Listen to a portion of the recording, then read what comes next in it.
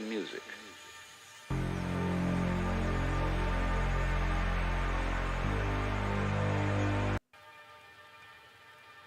The easiest way to get into the meditative state is to begin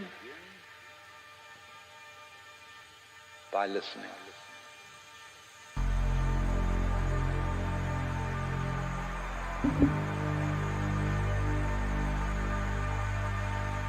If you simply close your eyes and allow yourself to hear all the sounds that are going on around you, just listen to the general hum and buzz of the world as if you were listening to music.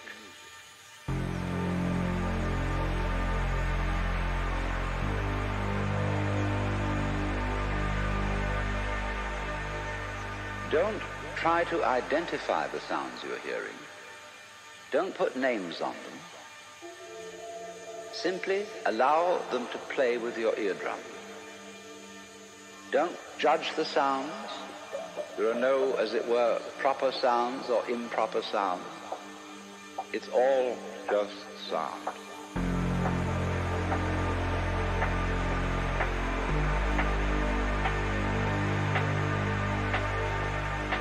As you hear sounds coming up in your head, you simply listen to them as part of the general noise going on, and soon you will find that the so-called outside world and the so-called inside world come together, come together, come together, come together, come together, come together, come together, come together, come together, come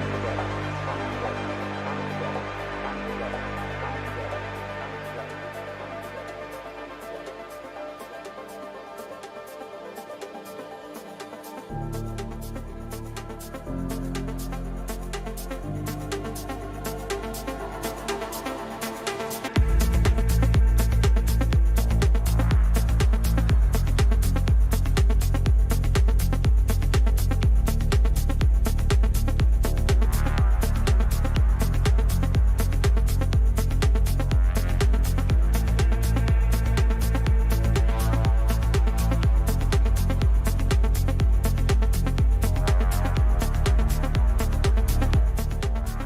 What is going on, everybody out there tonight, or in the morning if you're in a certain part of the world? Thank each and every one of you for joining in tonight. My name, of course, is Logan. And this is Decode Your Reality, and I'm trying to get a little better at these intros and presentations to make this a little more personal and kind of part of my expressions of art. But folks, welcome out tonight. And I'm very grateful that you have all decided to come in and join this transmission, this broadcast. We're going to have a lot of fun. I got to excuse myself in a couple of minutes to get my cards because I forgot to get my tarot cards. But nonetheless, folks, just wanted to ask somebody to give me some feedback on the transmission. It's probably a little bit of a lag because it seems that every time I go from the still photo to the actual transmission, where the camera starts grabbing me, there's a little bit of a lag. So somebody just leave a comment in there and let me know if my voice is matching up with my voice. My mouth is matching up with my voice. All right. So I've really been getting into a lot of my electronic roots, folks. A lot of progressive trance music, which is what you're hearing right here. It's Cosmic Gate, one of my favorites. It's just such a happy... Thank you, Robert. Okay, cool. Christine, yes, lagging. All right.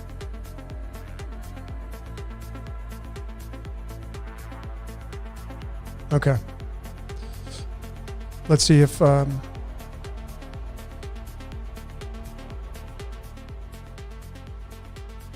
see if it goes good.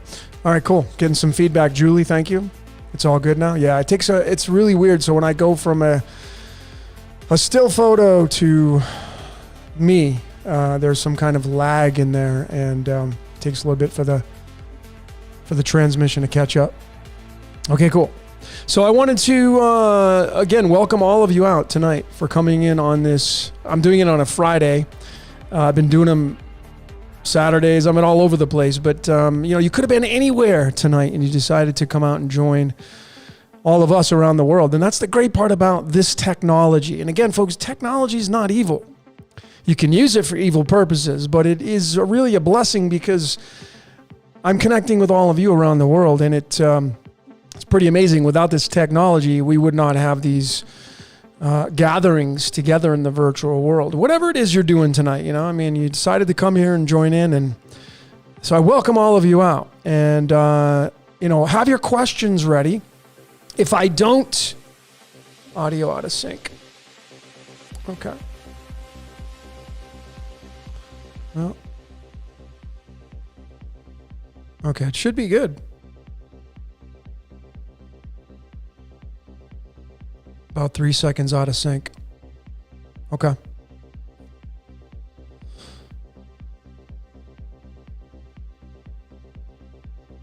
I'm just looking to see.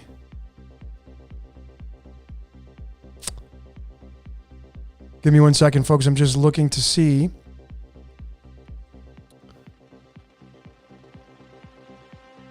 Got some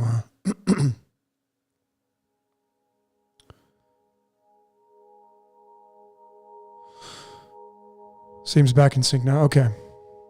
I am in central Mexico, folks, and the interesting part about here is the internet. It has pretty good upload speed here, and the download speed's pretty decent anyway. I'm using a cable company here called Megacable. But anyway, it's been a long time coming trying to figure all these pieces of technology out to get everything out and broadcast to each and every one of you. As you know, let me just grab my cards. All right. So we got our trusty cards. I got to get up and get my tarot if somebody wants to get a tarot card answer to using that for...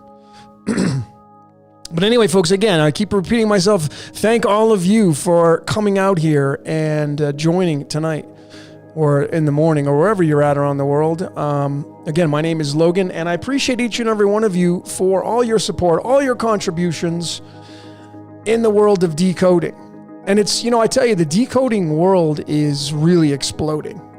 I'm not sure if any of you have been doing any research on it, but it's becoming bigger and bigger and bigger. It just keeps growing and growing. And it's starting to encroach in a lot of the esoteric and occult groups on Facebook. It's really becoming bigger and bigger. And for good reason, because it's supposed to, at this stage of the game right now, it's supposed to be really coming out. We're all part of the Great Reset. And all of us decoding are kind of putting all the pieces of the puzzle together. And when all those pieces get together, it makes the source stronger, so to speak. It's really interesting. We all have a part in that. So anyway, folks, before I get started, let me give a shout out to my sponsor, thehealersproject.com. This shirt I'm wearing, let me just stand up and show you. It's the limited edition human. And you can get your shirt at thehealersproject.com. Go on to the sale item. I made sure this item was on sale. You can go in there, and these are good high quality t-shirts. They're not crappy t-shirts. I wouldn't tell you that for no reason. They're really good t-shirts. So get your limited edition t-shirt, folks. I recommend getting the black. But you do have the white as well, but they're all good quality t-shirts. They stand up in the wash over and over and over again. And support this mission. I want to give a shout out to all of my Patreons and all of you that donate from time to time. I appreciate it. If I left the super chat on, but I want to let each and every one of you know, and I know YouTube has to make their money, but the super chat, YouTube takes 30% of that. I get it. I mean, they got to pay their bills too, right? They got to keep their electricity on. But nonetheless, just FYI. So if you want to do a donation, you can do the super chat, but you can also send me a PayPal, decodeyourreality@gmail. That's my PayPal, and support the mission that way. Every little bit helps. I appreciate each and every one of you. As you know, I mean, I've dedicated a huge piece of my life to the decoding world, a huge piece. That's all I seem to do these days. I got other things I'm working on in the background, but I mean, if I'm not decoding, I got my routine. I exercise, get my son, go to the gym. But then at nighttime is when I come alive. I'm a night owl. I mean, I was born at 1:03 in the morning. So I'm a night owl. How about you? Are you a night owl? Are you an early riser? I like to go to bed really late. I like to be up during the witching hour when it's really quiet. I like it really quiet. And that's when I do my decoding. I have a lot of inspirations from all of you, so I wanted to thank each and every one of you for all your contributions in the decoding world. And again, a lot of my decodes have you involved in the segments or transmissions or broadcasts or whatever you want to call them, because a lot of you give me some great nuggets to decode from. Doogie just gave me, I posted something about honey, and excuse me, I'm drinking a beer, by the way. I'm having my official Mexican Negro Modelo beer, my cerveza, just to cool off a little bit. It's a little warm in here. But anyway, folks, Doogie gave me the suggestion with a comment in my post about, I posted something about the honeybees, and BU is the GOD. The word BU in numerology is a 26, just like the GOD. And Doogie had said, you should, something about, it's about the honey, and then Honey, I Shrunk the Kids, and I looked it up, and bam, I came out with the decode the very next day. I was like, I had so many hours into it, I just couldn't stop. It sucked me in. And I go with how I feel, folks, and I'm sure that's what you do too as well. When you see something, you feel something, you go with how you feel, and then it's off to the races. So I've been getting a lot of emails from all of you. Keep them coming. I appreciate it. And give me some time to respond. Telegrams as well, but that's my favorite mode of communicating. I'm not a big emailer. I'm more of a talk to text kind of guy. And your suggestions are not going on deaf ears. Some of you, some people get bent out of shape, or because I'm not taking their decode and moving forward with it, and I wanted to just come out clear with all of you tonight and just say, I can't appease everybody. I can't make everybody happy. My voice, when I go up and down, when I get loud, when I get quiet, my music's too loud. I can't please everybody. It's tough, you know what I mean? So, and I'm an artist, so my art goes into my decodes and the video transmit everything. So, I do my best, but I'm not a people pleaser at this stage of the game. I try to please myself as much as I possibly can, because in this stage of the game, folks, it's about hedonism. And I'm not talking about the sexual part. I'm talking about just when you wake up every day, it should be making sure that you're pleased in the fullest extent of being pleased in your life. And if you have any cancers in your life, and I'm not saying physical cancer, I'm talking about friends that are cancers, partners that are cancers, habits that are cancers. You got to cut that shit out, because tomorrow's not guaranteed, and make it, because what I've found in the decoding world, folks, is that when you have a lot of space to create from, a lot of space to decode from, with no impediments, with nobody nagging in your ear, you have a lot more freedom, and you're better off to decode and create that way. And it's the same thing what I found in life is that, you in your personal life, if you have any impediments, you start to complain. That's just the natural way that human beings behave, is that we start to get angry, we get irritable, we start to complain. And then I feel that we become, kind of the lower vibrational frequencies of the ego that we can easily succumb to. So my suggestion is, folks, is to observe your entire life. And if there's something in your life that's just dragging you down, if there's someone in your life that's dragging you down, well, then you should really examine that and then decide, is this person or is this habit worth keeping in my life? Because, tomorrow's not guaranteed, tomorrow's not guaranteed. So that's just a friendly suggestion to all of you, okay? And remember, tomorrow, like I said, tomorrow's not guaranteed. So folks, like if you're ready to take that trip, take it. You know, like in a few weeks, I'm going to be going out to Cancun, the Cancun area. I'm excited. And I'm going to be visiting my friend Santos and a few other people out there. Nathalia is going to be out there. There's going to be, so folks, if you want to come out and meet us and be around syncretists and decoders, people that are like-minded like you, like all of us around here, if you feel that you want to take that trip, then go book your trip. It's not that expensive. And you just got to trust, you know, so nonetheless, that's it. And you don't need, just so you know, you don't need a COVID test to fly into Mexico. You would need one to go back to the States, but there's a loophole. You can go to one of the border towns like Tijuana or Laredo in Texas, and you can walk across, and then you take a plane from there. You don't need a COVID test for that. So just some little tips for you. And if you want to come out to Mexico, come out and join us, folks. The weather's amazing. We're going to be in Cancun / Puerto Morales, probably go down to Tulum, maybe Playa del Carmen, and just freaking hang out. I'm going on vacation. I haven't been on vacation in forever. I know it's not going to be like a vacation because I'm going to bring my laptop and I'll probably do some broadcasts with Santos and stuff like that. But, it's going to be a lot of fun and I'm looking forward to it. My vacation starts next week, actually, but I'm looking forward to going out and spending some time with the great Mr. Santos Bonacci. So a lot of great things in the works. He's got a lot of amazing things going on over in the Yucatan, and he's building his empire there.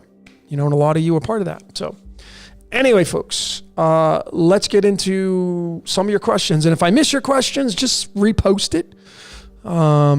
And I'll do my best to get to it. All right, so let's go. And please, I just want to let everybody know, please be nice tonight. Don't get pissy with people.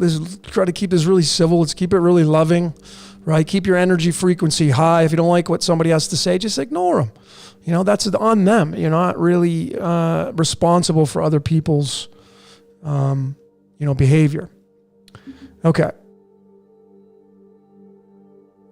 So going through your comment, I love all of you too. Max, love you too, brother.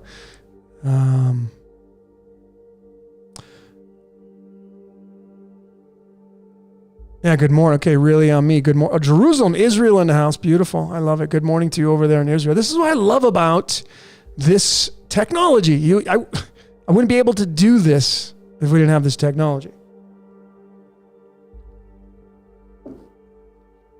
All right. Thank you. Whoever just put up the super chat, thank you very much. If you have a question, just shoot me a question. And if I miss it, like I said, if I miss your questions, send it again, and I'll do my best to get it to you.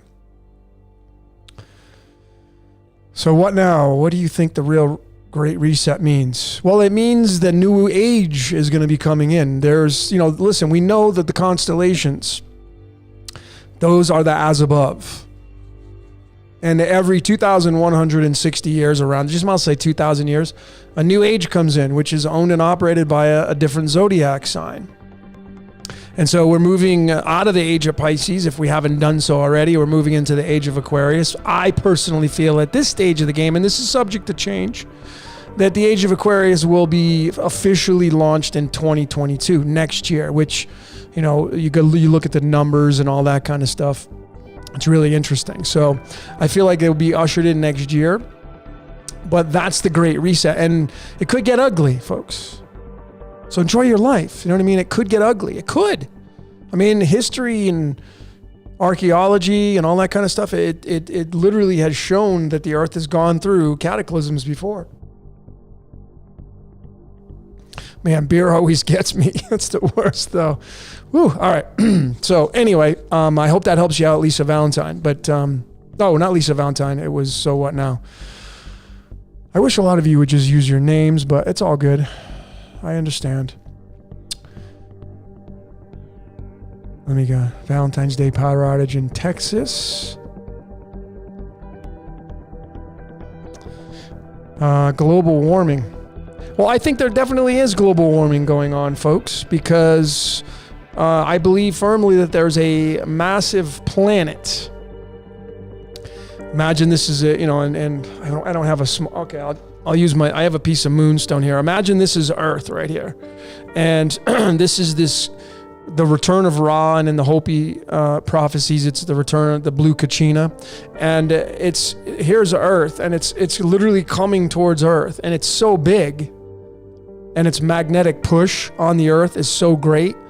That's why a lot of people that are following Eric Briggs and the magnetosphere, they're saying the moon is tumbling. This is my moon, right? But the moon is spinning. And it's either that or we are. But definitely there's some phenomenons going in the world today. And I have a feeling the Great Reset's going to be in part with this celestial body that's moving towards Earth, and it will have a major factor on the reset. And think about it, folks. Just use your common sense and logic. I probably sound like a broken record, but I believe in repetition. So the more things that I say over and over, the more I cram it down your throat, so to speak, the more you're going to get it, right? Because we forget things. I know how it works. I've studied personal development for many, many, many, many years under some great mentors, and I know how the statistics are. You'll forget something you learn within 30 days. You'll lose about 90% of it if you don't re-up on that information. So nonetheless, folks, the Great Reset, think about the people that are on the world stage that have a major control on the world stage. They have underground bunkers. Why? For shits and giggles? For just architect? You got to bring your common sense and logic into that and say, okay, well, there's been cataclysms in our past history, according to archaeologists and, studying the earth and all that kind of stuff. So something is probably going to happen. And, it's anybody's guess. I don't have a big telescope. I can't look out beyond the firmament, the dome, because we live under a dome. That's obvious. That's why the rainbows are shaped in the form of a dome. But folks, there is a Great Reset coming, and just what is it going to look like? I have no freaking idea. I just feel like it's pretty much going to start next year. So if you're one of those that make it to the other side of the reset, it was part of your code to do that first and foremost. And if you are one of those people, well, when you get to that other side, then we can talk about it if we meet up and can discuss it. But right now it's just a big fat guess, and there's just so many layers and so many opinions of people throwing things out there. It's interesting. I don't take anything away from people's beliefs, but you have these. Well, I'm from the Pleiades, and I'm from here, and that's all fine and dandy. But how are you to prove that? I'll give you the answer. You can't. It's just an idea. It doesn't mean that your idea doesn't have merit. It doesn't mean it's not true. I'm all about, as most of you know, I'm about what I can prove. People want to see. Faith is great.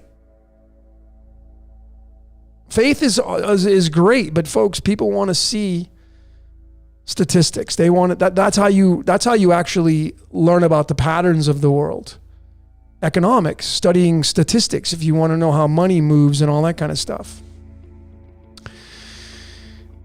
All right, so let me get back to your questions.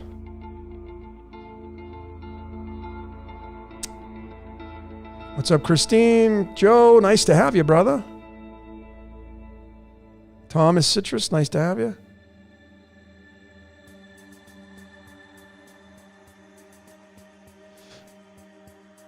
Logan, a little tipsy. No, that's not going to happen. Not on my broadcast. I don't think I could go as many hours as I normally do. That beer right there is the only one I'm going to have during this broadcast. I may not even finish it because I forget about it when I'm talking. Robert asks, have you ever decoded the plasma apocalypse? I have not. See, again, folks, there's things I never even heard of. A lot of you have, you make all the, like Robert said, the plasma apocalypse. I never heard of it. I don't know what it is. Where did it come from? Whose idea did that come from? Had to come from a starting point, and then it branches off from there. Yeah, did you guys? Yeah, did you guys like my you guys like my God as a comedian too? That was inspired by my mom. My mom had sent me this joke. It was I can't take all the credit because wherever she got it from, but the joke was similar to the one that I showed all of you on God as a Comedian Part 2. It was a little bit of a variance, but I downloaded and I changed it, and what you saw was my expression of what I thought was the funniest thing. And I just thought it was, I thought it was pretty funny. So yeah, get your own code. It's funny. Carolyn, your graphics in the last Decode Honey was great. Thank you. Red Falcon, if you was born on Pi Day, could that lead to a person to have an experience? Well, yeah, folks, that's a good question. Like Red Falcon, I was born on March 14th. You know, just because you're born on March 14th doesn't mean that, you know, Pi is going to have this massive significance in your life. But it could, you know, I mean, for me, Pi is huge. My last name is Payette. And this is I know it's one of the very reasons why my code is part of showing all of you Pi tied to numerology and tied to the primes and tied to the cards of illumination and tied to the tarot. And what all you're seeing, the very reason why is because it's part of my code and my last name's Payette. That's not an accident. And if I were to show you, maybe one day, maybe it'll happen, you know, like, hopefully we can get some workshops going on, and you know, I may be going in the U.S. In the summer of this year, and I have my eyes set on like a body, mind, spirit expo. There's one in Chicago that I'm eyeing right now and getting a booth at maybe, and hopefully some of you that are from Chicago can come join. But that's the thing, is just, are we going to be able to go back to somewhat of a normalcy in person, you know, or are we just is this going to be the new norm for a while? The virtual, I don't know. But anyway, Red Falcon, I hope that answers your question. You get some people asking me like, well, I have this phone number and it's tied to this and it's tied to my address. That's great, but you got to keep going. It's not just a one-hit wonder, a one-stop shop. You must go and look at all your layers that you are born with, all your code. You that's what you have to do. It's not just a one-stop shop. It's why, you know, How to Decode Yourself, that video, it was 10 layers. I got to do another one because I have so much more. And, you know, I'm even considering coming out with some instructional videos on how to decode, you know, the way I go about doing it. But, you know, there are a lot of things in the works, you know. But, you know, I keep getting pulled into decoding topics. And I'm literally like, it's like I feel like I'm addicted to it. It's kind of interesting. And I just go with how I feel. Okay, so why does English have such a heavy presence in gematria? Well, you know, someone had sent me, I think it was Maximiliano, I think, had sent me a video. He sends me a lot of cool stuff. I don't get to see it all, but I appreciate all the stuff he does send me and all the stuff that some of you send me. A lot of you send me emails. Check this out. Check that out. But he had sent me, I think it was you, Max, had sent me a video on a guy that broke down the alphabet. And it was actually in relation to the Latin alphabet, which is, you know, with the Romans, they use what's called Dog Latin. And that is all uppercase, which is where you get your Roman numerals from. And that platform that's called Dog Latin on purpose, all capital letters, that's tied to one specific numerology cipher in particular, and that would be the Francis Bacon, because it uses the lowercase 1 through 26, A through Z, and then the uppercase 27 through 52 on the A through Z, on the uppercase. And then you got to know how to decode from there. And there's a certain way to do it to actually get the cards of illumination, because there are 52 of these cards. So my friend Sharon, who's been reading cards for almost 40 years, she uses the Francis Bacon cipher. And when I had first met her, I'm like, I didn't even know what she was using because she didn't call it that. But then I went and I we hung out, and then I finally realized it was Francis Bacon. And so I'm coming out with a decode on how to decode your name through the Francis Bacon, and it's very interesting and accurate. And there's a certain way, because some of you have, all of us have our cards, our birth cards, but then you have your name numerology tied to certain cards, and then you're going to have a certain card tied to your name using the Francis Bacon cipher. But you got to know how to do it. And I'm going to be releasing that soon, because there's some math involved. It's very simple stuff. It's not really detailed, but it's nonetheless, there's a strategy, something you have to do. But anyway, the dog Latin is very interesting. I've been messing around with it. And again, it's just another layer that decoders have to add on, and getting away from the basic stuff of just connecting words to numbers, which I see so many decoders, that's all they do, and that's fine, but those are dead ends. To me, anyway, those are dead ends to me, because you can connect pretty much so many different words to so many different numbers, and then you're stuck, because then you have all these hosts of words connected to the same numbers, and then where do you go from there? How do you figure it out from there? That's why you gotta bring the cards in, the tarot. You gotta bring in science, the alchemical elements. Those are bridges to figure it all out. Prime numbers, what the melting points of the elements are. Going for, it's called the sublimation process, where something goes from a solid liquid to a gas. All of these are advanced decoding layers, but nonetheless, if you really, really want to figure the code out, and you feel like you're drawn to that, those are the layers that you have to get into. And it's just like, regular math to algebra to trigonometry. I mean, those are the layers of math, and then becoming a full-blown mathematician. Right, but pretty much they know how to use all the. I can't do it. Some of these amazing mathematicians, way beyond we're all ignorant in some ways, and as good as I am with numbers, there's a lot of memorization that goes in to decoding, because you got to go and get into primes, and especially pi, because you got to figure out where the numbers land, and they occupy certain spaces, and then you got to add those up, and then those can be put into numberempire.com to see what kind of number it is, and then you can study the sine and cosine waves. So there's a lot of layers to it, folks, and you can just keep going. But nonetheless, Kay Longstockings was asking, why does English have such a heavy presence? That's because it's tied to the Romans and the dog Latin. There's a video on the origination of the alphabet, and I can tell all of you, it's really interesting. There are a few letters that started out in the Proto-Semitic, which predated anything of the Aramaic or Hebrew, okay?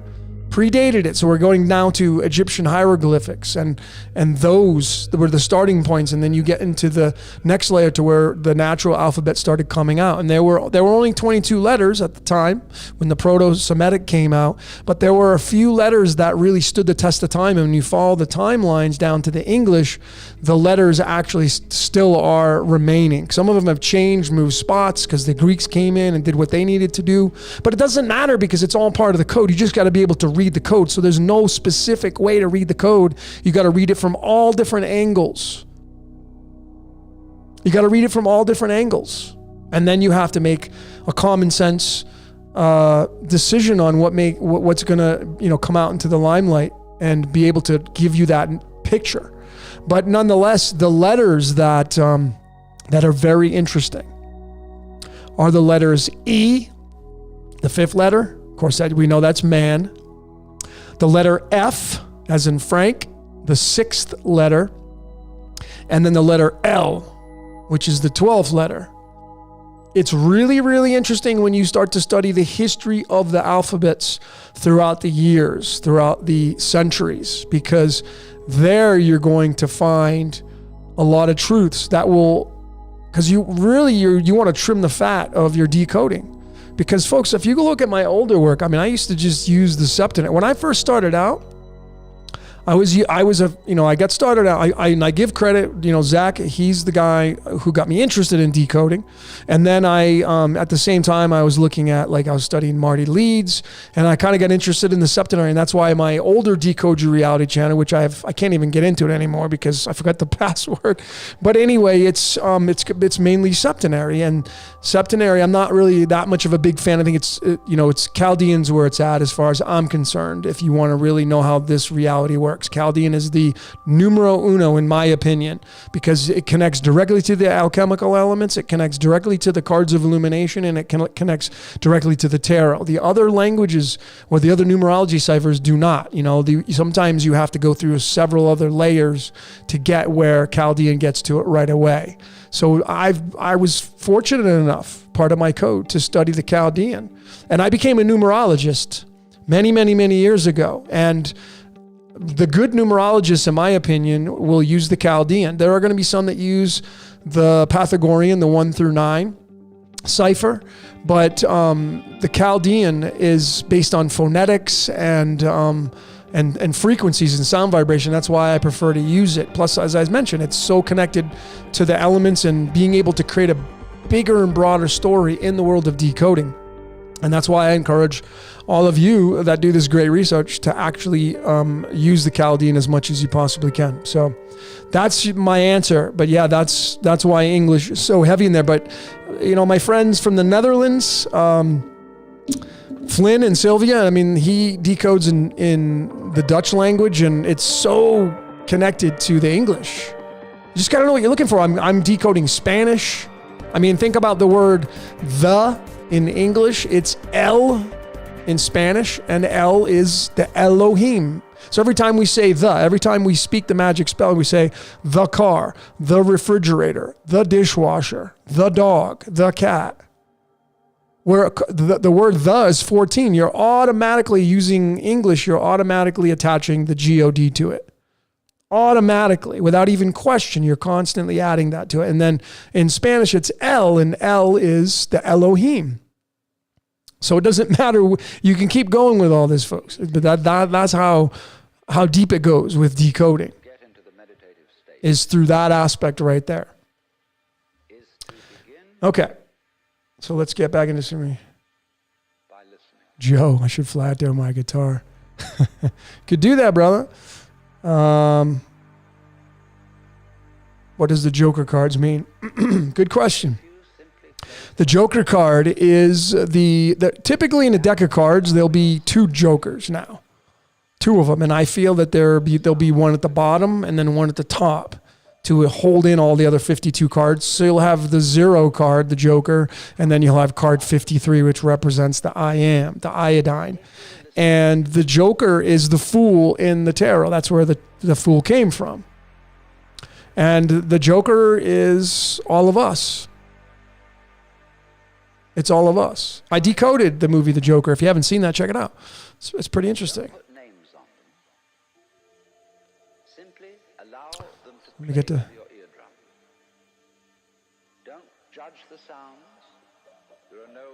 John Steele. Yeah, when you use the Chaldean, folks, it should blow you away. The accuracy of it is bar none. It's the most accurate. And I can guarantee you that's what all this code in the matrix. That's why, folks, you primarily see the decoding that I do on my presentations. I'm primarily using the Chaldean. I'm really not moving away from that. Sometimes I include other ones, but usually it's the English, which goes from the numbers 1 through 26, and 26 is an 8. Chaldean goes off of the numbers 1 through 8. So those 2 ciphers are in bed together. Matter of fact, since you mentioned the Joker, let me give you a nugget. Okay? The word Joker in the Chaldean is the number 17. Which, if you followed my work on Angel Falls, 17 is tied to the earth. That's the star card in the tarot. If the music is too loud, just let me know, folks, because I don't want to interrupt it. I don't want anybody to get interrupted. Actually, let me just change it real quick. That way, there we go. Put some space ambient on.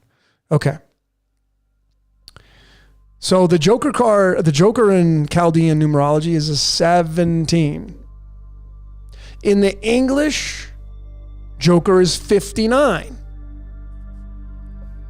59 on the periodic table is Praseodymium, which means the green twin, which is linked to Jesus and Lucifer. In the movie Groundhog Day, if you remember, the clock was 5:59 and then it turned to 6 and he wakes up. So the 59 may actually represent us being in a dreamlike state.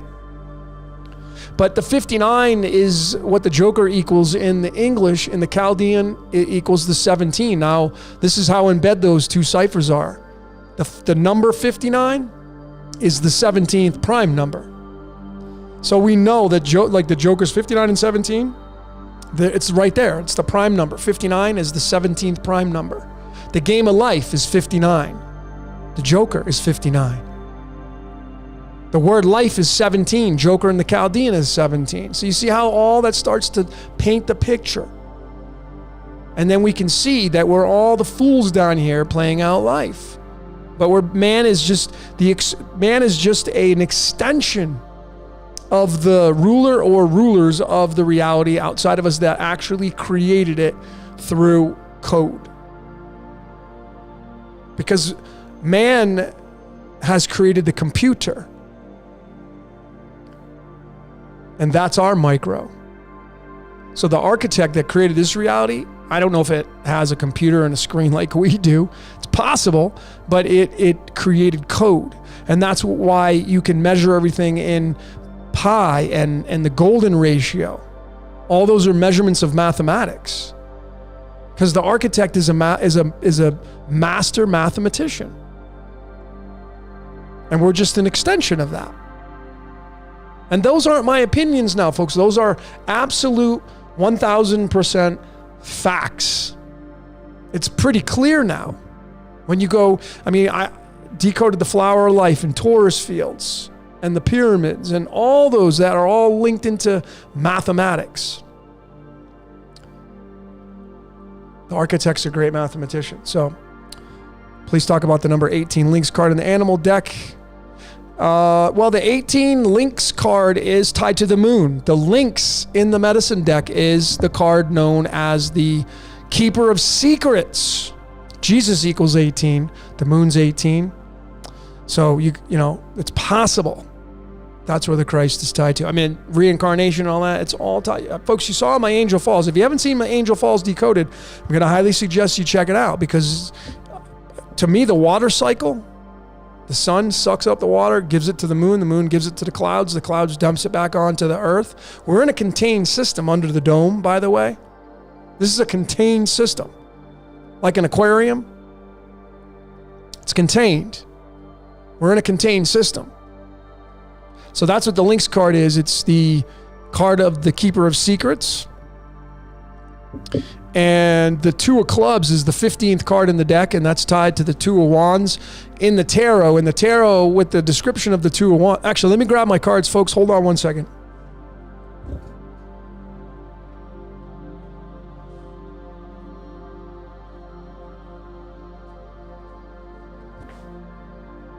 Okay. So, changing it up, I'm wearing earbuds now because the headphones start to make my ears get sore. So I'm like, I got to get a different. All right. So let's pull out the cards and start to show you some of the layers. Okay.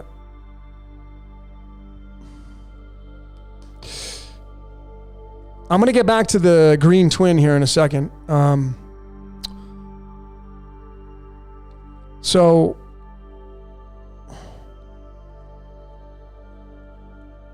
what was I at? Where was I at? 17?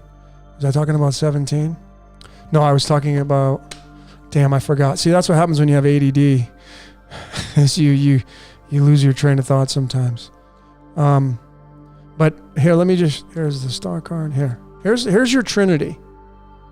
And again, these are my theories, opinions, but I don't know how much more closer to the truth you want to get when you study nature and all that kind of stuff, and you realize that, I mean, there it is. This is the Trinity right here.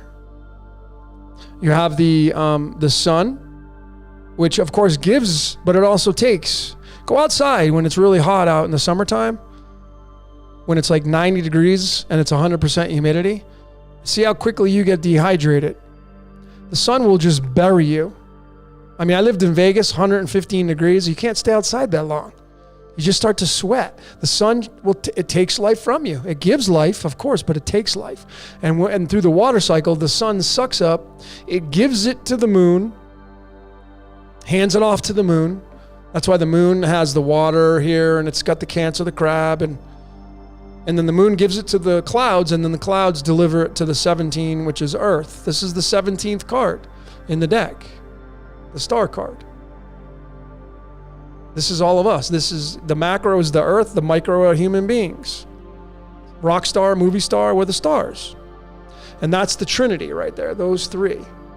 And that's the incarnation, reincarnation process from nature's way of telling you the story. So let me go back before I forget. Oh, the Two of Clubs, that's right. You were asking about FI or FL. Was the Two of Clubs. It's the Two of Wands. So again, the tarot, if you're pulling cards from the cards of illumination and you get an outcome, it's, if you know how to interpret the cards, it's going to be a little bit of a variation versus what the tarot, because remember, the tarot added the pages, which threw everything off, which is why numbers, the 74 encroaches with the 75, the 75 encroaches, so they both can be each other and blended. All the numbers blend upon one another. But here is the Two of Clubs. It's called the Two of Wands. There it is. And if you notice, the symbology on this card is it's a figure holding the globe in his hand. He's got two wands, one on each side, representing the pillars, kind of entering through a doorway. And he's got the world in his palm of his hand. So the two clubs, the clubs means mind, the wands means mind. And that's a representation of duality. So it's a reminder of being down here in duality and the starting point of using and collecting things inside of duality, because the card that would precede this is the Ace of Wands, which is card 14, which is linked to the words time, God, Satan, 14. And that's the heart chakra to the root chakra when you synchronize the Vedic chakra systems. But folks, what I wanted to tell all of you is the 59. I want to go back to that 59. 59 on the periodic table is tied to that element praseodymium. Means green twin. It has the actual logo of the Gemini symbol there for great reason. The reason why it's called the green twin, and when you look at the icon the Royal Society of Chemistry uses, it's like a color of a tennis ball. There's a very specific reason why tennis balls are that lime green color. If you go study it, and that's why in my decode of the Vesica Piscis, there's a tennis ball on the front of it, and I included it in my decode. The reason why they chose that color, because tennis balls used to be white, and the reason why they changed it to that lime green color is because that's the first color that your eyes, through the light spectrum, that's the first color that the eyes will pick up, which is tied to the 59.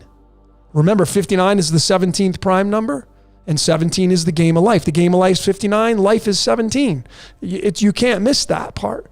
So we know that we're playing the game of life, and we're all the stars down here on Earth, and we're the Earth's micro. The Earth is our macro.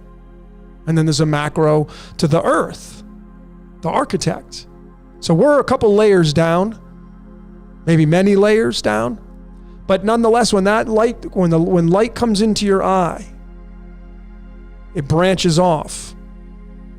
The light spectrum branches off. It goes, red goes one way, purple goes the other, or violet goes the other. But it's in between 3 and 4. It's in between the numbers 3 and 4.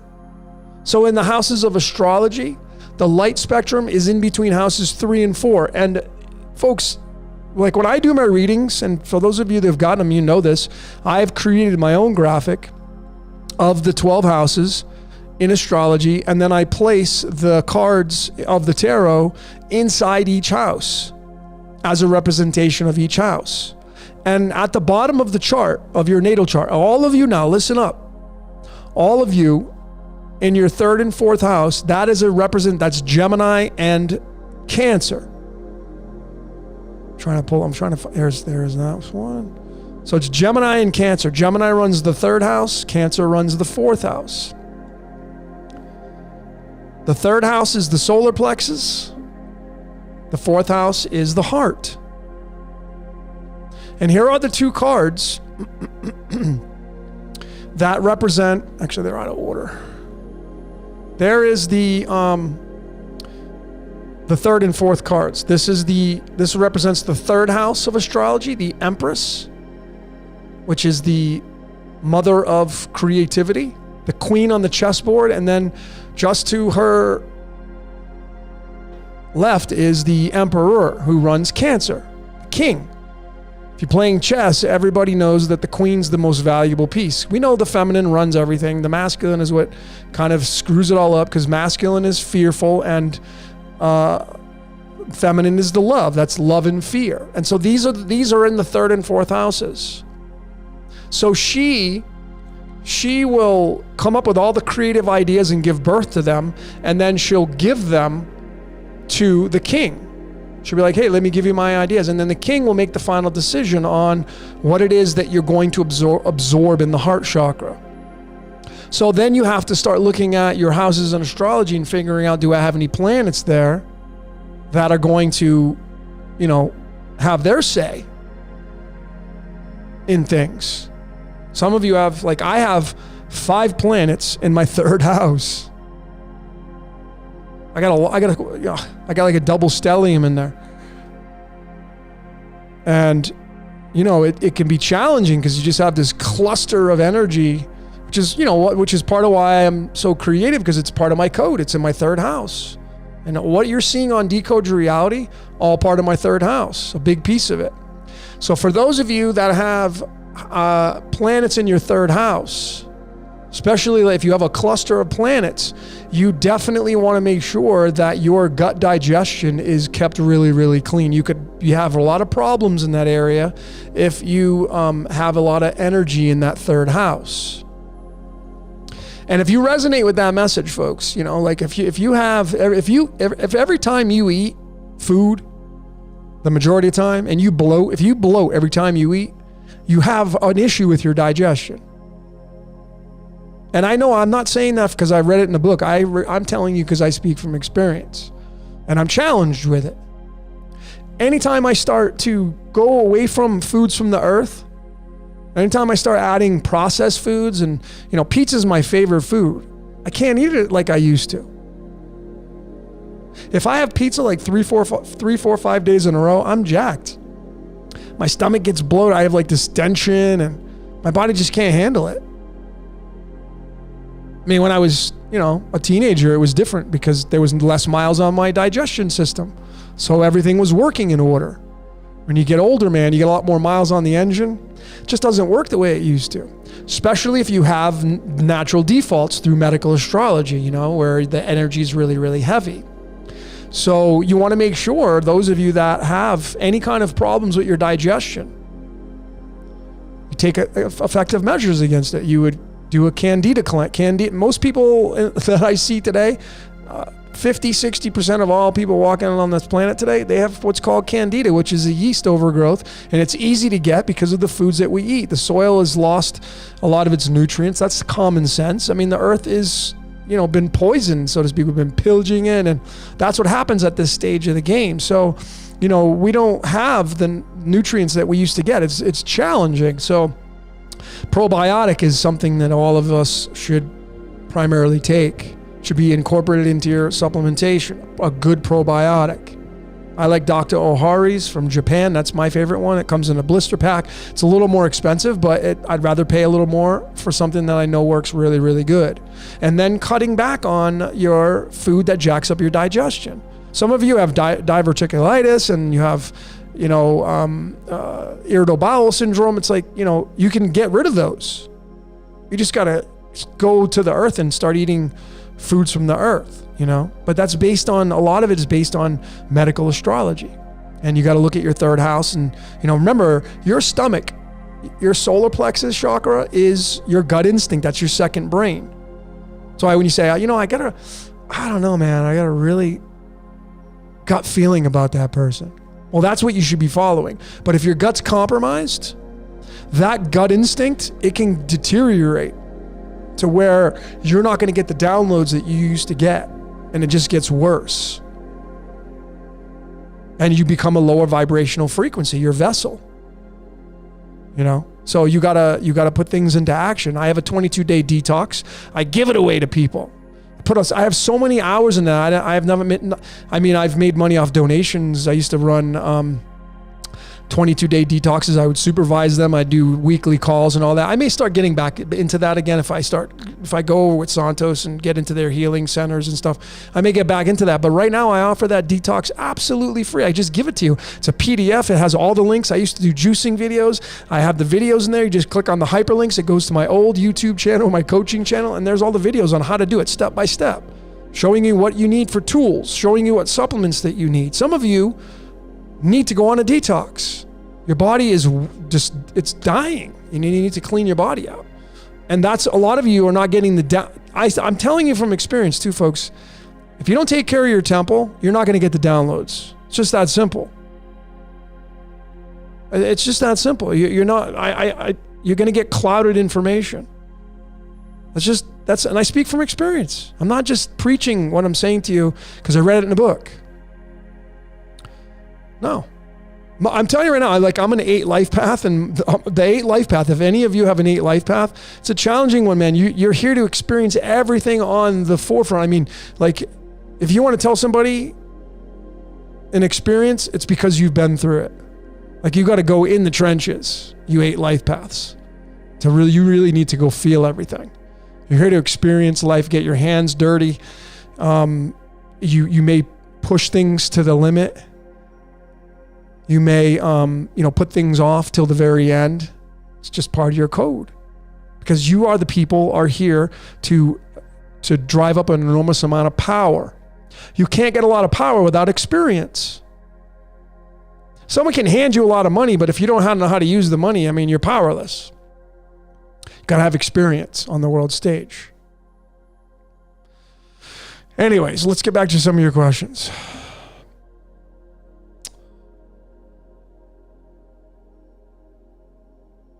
I have a hernia. Jerry Danowski, I have a hernia and I have to not eat as much. Eating is just, folks, all you got to do is, if you look at your body, just think of it as a car. This is your engine. Every time you eat something, that engine has to move. What happens every time you turn the key and drive somewhere in your car? You depreciate it. Every time you tack a mile on, it gets less and less value. That's why when you go buy a used car, you're looking for the one that has the lowest mileage on it primarily. It's one of the big things. I used to sell cars back in then when I was a kid. So I know what goes into it. So your whole body's an engine. And so eating really puts miles on the body, but you need your nutrients. Your body needs 90 nutrients every single day. So you got to get all that kind of stuff, but it's what you put into your body and how it digests. And some of us have genetic defects. Just, that's what happens. And then you got to deal with them. Stuff breaks. What happens on your car? Alternator goes, got to change the alternator. Battery dies, got to change the battery. Same thing with the body. Break your arm, you got to put it in a cast. Bump your head. You got to take care of the concussion. So this is like a vehicle, as we know. And the more miles you put on it, the faster it's going to expire. So you got to take care of it, So not eating is not a bad thing. And depending on what your hernia is, I mean, that takes rest to fix that. John saying my solar plexus chakra is very blocked. What makes you think it's blocked? So, Reiki's great. Chakra balancing is great. Biotune, there's a lot of healing modalities that you can do. But if I were you, John, and you have a chakra that's blocked, how's your digestion? That'd be my question, John Smith. Do you have solid digestion? What's your food intake look like? I think we're moving as we move into this new reality, people are obviously becoming more and more aware of the food that they eat. And we know now that plants, they give you life. I just take foods and I just define them by dead or alive. It's really simple. And I would encourage all of you to do that. Like this beer right here. Would this be an alive food, or would it be considered a dead food? Do you think this thing gives you life? Absolutely not. This is a dead food. It's processed. It's from whatever they make it with, this is enjoying life, right? But so when you abuse the body, and some people drink too much alcohol and then they end up, jacking up their body, and they become, one of the first things that happens when you abuse alcohol is you typically get a lot of water retention. You get, overweight. And some of you you need to reduce your weight. Some of you are 20, 30, 40, 50 pounds overweight. What are you waiting for? I'll do it tomorrow, and people never take action.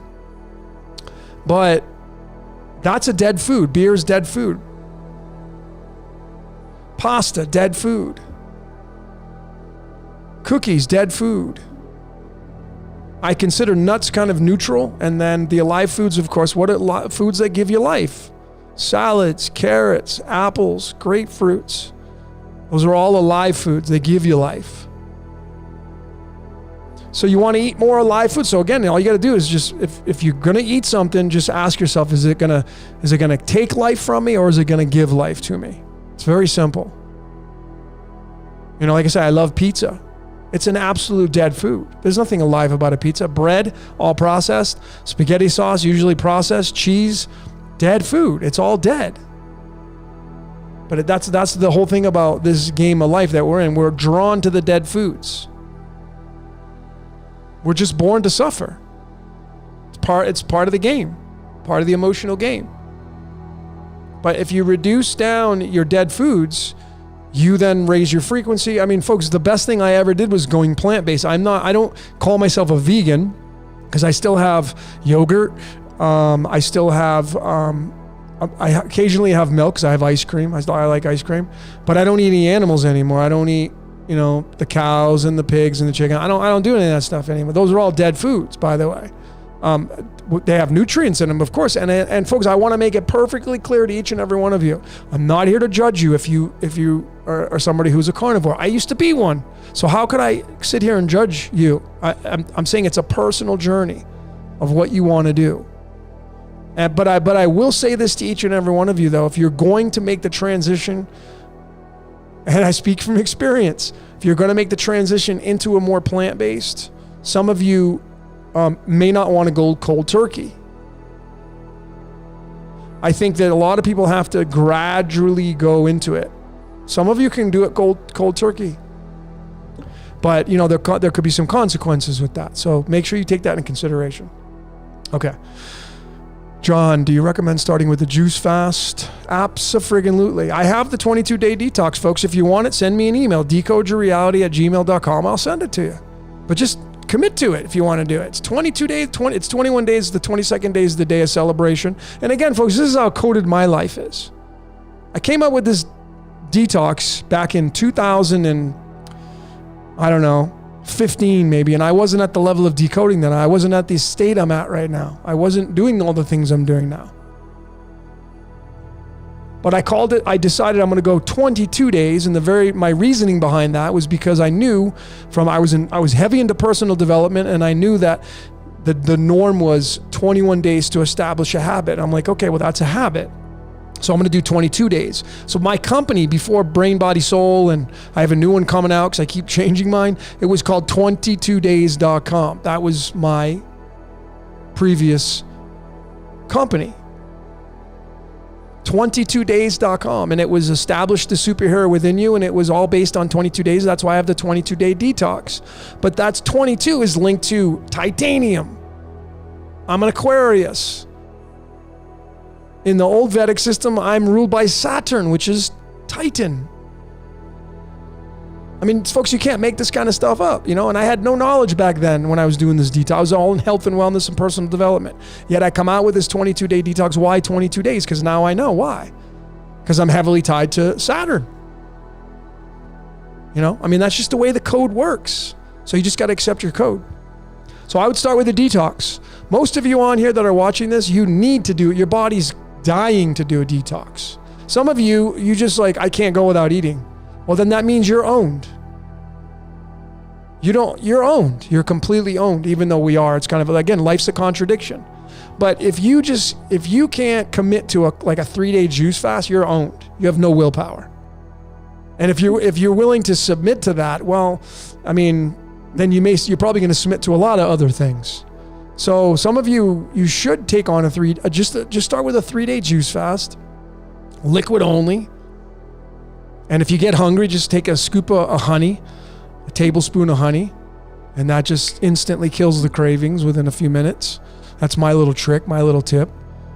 And see what happens. You're going to get headaches. You're going to feel nauseated. Those are all pieces of telling you that your body's detoxing, and that's what you want to feel because you know that your body's getting rid of crap.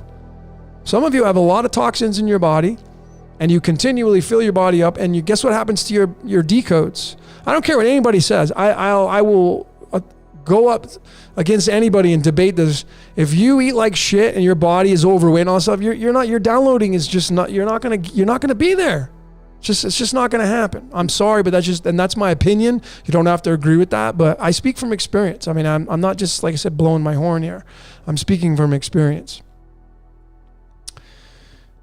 Okay.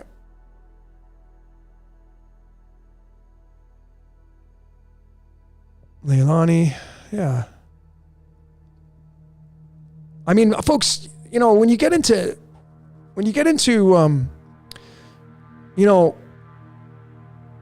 flesh and eating flesh, like I still smell it and my taste buds still go wild. I mean, I when I was eating it, I love the taste of it. I'm not going to lie to all of you. I love the taste of certain animals. I mean, I do, right? It's not a bad thing to like that kind of stuff. But what it does to the body compared to what it doesn't do. And these animals, they know, folks. I mean, would you want to get eaten? I guarantee you, if I dropped you in the jungles of the Sahara and a lion started coming after you, you'd freaking run. Guarantee it. You wouldn't just sit there and say, yeah, go ahead and eat me. It's all good. You wouldn't. You would run like hell. So that should tell you something. Now, it's really fascinating in this ecosystem because this world is just, it's such a contradiction and it's so jacked up in my opinion. Because I've studied a lot of planet Earth.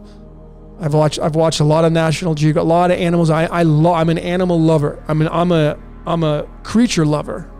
Insects, everything. I love them all, and I try to save as many as I can. And all of you have heard my stories on my mosquitoes, and I was a huge ant lover growing up as a kid. I loved them. I feed ants. I still go out there and I'll go put food by their ant pile and stuff like that. And I'm like, I wonder how they're going to feel if I drop some food there. But nonetheless, this ecosystem that we all live in, it's really jacked because the largest animal on the planet is the blue whale, and it just eats krill, which is like a shrimp. Just opens up his mouth and tons of krill go in there. That's the way this ecosystem was designed. So a lot of people that eat meat will say, well, we're designed to do that. That may be the true case. But as we evolve and we go into a different format of a human being, we don't know how the game's going to be. We don't know what it's going to move into, right? I'm just going to suggest, I'm certified in nutrition, so I come from experience. I'm not just telling you from a book. Go with what you feel. Go with what you feel. If you feel like you must eat animals, then do that. You know, it's a personal journey, folks.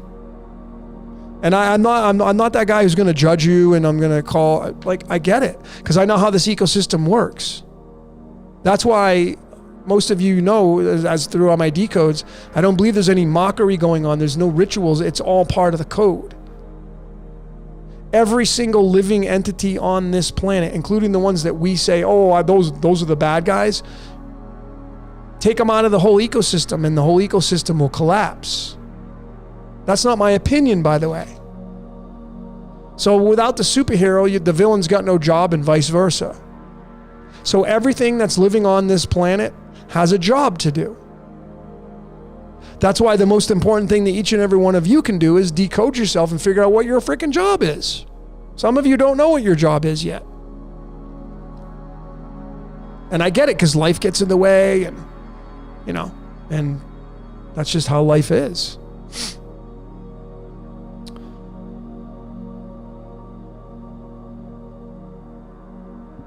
So let's see.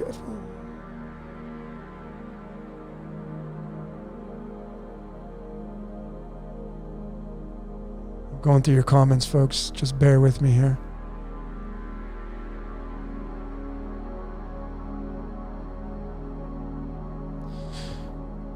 Yeah, I mean, when we get to a different dimensional state, John's saying you'll feed off of energy. I mean, there are people, the people that, you know, can survive off just breathing air. I mean, I don't know anybody personally that can do that.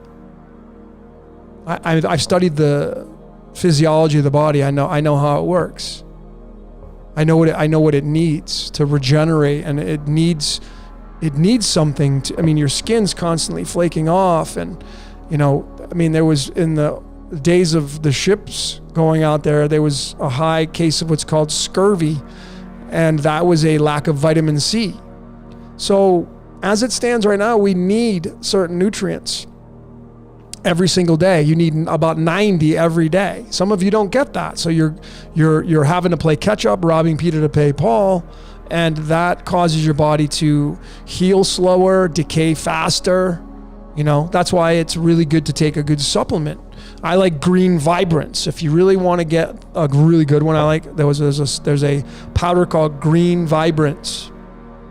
That's the one that I like. All right, let's get into some of this decoding, man. I've been kind of going off in Never Never Land and talking about stuff that...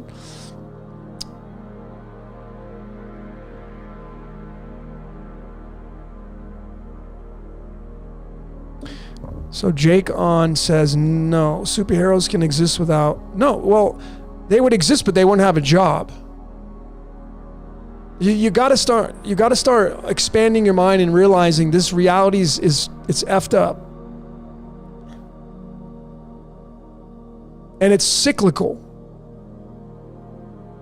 So we go from the golden age to the dark age, the brand new car to the used car to the junkyard new car. That's exactly how this reality works. No exceptions.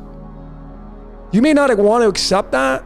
That's totally fine. But, you know, go out there and look at nature. You just go look at nature and how it works. And that's how it works. So everything in this reality, including the murderers, that's their part of their code. Now, I know some of you are programmed to say, no. But folks, go start studying the ecosystem and you'll see that we're all killers. You're a stone cold killer out there. All of you listening, you guys are all killers. You step on insects all the time. What, are the insects not valuable? They're not worth? You're better than the insects, I guess? That's what some of you think, if you think that mentality. All of us are killers. We are constantly killing. It's all about death and regeneration down here in Wonderland, folks. That's what's going on. Those aren't my opinions, by the way. Those are facts.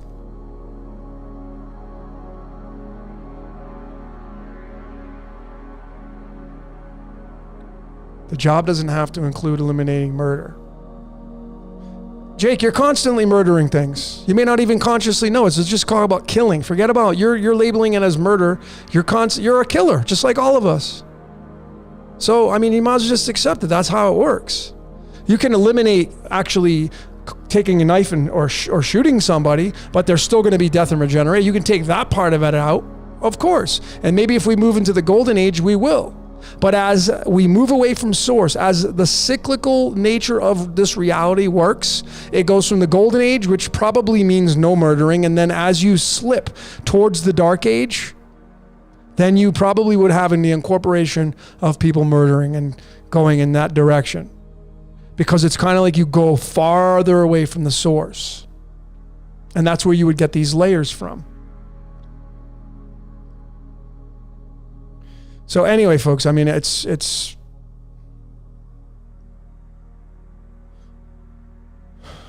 killer in me is the killer in you. Yeah, that's Smashing Pumpkins.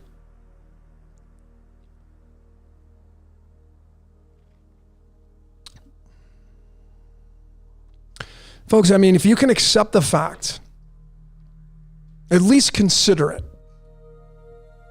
You're a stone cold killer. That's just how it is. You have killed countless insects at this present moment in your life. If you looked at all your previous years on this planet and all the walking around and taking the newspaper and swatting the flies, you're constantly killing those things. What gives you the right to kill those? I mean, does the housefly, does it not have a family to feed? Does it not have a job to do? The ants you step on and kill? Not consciously, of course, but you're unconsciously doing it. Those ants have families too. Is your life more important than the ants? See, when you really break it down and be real authentic with yourself, and you realize that this ecosystem, it's unfair, there's a lot of suffering going on, it's just part of the game, folks.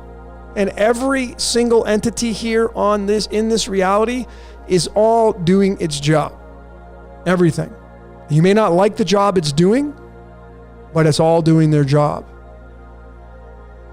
It's just the way it works. Folks, I've done enough studying on this. It makes more sense to when you start to observe the ecosystem and see how all the animals in the plant kingdom and the bacteria and all protozoas and everything, you study everything and you realize how everything works. It's all mob rules, top to bottom. Every entity has a job to do.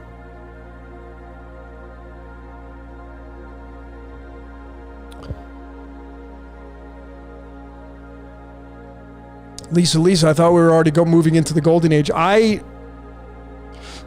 never said that. It's possible we are, but it's also possible that we are just now headed into the final stages of the Dark Age, the Kali Yuga. And the Age of Aquarius may be a big piece of that. I don't know. See, we can't just automatically assume that we're moving into the golden age. Can't do that.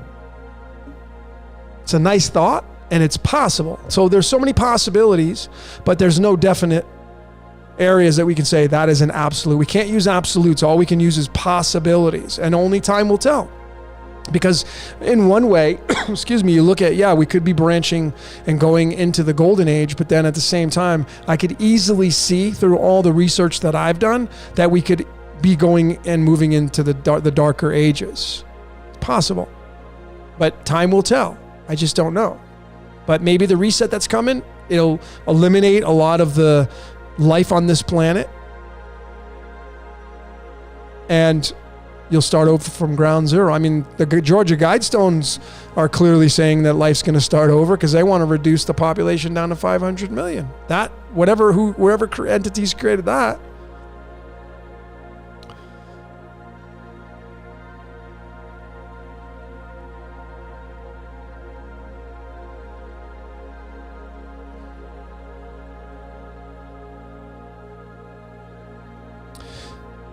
So,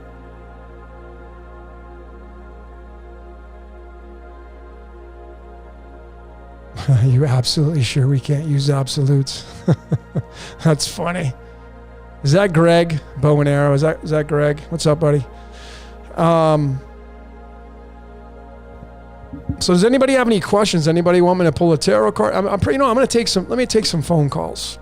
Now, listen. Before I do that, if you're going to call in, have a question,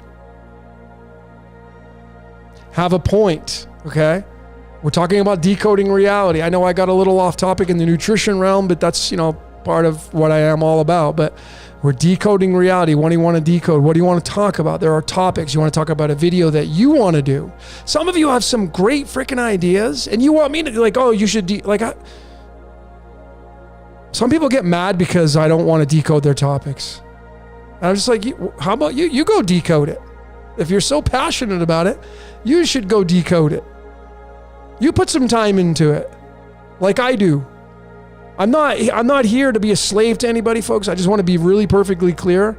I'm not a slave to anybody. I go with my instincts and all that kind of stuff, but we're all decoders here. All of us that are online right now, almost 100 of us, all of you have great ideas. Some of you are too afraid to put your ideas out there, and I know why, because you don't want to get criticized. You don't want to get any persecution. That comes with the territory. You want me to take it all. You want me to decode it. So keep your suggestions coming. But don't be a dink if I don't take your suggestion that you think is on cloud nine and decode it. And I may end up decoding it later on down the line, you know? I mean, I got a lot of decodes on the shelf right now. So anyway, folks, I'm going to put the phone number up, and I, again, have a point. Have a point. If you just want a card pull, like what's the best thing to do? Let me give you some suggestions.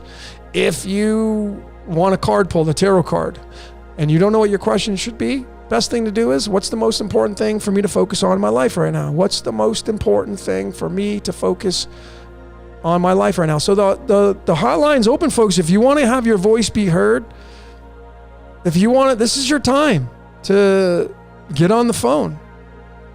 And for those of you that have called in before, give a little bit of people a chance to call in. Not that I don't want you, all you great decoders, to call in, but let's get some newbies on here that haven't gotten on the phone lines. And this is your chance, folks. Tomorrow's not guaranteed. Okay, so now's your chance to call in. All right, well, before I do that, Lisa wants a card pull. I'll pull a card for you, Lisa. Let's see, Lisa, most important thing to focus on.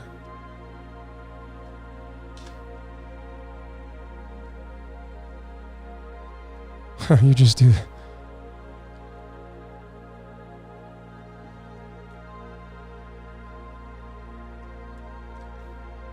Okay, so Lisa, here you go. Middle card, Lisa. And before I pull the card, now, folks, if I pull you a card for you, okay, that has so many meanings. I don't know what's going on in your life. So the best thing you can do is, there's a website called Truly Teach Me Tarot. So whatever card I pull up, you're going to go to Google. This is what I'm going to suggest you do, because you're going to be able to read this. You're going to find a lot more, and that way I can rifle through these cards. You want to go to Truly Teach Me Tarot, and you want to type in, you can even just go to Google and type in, like, if you pull the tarot card, you want to type in the tarot, Truly Teach Me Tarot. I mean, the tower. The tower, Truly Teach Me Tarot. And you'll see it'll pop up in probably the first one. And then go read about that. And discover what the most important thing for you to focus on in your life right now is going to be, okay? So Lisa, well, you got the Hangman. So this is all about surrendering. This card is all about surrendering. What do you have to surrender to in your life right now? What are you being faced with to surrender? This is related to the 12th house in astrology, but what is it you have to surrender to in your life right now? That's important. Like, is there something hanging around in your life that, you know, you've kind of like been putting off or sweeping under the rug? Something's going on in your life, but that's what that card means. The Hangman always means surrendering. It's part of Carbon, the 666. Carbon is the 12, which I showed in my Angel Falls decode. So I hope that helps.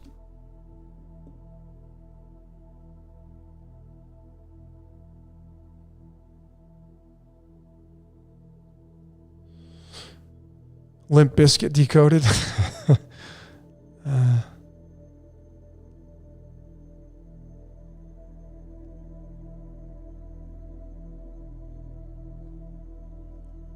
All right, let me go through some more of your comments here.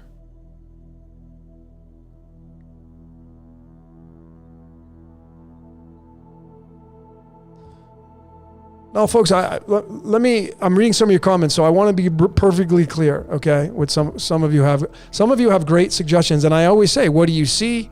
Keep your suggestions coming, and I try to be as friendly as I can. If you send me an email, I'm like, thanks for the suggestion. If you send me, some of you send me telegrams, whatever, I try to respond to all those. I realize that, all of you are here because of Decode Your Reality. It's primarily how you found me. And I appreciate the support. Some of you have gotten readings from me, and I appreciate the support. But all of you are decoders, otherwise you wouldn't be here. You're a fan of decoding reality. All of you are a fan of that. So, pat yourselves on the back. A lot of you have some great ideas, and you can just simply take numerology, Chaldean primarily is the one I would suggest you do, and start connecting your outcomes to the periodic table and go look at the icons and go look at who discovered it and find out when they were born, find out where their card of illumination is, tie it to that. I mean, folks, it gets easier the more you put it into practice. It does, if you want to go to that level.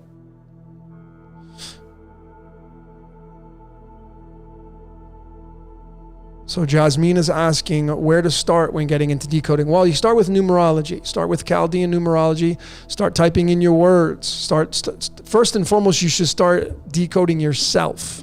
So on my YouTube channel, if you go to Decode Your Reality under YouTube and you click on my video tab, it'll give you all the videos. But if you go to my homepage, there's the How to Decode Yourself video. I would start there. All of you that are looking to get into decoding and you're a fan of decoding, you should be decoding who you are, you personally. And then if you have children, decode them. If you have a partner, a husband, a wife, decode them. Not just reading about it for 10 minutes and saying, oh, that's kind of interesting. Yeah, that's pretty accurate. I'm talking about, looking at as many layers as you possibly can. If you go to my How to Decode Yourself video, I showed 10 layers. 10. How to do it step by step, each one. Knowing your personality type, knowing your children's personality type, knowing your husband's personality type. It allows you to become at more ease with how they show up in life. Some of you try to force your code onto your partners when your partner is not the same code, and it just doesn't work. So if you decode your partner and you look at him and say, oh, that's why you do that. Yeah, that's just because they're just showing up that way. And then you can be more accepting of their code. Okay. So that's where I would start, Jasmina. So Jeremy's asking the element radon. What could that mean? Well, that's a tough one. It's an 86th element. It has an atomic weight of between 220 and 223, 222. Radon, I think, is a extension of radium, which is the number 88. Radon is 86. In between is francium and number 87. But radon is a close capture of radium, and we know radium is Ra. It's tied to Ra. It's also tied to the number 82, which is the architect of the universe. Radon. Radon is a byproduct of radium in the science realm.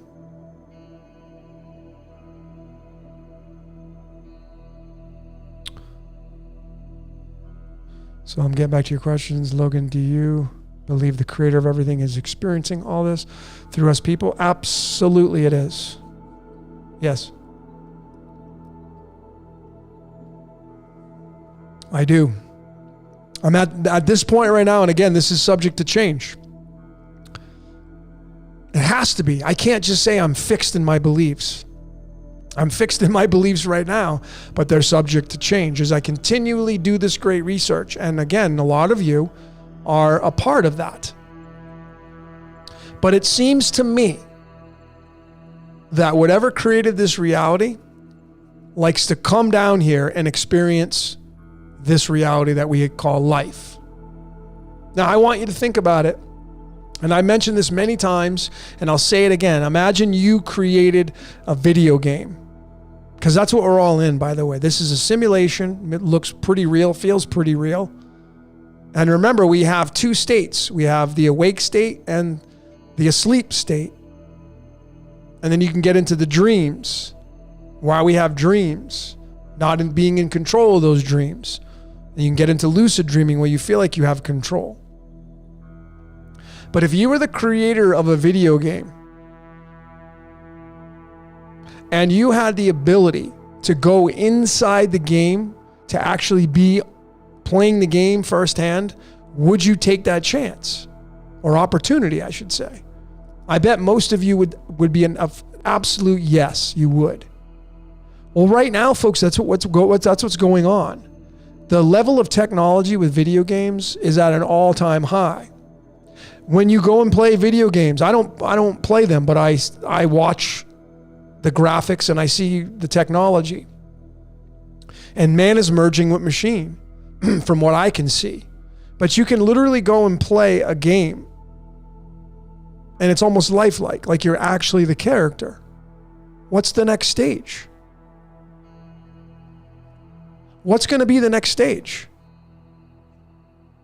We become that reality. I mean, think about it, folks. I want you to, unless something completely smashes this reality, and that could possibly happen. Some of you believe that. Some of you believe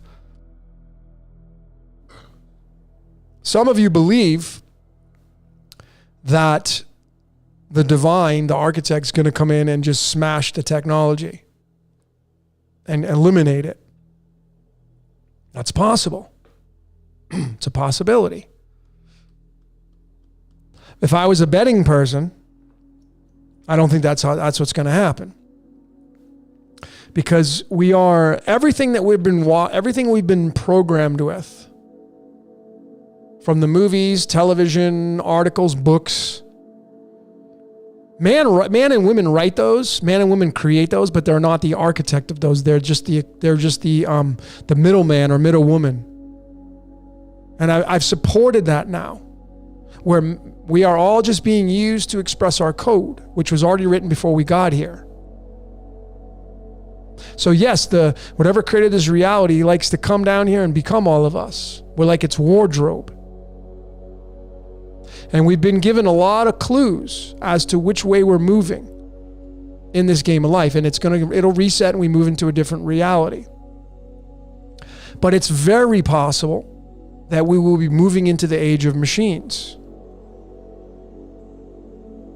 And we cannot rule that out. Now, it's also possible that will be completely eliminated. But if you look at technology, and you just use your common sense now, and you look at the telephone, the rotary telephone, which is what I grew up I was born in 1973. We had a rotary phone. We don't have those anymore. We have cell phones, a little mini computer. This thing's faster than a lot of the old computers that came out 20 years ago. This is a computer in the palm of your hands. They're getting smaller and smaller, faster and faster, smarter and smarter. And everybody's focal point, I shouldn't say everybody, I don't like using absolutes. Most people are focused on their electronics, technology. So, are we to merge with that technology? Like I said, I mean, I've said this on my last broadcast. I like my technology. I couldn't do this transmission without this tech mic. I got a Mac. I got my camera. I got my processor, my music plugged in. Try to get the best experience possible for all of us. I mean, I'm not just sitting down on a picnic table talking to somebody, although that's fine. But I couldn't reach 100 people, 200 people at one time sitting on a picnic table in the mountains talking to a group of people. I'd only be able to reach those people. So are we moving into this where we're going to be all connected? Like in the X-Men where he puts the helmet on, it's Cerebro. Talked about that last time. Are we going to merge with the machine to some way, shape, or form? Can we become neutral to this thing, this technology? The rotary phone goes to the cell phone. The maps go to navigation. No one uses a map anymore. You just put it into the Google Maps or whatever you use, Waze or whatever you use for your phone, and then it tells you where to go. Are you one of those people who say, I don't like that anymore. That's evil. I'd rather go read a map. And it takes twice, 3 times, 4 times as long. No. You see, when you have the navigation on and you're not having to read the map, guess what that frees up? It frees up your eyes to experience the reality in front of you as you're driving along, listening to the navigation, telling you where to go. And then you can do other things instead of having to focus on that map. Because when you're focused on the map, you're not focused on the road, and you're not looking around and, oh, that looks pretty good. Oh, check out that little bird. And so you're not doing that because you're focused on the hard map that you got to pay attention to get to your position that you got to go to. Technology is now freeing up time for all of us. If you had a rotary phone back in 1973, like when I was born, and you called somebody on the phone and they were on the other line, guess what you would get? A busy signal. Pain in the ass. What if it was an important phone call? But technology today, guess what we can do? You can text somebody, interrupt their phone call, or they can look at it at the same exact time. And if it was a 911, they'd be like, hey, I got to call you back. I got a 911. Couldn't do that with the rotary phone. You'd have to do emergency breakthrough. And folks, there's so many perks to technology, and yet so many people are so adamant about saying it's so evil. And that's just BS. It's not. Everything has a light side and a dark side in this reality. Everything. And if we are ruled by the stars, astrology, if you believe in that, changes the whole parameters of where we're going in this reality. Completely smashes it. The ideologies. I like my technology. I don't know about you. I like all my technology. And I also love the sun. I was born on the sun day. I'm a sun worshiper. I freaking love the sun. Talk to it all the time. I've done sun gazing. I get out in the sun as much as I can. I love it. I wouldn't want to part with that either. But there has to be a way, folks, for all of us to merge together as one and use the technology and be able to have it through the layers of nature as well. Okay?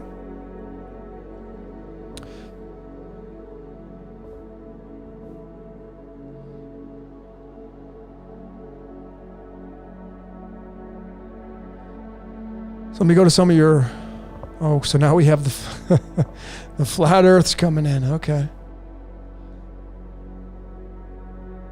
Oh, I know why. My phone's on airplane mode. Some of you couldn't call in. So for those of you that tried calling in, you couldn't call in. That's why. But I should be good to go now. So we have some flat earth stuff. I'm not a fan of talking about that stuff because it just brings a lot of heat. It just brings a lot of heat, a flat earth. So I'm not a big fan of talking about it. Jane says, Logan already said flat earth is not true. No, I never said that. I said that, I don't even remember with the conversation, but I never said that flat earth is not true. I just said I don't talk about it. I don't entertain it because there is, I can tell you this, these are the three possibilities. Number one, there's flat earth. Number two, there's round earth. And number three, there's the concave earth. You got to study all three. We know that the globe, we know the globe is been taught through school. So we've all been programmed with that. But the flat earth comes, and there are proponents of that. And then and then there's the concave earth. Have you studied that one? See, how can you rule that one out until you study it? Again, I go back to theology, people saying, well, the Bible is the only way to go. Well, have you read the Upanishads? No, I haven't. Well, then how can you say with absolute conviction that the Bible is the only true way? That's an ignorant statement. Go read the Upanishads, then you can make the decision and rule it out. And you got to be authentic with things. And when you go read these ancient texts, you realize they're all one and the same anyway. So it doesn't matter. But you can't use absolutes on these things. Can't be absolutes. All right, so let's get to some of your phone calls. Here we go. We got some people calling in. Here we go. All right, we got a 313 area code. Yo. Who's calling? Who's this?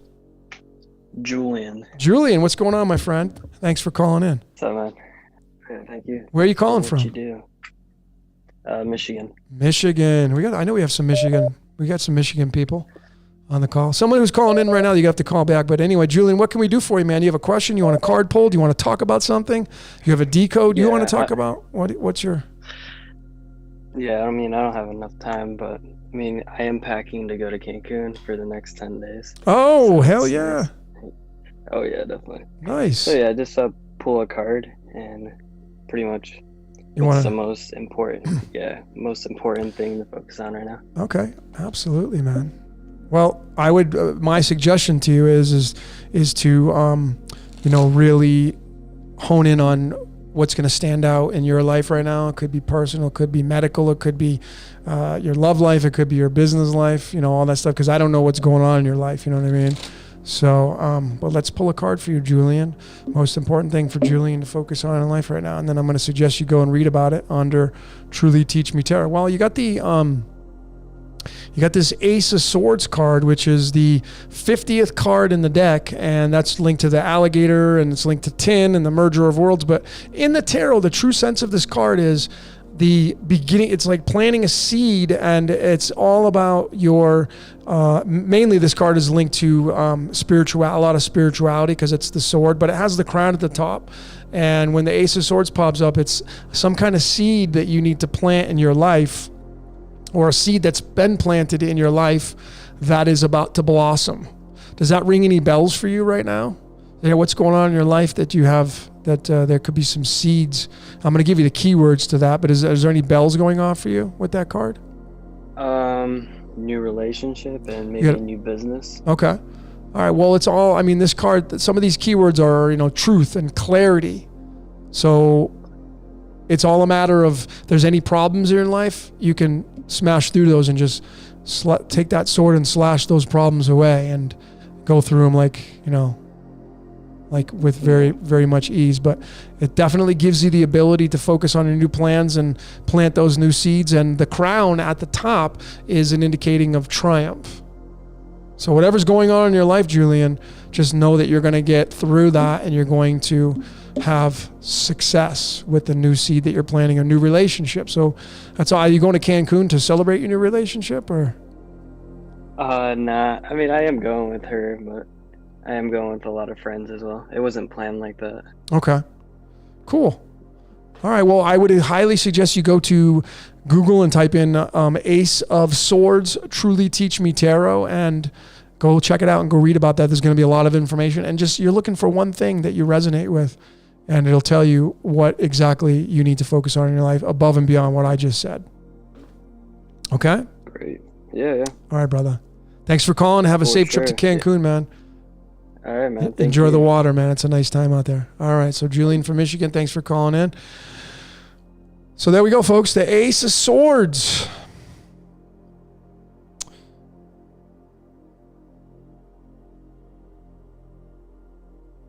Flat Earth debate. I'm just, folks. I can tell you this. Let me move into this. This is such a huge topic. Let me take this. I got another call coming in. We'll get back to that. Let me take this call coming in. 301 area code. Hey, Logan. Hey. This is the other Logan. Oh, hey. Okay, awesome. Thanks for all your support. Thank you for your support. It's been a huge pleasure watching you and everything you do. Thank you. I called in to pull a card and to ask what I should be focusing on right now in order to express my code in the best way possible. Okay. Can you repeat that? So you want a... I'm turning up this level here. Hold on. Okay, so you want to get a card pulled for clarification on what the most important thing for you to focus on in life right now is? Is that basically? Yes, exactly. Okay, cool. All right. Well, are you a fan of the tarot? Yes, I am. Cool. Do you have a deck? I do. I have several. I also have the animal card deck. You have the medicine deck? Yes. Did you get the book with it? Yeah, I have the whole set. I have the accompanying set. Nice. More Native American. Nice. Inspired.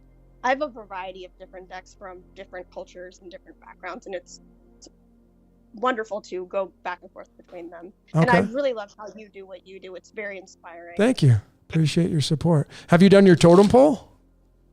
Yes. Oh, okay. What animal? Do you remember what animal you're living through right now? right now it seems to be expressing more through the lion. The lion. Yes. Hmm. Okay. Well, there's no, what deck are you talking about? Because there's no, the mountain lion, you mean? Or Oh, are you talking about the medicine the deck? medicine itself? deck? Yeah. Oh, yeah. Okay, so that one, yeah, was more like the mountain lion. Really, like all these big cats is really my big thing right now. Uh-huh.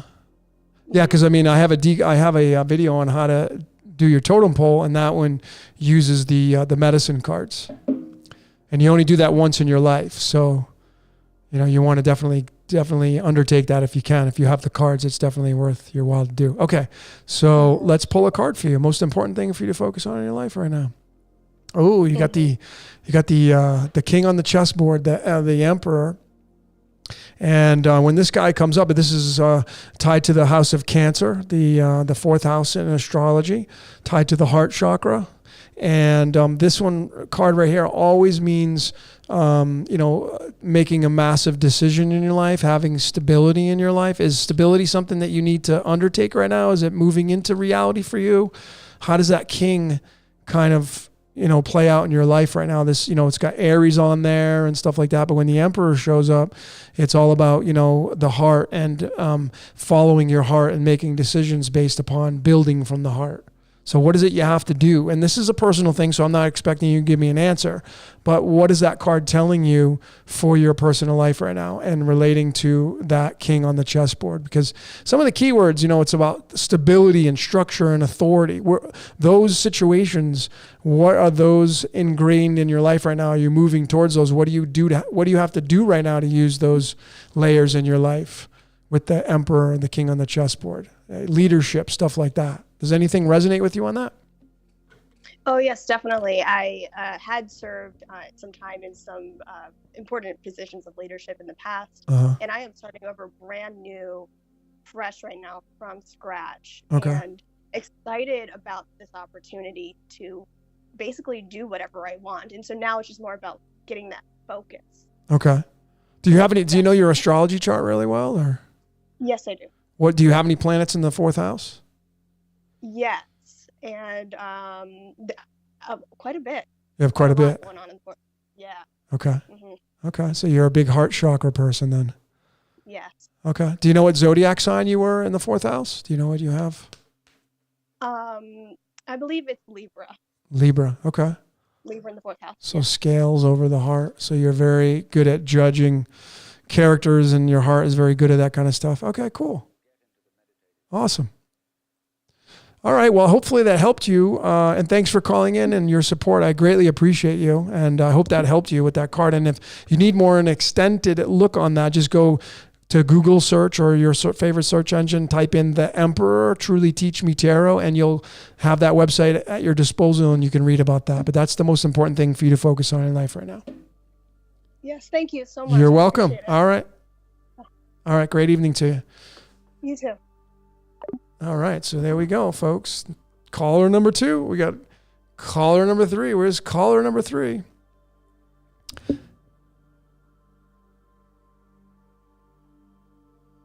me look at some of your questions.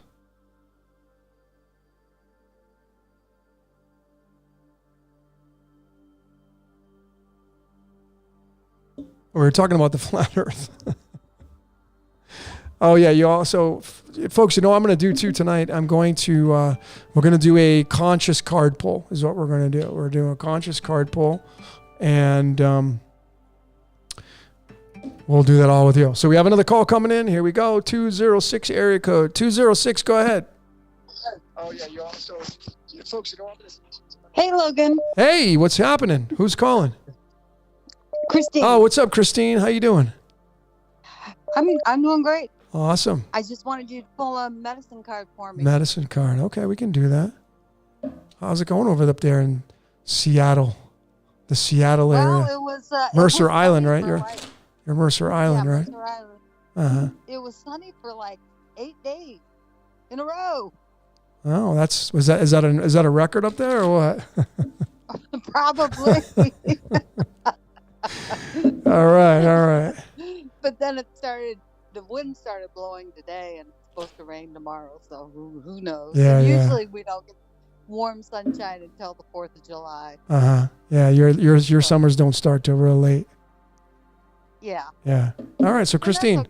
that's okay. I guess you just get used to it. Well, again, you choose to live there, right? So, are you still selling your house? Well, I keep. Yeah. Yeah. Okay. That means you are. Okay. Cool. Well, good for you. All right. So let's pull a card for you. And my thought is still moving to Hawaii. Well, tomorrow's not guaranteed. You should do that. Wow. Look at that. You pulled the dog card.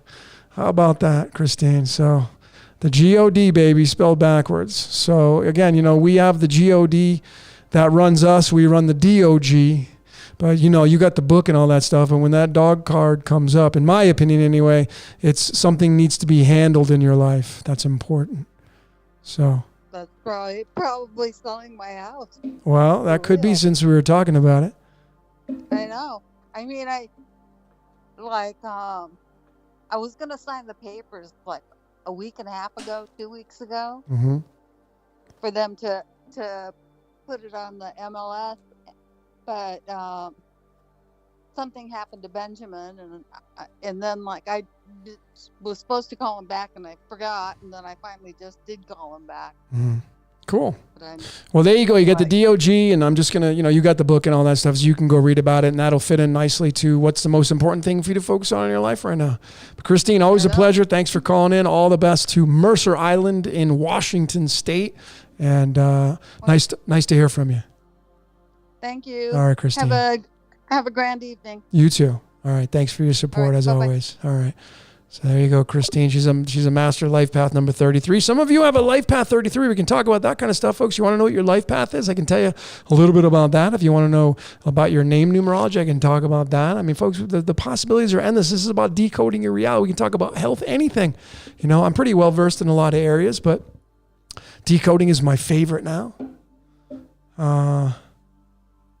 Robert Wharton, why are the colors red, blue used to differentiate Republican, Democrat? Well, because the red and blue is all linked to the Taurus fields. Red shift, blue shift, if you get into Santos Bonacci's work. That red and blue. And the red and blue is linked to the throat and the root. The throat and the root. All right, so we have another call coming in, 972. 972 area code, go ahead. Hey Logan, it's Leilani. Hey Leilani, nice to have you. How you doing? I'm well, thank you. How about yourself? I'm doing awesome, thanks. Yeah. Can you just turn down the back? Whatever you can you turn down the? Yeah, I can. Can you turn down the background? And you got me on the YouTube channel there. Can you just turn that down a little bit because there's going to be a delay. I did. Okay, cool. You looking for a card? I turned you down. Thank you. I am, please. Okay, cool. And are you looking for them? So my question, yeah, it's just the question that I have is, what is the next right action that will help me progress on my path? The next right, action. All right, so we're gonna pull that for you, Leilani. The next right action for you. Well, it's all related to your heart. So you got the King of Cups. Card number, which is the King, the King of Cups, the King of Hearts. Card 13 in the Cards of Illumination. 13 is tied to gold, so it's tied to the King of Cups. It's all tied to your heart. So the next move definitely must incorporate your heart at its fullest extent. Do you have anything going on in relationships right now that you need to pay attention to? Personal relationships? No, actually. Okay, so everything seems to be well. You can scratch that off the list. But when that card, let me give you some keywords, but when you get that card, it's always going to be related to the heart, and it's the King of the Hearts. So something is needs to be addressed in your life that's related to that. The keywords are, the wise king, emotionally mature, composed, the healer, the counselor. So it's a matter of addressing something that deals with your heart right now, and that's going to be tied to something in your life, whether that be personally or maybe someone in your life that it's something there going on in their life personally. Does any of those things ring a bell for you? Do you know the answer for that for yourself? You don't have to tell us what's going on, but you know that King of Cups is all related to the heart. So controlling the heart. It's kind of interesting. Yeah, I think it feels like I have all of these memories or photo snaps that are trying to come through, but I'm trying for those to be navigated. It's almost like they're blocked in the meridians, and that does make sense, because apparently it's something that was obviously life-changing that I feel, but I just can't see it yet. It could be maybe you want to sit down, you know, a good activity. And for those of you that resonate with this message that Leilani got, if you're having trouble, you know, tapping into your heart, a good thing you can do is just sit down with a blank piece of paper and start writing out the things you want and the things you don't want. And something will start to stand out for you, you know. And you'll be able to, like, I like to just, if I'm especially the King of Cups, it's all about the heart. It's got to be something that you're in love with, right? So it could be something that's holding you back from getting to that level, or something you need to grab a hold of that's going to get you to that level. And sitting down with a piece of paper and writing out all the things you want and all the things you don't want, and writing a line down the middle. And then you start to circle the ones that are going to stand out in the top 10. And then you get your top 3. And then you finally get to your number 1 idea that's going to make you most happiest, and then you call upon that King of Cups, and it's all going to be dealing with your heart, and you'll find your way at that point. That's just a good way to go about doing it. Awesome. Okay. Thank you so much. Yeah. Thanks for your support. You're very welcome. Thanks for calling in. All right. So the great Leilani called in. There you go. A lot of you have to work on your heart chakras. A lot of you need to forgive people. There are people in your life that you need to forgive that are holding you back from really feeling your heart chakra. Some people don't need to be forgiven, but you need to call them anyway just to kind of smooth things over. And again, man, you know, they're not going to probably do it. If they're not at your level, see, if you're conscious of some kind of discrepancy in your life, if you're conscious of it, like you haven't talked to this friend in a while because they screwed you over, or, you know, did you wrong or something. If you're conscious of it, maybe that conscious piece of it is telling you to make the call and to smooth things over, even if you weren't in the wrong. Because you're just like, hey, I really want to talk to them, man. I miss that person, you know, and they were a good friend at one time, or they were a good brother and sister at one time. So anyways, just a suggestion, folks. It's not an end all. It's not an end all.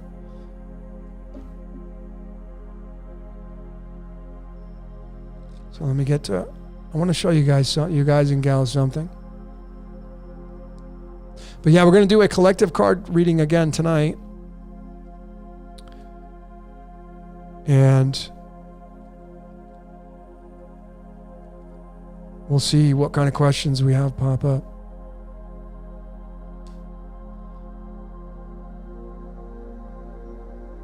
Let me just get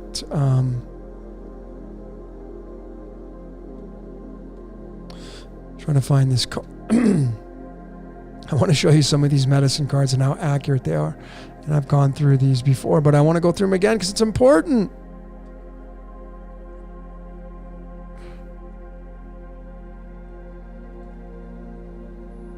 I'm going to go through some numbers, and if you get some of these numbers with your decoding, I'm going to show you what the medicine deck's got to say about that.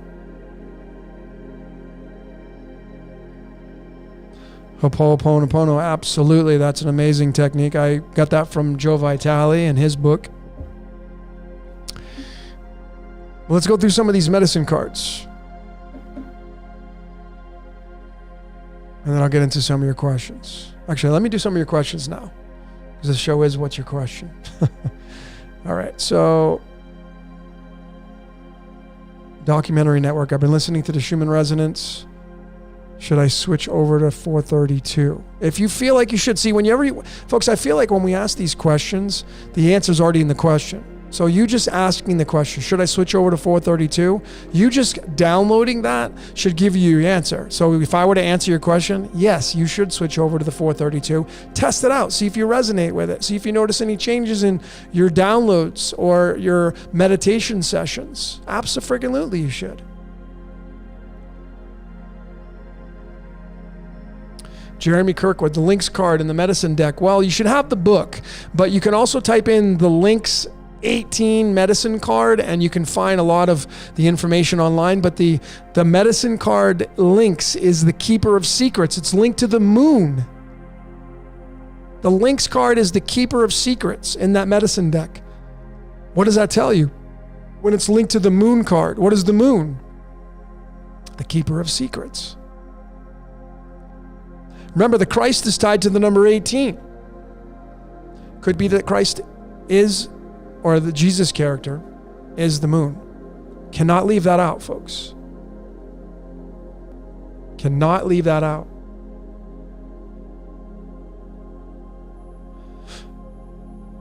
Jake on my life path is number 26/8. Folks, remember when you let's talk a little bit about the life paths. In order to get your life path, you have to add up your entire birthday. So I'll use myself as an example. My birthday is February 4th, 1973. 2/4/1973. So it would be 2 plus 4 plus 1 plus 9 plus 7 plus 3. You separate all the numbers and then you add them all up singly. And then you get your compound number. So 2 plus 4 plus 1 plus 9 plus 7 plus 3 equals 26. Now, most numerologists will automatically reduce it down to a number 8. I don't like to do that. I like to keep all of the numbers in their authentic space. So I like to keep it 26/8 and read from both. But ultimately, the 26 feeds the 8, so my life path is an 8. We have a phone call coming in. Let's take this call. Go ahead. You're on the... I don't know what area code this is. What's plus 44? Hello? Hello? Logan. Yes. Hi, my name's Greg, mate. I'm calling from Edinburgh in Scotland. Scotland. I love your accent. I love Scotland, man. I've been to Edinburgh Castle, baby. I love it up there. Beautiful. Mate, the next time you go there, the one thing I maintain that is the best thing that Edinburgh has ever done is they have never built a building higher than the castle. Oh, really? Interesting. Yes, okay, I'm going to have to check. It's a very flat-looking city. But the castle, and you know yourself, the castle's not even that high a building or higher structure built on top of a volcano. There is not a building higher than it. It's the center point in the landscape. Interesting. Okay, I'm going to have to check that out because I've been there. I was in the military station over in England, and I went to Edinburgh, Scotland for a little tour, and I was really impressed by it. So I'm going to have to check it out since you're mentioning it. Yeah, absolutely. Scotland's a beautiful country. Yeah, I'm just listening to you live here, obviously, mate. I think I'm a couple of minutes behind on your live broadcast. I've just recently woke up. I don't know what time it is over there, but it's 5:52 in the AM over here. Well, you're an early riser, brother. More power to you. I'd be still snoozing and snoring logs. But thanks for joining in, man. Not a problem. I just wanted to ask you a question on vibrational numbers or your life path numbers. Yeah. Now, one of my strongest numbers that I've got is the number 13. Okay, 13. And I wanted to ask you this question, Logan, because this I can't seem to put a finger on this stuff, right? And I'm talking maybe like 80% of the time that I check the time on my phone, that I pause a show that I'm watching on the TV. I look at bus numbers that drive past, anything. They're always adding up to 13. I must see this easily over 15 times, maybe even 20 a day. Mm-hmm. Okay. What's your... just whatever it... Sorry, go for it. No, I was going to say, first and foremost, why don't you give me, what's your birthday? Just your month and day. Let me look at your birthday. My birthday month and day is November 18th. November 18th. Okay, so you have the 2 clubs card for your primary birth card. So that's card 15. So that doesn't help us there. And then what's your total? Do you know your life path? My life path is my full name. Is that correct? No. Well, give me your full birthday. You said November 15th, right? And what year? No, November 18th. Oh, 18th. And what year? 1982. 1982. So you have a 4 light. Okay, so your 11, 18, 1982 adds up to the number 31, which is the mirror of the 13. So your life path is a 31, and it reduces down to a number 4. So your soul contract, when it comes to the rules of numerology, is that you are all about feeding the heart chakra. Your strongest color would be green, which, I mean, you don't have a shortage of that up in Scotland. You guys have the leprechauns up there. I mean, yeah, so you have all that beautiful grass up there.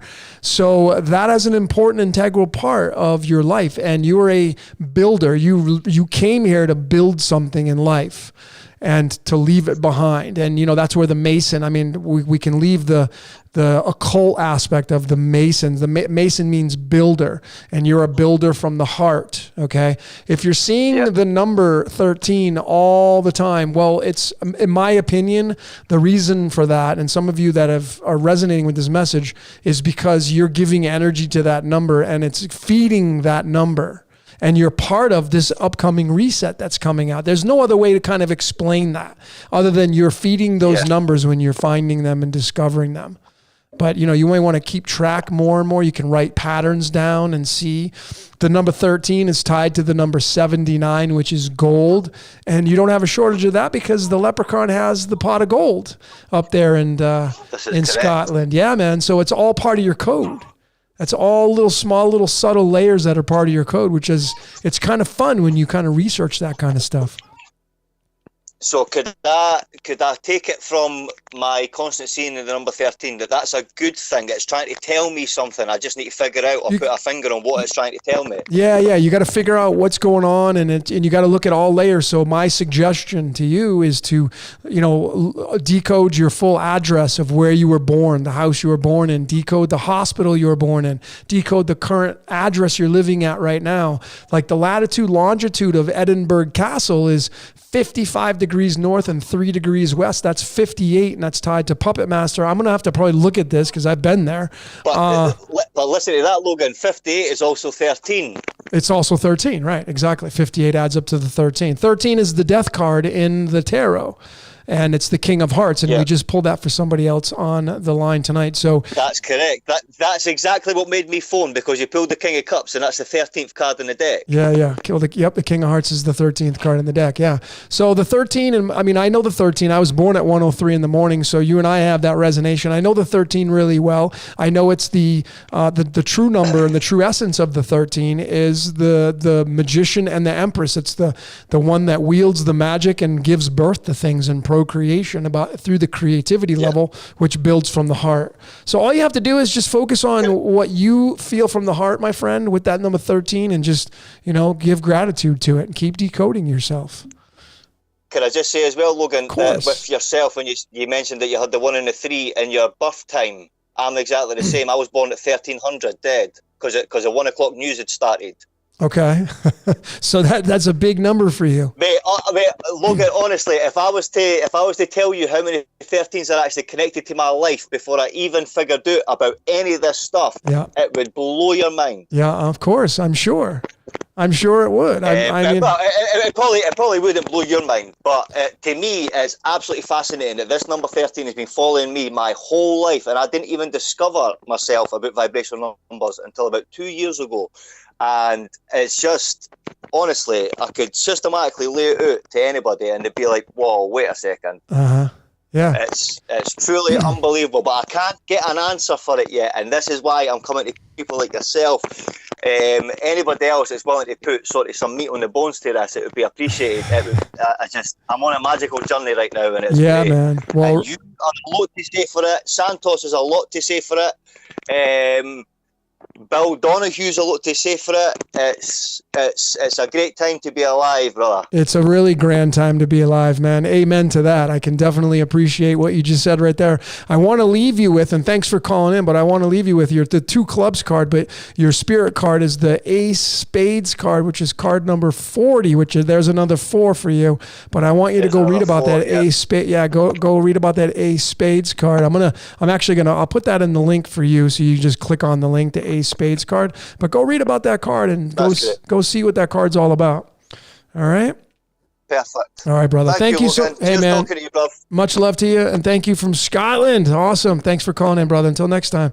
So there we have it, man. See, that's what I love about this technology, folks. It's just like, how could I ever talk to somebody that doesn't even, I mean, I don't know that person, but now I do. Now I have a connection in Scotland. This is the beautiful part about this technology is we can all be around the world in different areas, yet be here at the same exact time. You can't do that with a rotary phone back in 1973. It's just not going to happen. All right, so there you go, my friend. I just posted it in the comment box for you. The Ace Spades card. I think I did anyway. Oh, maybe I didn't. Oh, there it is. Okay. Oh, I did it twice. You can't miss it. All right. So let's get to some of your comments.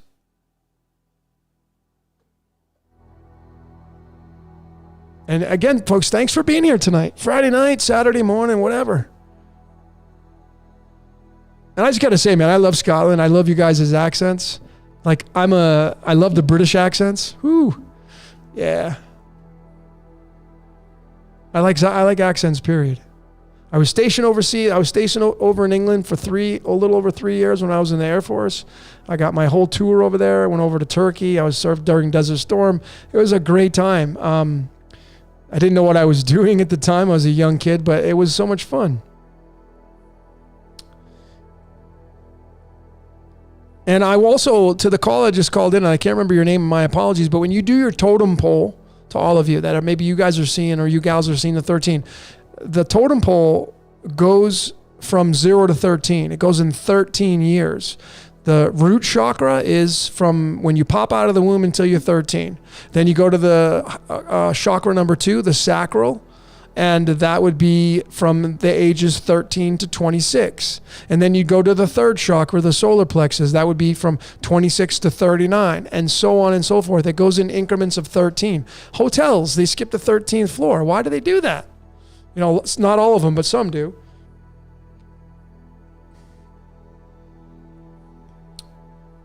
All right, so let me give you, maybe this will give you some of you some clarification on some things.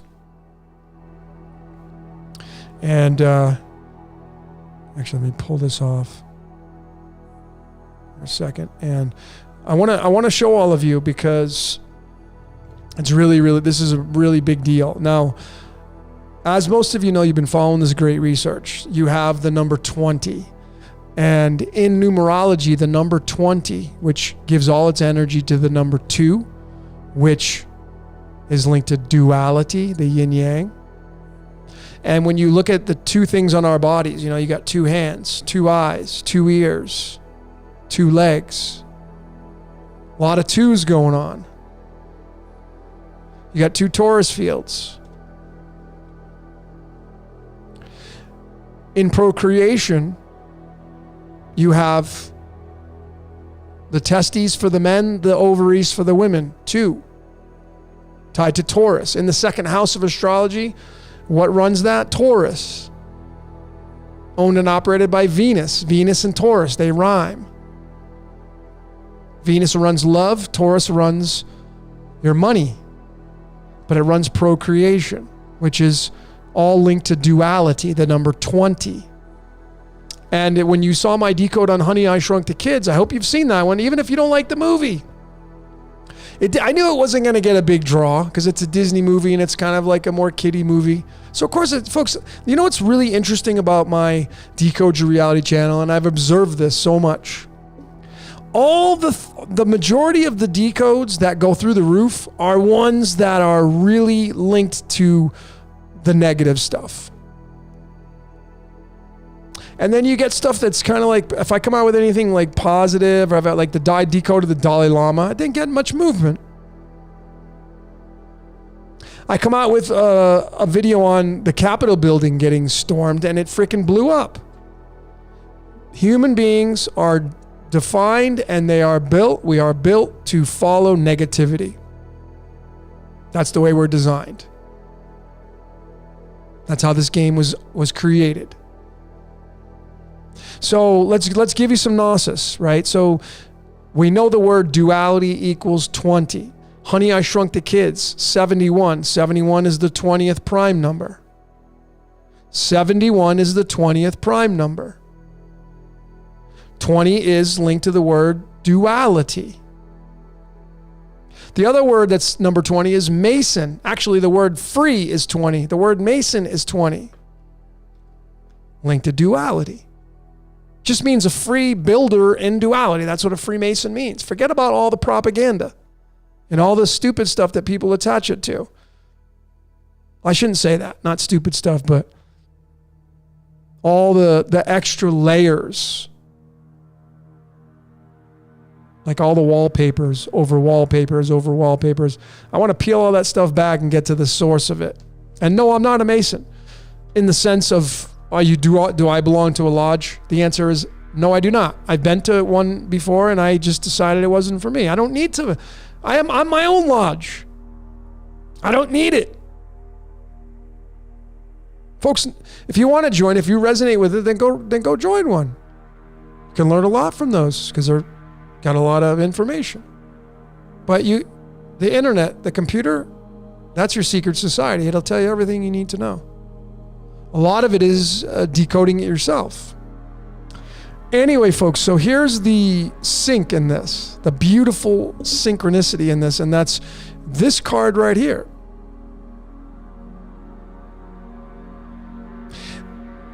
This is the 20th card in the medicine deck, the mouse. What do scientists do in laboratories with these animals? What do they do with them? Think about it with your common sense and logic. What do scientists mainly use to experiment on what animals? Right there, baby. Or the rat. It's the mouse. It's linked to duality. We are the mice caught in the mouse trap. That's what this tells us. And we're being experimented on. Make no mistake about it. That's what this is telling us. Now, I was just watching, because I'm decoding the number 42, as probably most of you know. Decoding the number 42, and it's tied to the Hitchhiker's Guide to the Galaxy.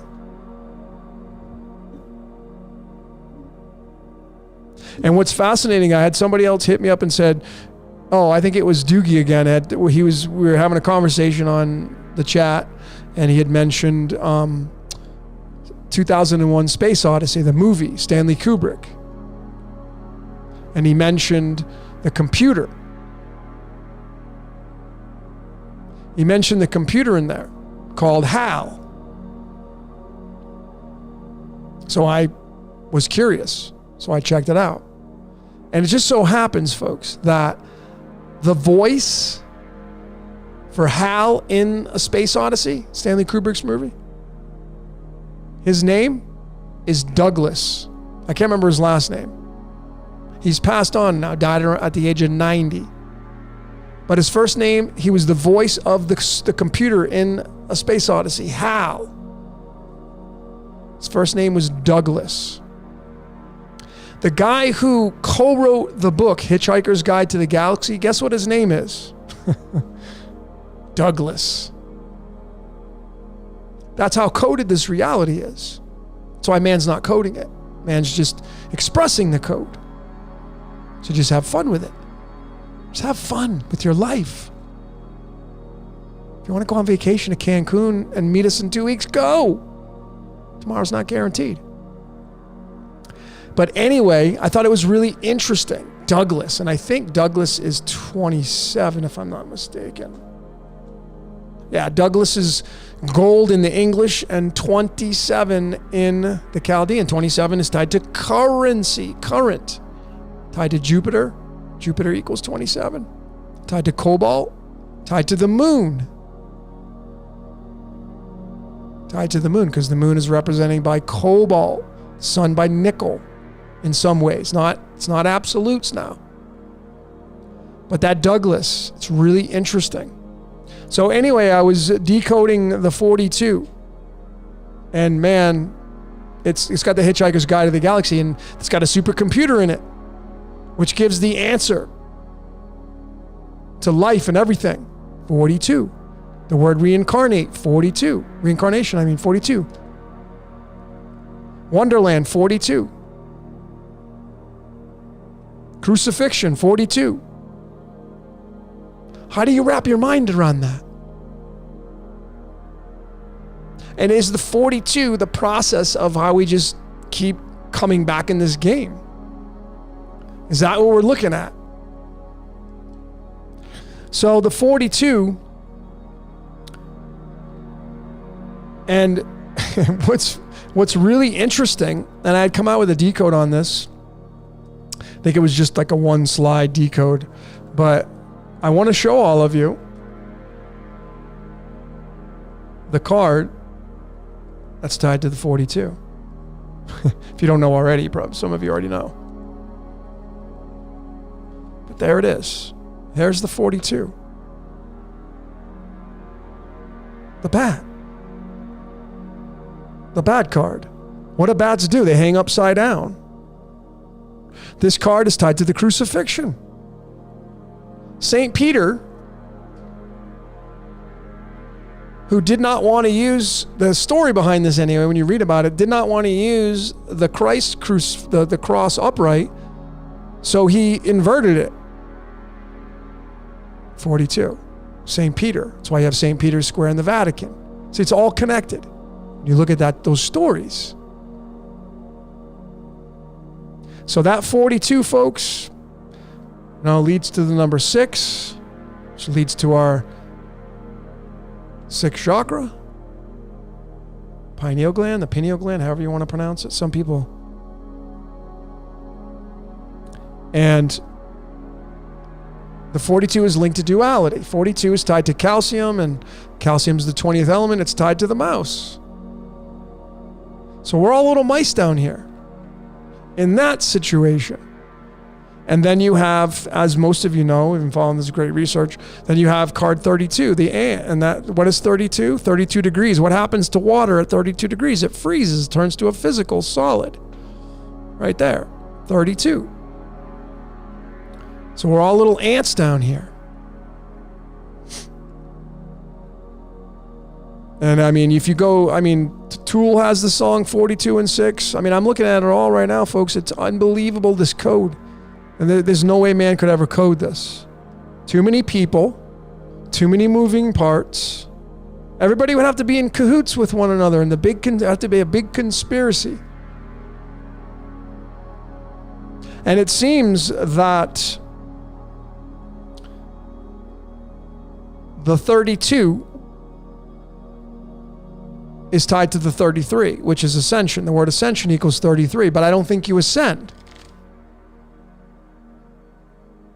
When you take 32 and 33 and you add it up, you get 65. 65 is tied to zinc, which is the 30th element, which is tied to the rabbit card, and down the rabbit hole we go in Wonderland and that whole story. Santa Claus equals 30. Nazareth, as in Jesus of Nazareth, equals 30. Demiurge equals 30. Zinc is the 30th element. Zinc's average atomic weight is 65. 65 is the makeup of the 32 and 33 degrees. Tied to the skull and bones, 322. 65 is the mirror of the 56. 56 is barium, and barium's atomic weight is 137, and that is the angle of light. That element, 56. Anytime any of you see the number 56, you should automatically know that it's tied to the angle of light, the 137, which is the 33rd prime number. It's unbelievable, the code, folks. Folks, when you see the code at this level, this expanded level, you now are so in tune with it. And you can clearly see that man could never, ever in a million years code this. Sure, we're all becoming conscious of the code. And then you can like, oh, you know what? I'm going to do such and such on a day because, you know, it's the 33rd day of the year, or it's the 137th day of the year. And I want to do what I'm going to do. I'm going to do it on that day. Let me give you an example.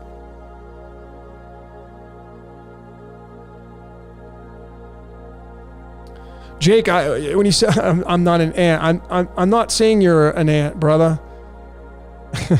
You're missing the point. It's an allegory. It tells you the story of how this all works.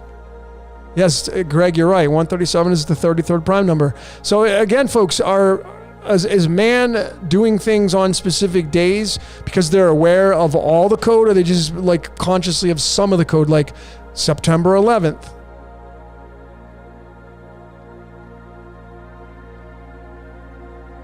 That day, guess what card it is? September 11th, right there, King Clubs. You know what number this is? 26. What's 26? The G-O-D in numerology. This is iron. 55. September 11th, right there. So you see, that's how extensive it goes. It's not just 9/11. It's tied to the G-O-D. And then you have to define that. And then a lot of people are like, no, the G-O-D would never do that. Would never be a part of that. No. They won't even consider that. But then you go, I mean, if you're talking about, if you're going to strictly use theology, if you're going to bring theology into this, and it's all mixed together, if you're going to bring theology, you just go right to Isaiah 45, 11, and it'll, 45. God, I can't believe it just slipped my mind. Wow. Hold on, I gotta pull it up on my Isaiah 45:7, I think it is. Is it 45:7? Yeah, 45:7. Wow, you go right to theology, Isaiah 45:7. I, the Lord, do all these things. Does everything. All of it. And then you have this new code to observe. And they're like, is that even possible? And then you're always going to resort back to the G-O-D would never do that. That's man doing it. That's Satan, the devil, doing it. Maybe. But if everything's connected, then the devil's connected to the G-O-D if you want to separate them. Because it was a creation. So it always goes back. But folks, the code that I see now, it's all the same. And again, we're all down here playing a game. It's called life. And for whatever reason, all of us at this very moment are here playing this game. That's a fact. Beyond that, it's all theoretical and opinions, but we know we're down here, and we know that most of us know that we're in some kind of simulation.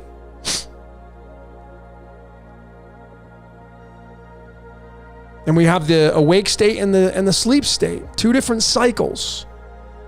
We have black and we have white, two different cycles. We have the sun, we have the moon, two different cycles.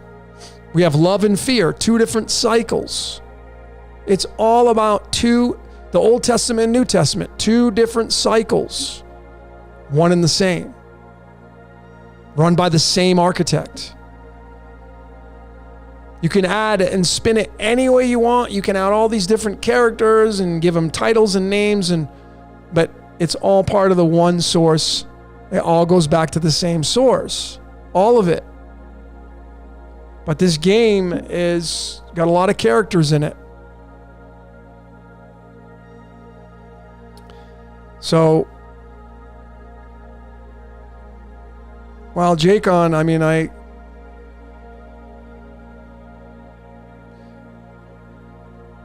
We're just at different levels, you know, and again, it's all a matter of what you believe, but I've clearly shown this is a game. That's what it is. We're playing the game of life.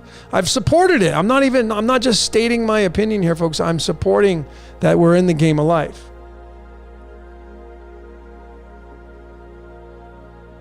And that's why there was a board game that came out called The Game of Life.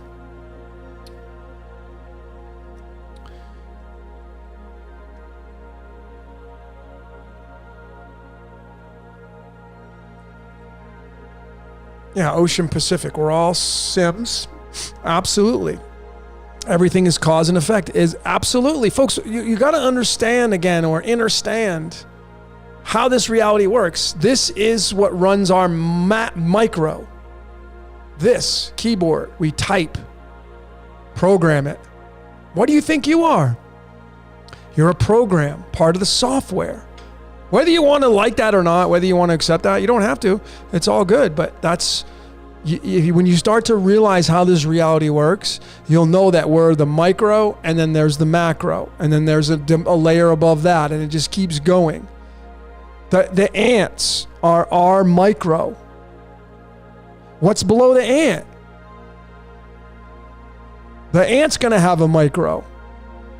And it's just going to keep going down and down and down.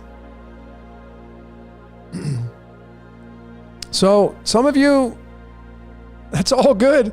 You don't have to agree with what I'm saying. You think you're in control. I say you're not in control.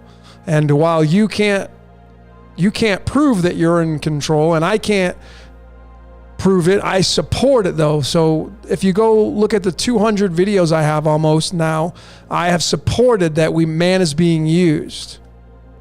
And then when somebody says, no, I run my life. Okay, well then support it. And there's no way you can. All you can do is give me your opinion. That's it. You cannot prove it. So that little voice in your head that's talking right now, that owns you. You don't own it. It owns you. And the control you think you have is a big fat illusion. Now again, I'm not going to force that upon you, but I support it.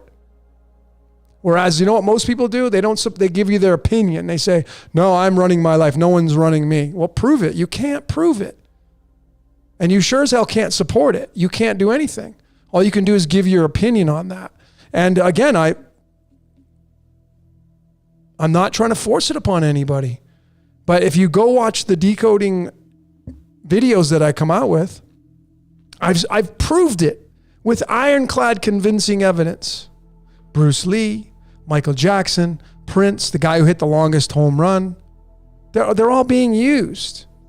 Why do you think that you think you're special and I'm not being used? Folks, we're all part of a mathematically precise software that is run by symbols and numbers. That's been proven. These aren't opinions anymore. It's not opinions anymore.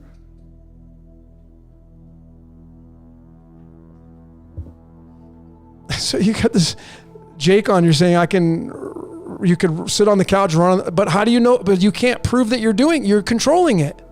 You can say that I'm doing it, but that's the effect. What's the cause of it? You can't prove the cause. And that's where we're going to be at a stalemate, because there's no way for you to prove the cause of that. All you can do is show me the effect. And that's just one half of it. I can show you the cause in my decoding videos. That's which I've successfully done in almost 200 videos now. So we're just going to be at a stalemate. If you don't want to accept that, some of you, and that's totally fine. Again, I'm not here to force it upon you. I mean, it's not a matter of what I believe anyway. It's making the truth your own. It's what you believe. That's what matters, not what I believe. What matters is what you believe. Okay. But anyway, folks, let's keep it civil. Some of these comments. Oh my God. Some of your comments are funny. Okay. Anyway, I appreciate each and every one of you folks. I really do. I mean, again, make the truth your own. It doesn't matter what I believe. That's why I come out with my videos, and I have almost 200 of them, because I'm not interested in opinions. Anybody can give you an opinion. I'm not interested in opinions. I want facts. I want source. That's what I'm after. Things that I can prove and support. That's why like scientists go in labs and they do experiments and stuff like that, because they try to find the answers. Just stating your opinion is not finding the answer, just stating your opinion. I'm not interested in that kind of stuff.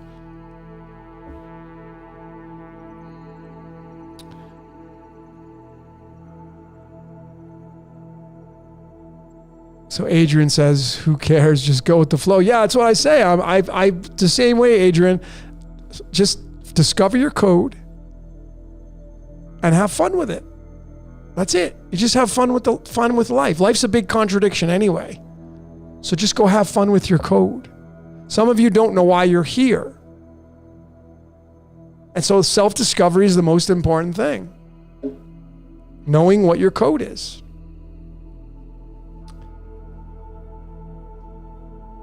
All right.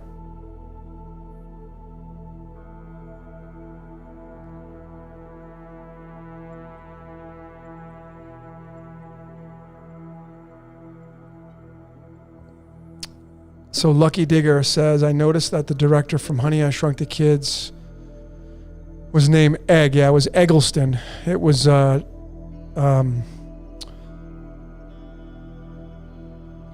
it Edward Eggleston? Johnston? Yeah, but he had Eggleston for his middle name. It was really interesting.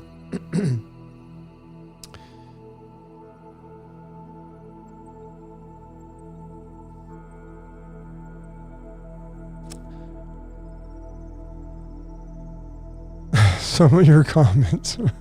I'm laughing. I'm not an agent, Jack-On. I don't I'm certainly not an agent, my friend. I'm a researcher / scientist / decoder, and I have a YouTube channel called Decode Your Reality, and I support my opinions.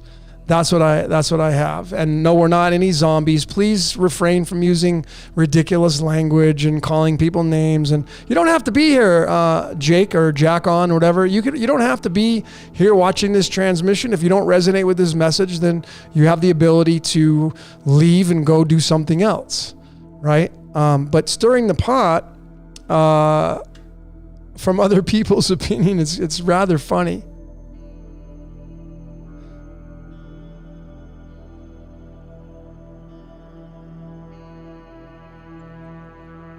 Jakin. Okay, I'm sorry. Jakin, like bacon. Sorry, brother. Okay. So again, Jakin seems to be the highlight tonight. Thanks for stopping by, my friend. You don't have to agree with what I'm saying. Again, I say make the truth your own. But if you follow this great research and you go beyond just what you believe and what you were taught, and you start to research the occult and the mystical arts, and you start to realize that the whole entire reality that we're all playing out is completely scripted and rigged. And you can see that now. I mean, you may not have the eyes to see it because you haven't watched enough videos, or you haven't convinced yourself, or maybe you just don't want to let go of the control because that would mean you don't have any, and that's a real tough pill to swallow for some people. But again, I'm not here to force it upon anybody. I'm just here to show you and give you my thoughts, and then back it up with, the videos that I put out. So anyway, it is a big deal. But I just like, life's a big joke. Life is a big joke, my friend. That's where I'm at. You just got to laugh with life, because the architect's a big fat comedian. And life's about death and regeneration. That's what it is. And it just goes on and on and on. So anyway, folks, does anybody have any question? Does anybody want to call in? And we are not.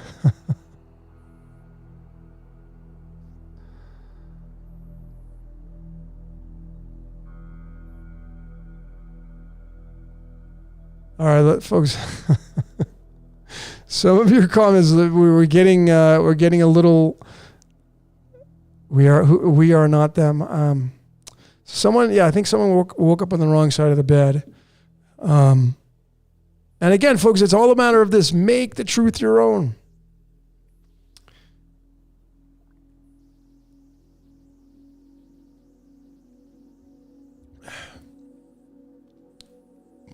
So let's just leave Jakin alone, folks. He's entitled to his beliefs, and I'm not here to change anybody's beliefs. So let's get question HSB. What does the 10 of diamonds mean? Well, have you studied here? I'm gonna post it for you. Someone's breaking the ice here on this. What does the 10 diamonds mean? Let me put that up in the comment section if you can get it, because it looks like comments are coming really quickly. But let's get that. The 10 diamonds card. And I'm going to suggest you go read about it. But it's the card itself. Tom Brady has it. Prince had it. And the card means fortunate blessings. That's what the card means. Fortunate blessings. There it is. So whoever is asking about the 10 diamonds is a card of fortunate blessings. And it doesn't mean you're going to be given carte blanche fortunate blessings, but I just posted it in the comment section for you. I'm gonna do it twice because these comments, a lot of people are just blasting comments out and I can't keep up with them.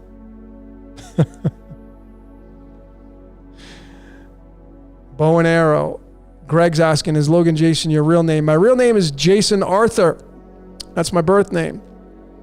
I changed my name to Logan when I went in the military a very, very long time ago, back in the early 1990s. And it was a military thing. It's a long story, but I've been going by that for a very long time. And the reason why the Jason is spelled with a Y instead of just J, because it is Jason, but for numerology's sake, it kept the numbers intact for Jason Arthur and Logan Jason. So my numbers are exactly the same. Hopefully that answered for you.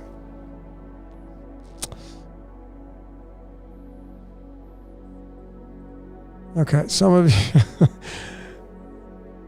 All right, let's keep it civil, folks. All right. A lot of you are really giving into your urges with this conversation. Yeah. So we have somebody that doesn't agree with some of our stuff. It's all good. Just let people do what they need to do. So does anybody have any questions? Anybody want to talk about a certain topic? Well, look at that. I just pulled the Justice card up there, which is card number 20, tied to the mouse. It's really interesting. Or maybe we can do this group. We'll pull a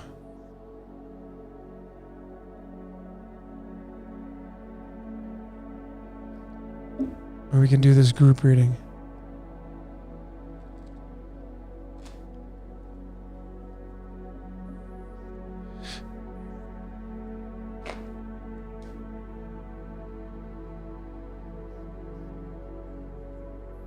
So does anybody have any questions? And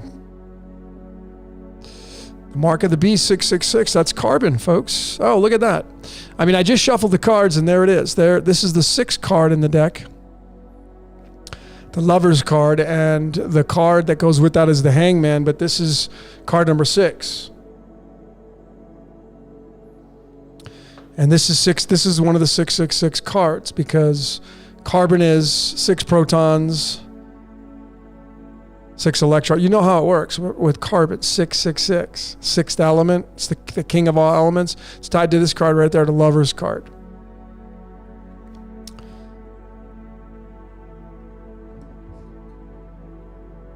I got so many people plowing through comments, I can't even keep up. What do I think about an empty third house? In astrology, if you have an empty third house, well, then you would look at the zodiac wheel on the outside and discover what energy is feeding through that portal. So who was asking me about the question? Sue was asking the third house, no planets. Well, what's the zodiac sign that is over that third house? Hopefully that helps you out. Yeah, group. So we're gonna do a card, folks. What does the life path 10? There is no.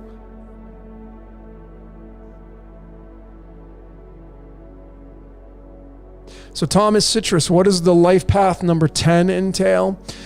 So for those of you that have a life path that leads to the number 10, the compound number, remember when you add up your birthday, you're going to get a double digit. And that's the compound number.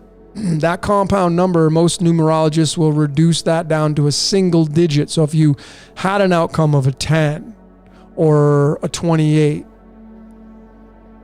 you would reduce down and you would finally get to the number 1. So all of you that are one life paths, the soul contract in the rules of the numerology and the life paths, it's tied to the Akashic records.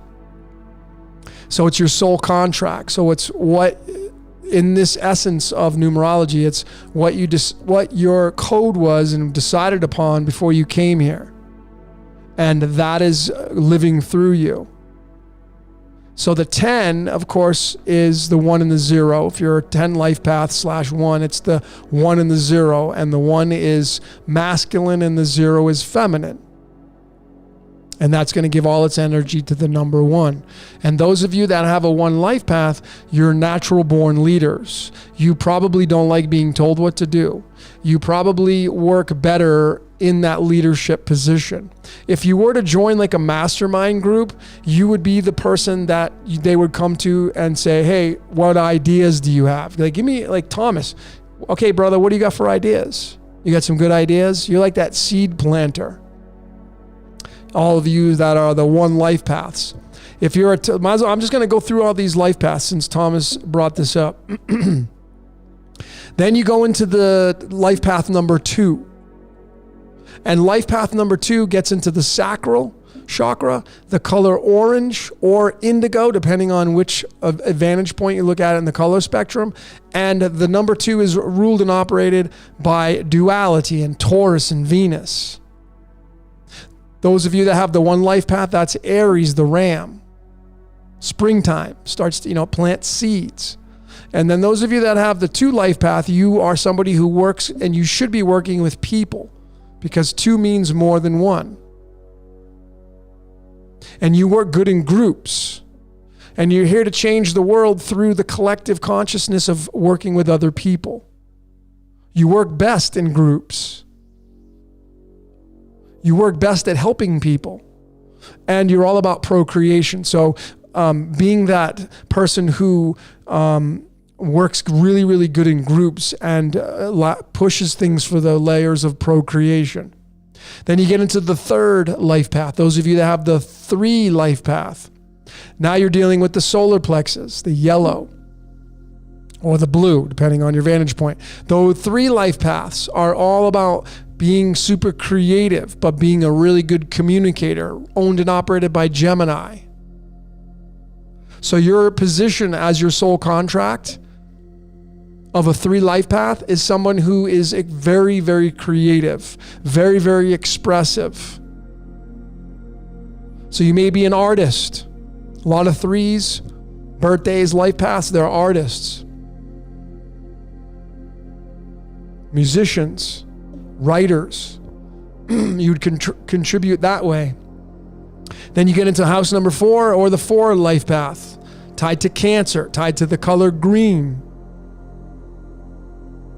It's interesting because 4 never changes. 4 is always the heart chakra. It's always going to be the color green. Those of you that are tied to the number 4 through your birthday, you're born on the 4th, the 13th, the 31st, the 22nd, you give all your energy to the number 4. One of your power colors is green.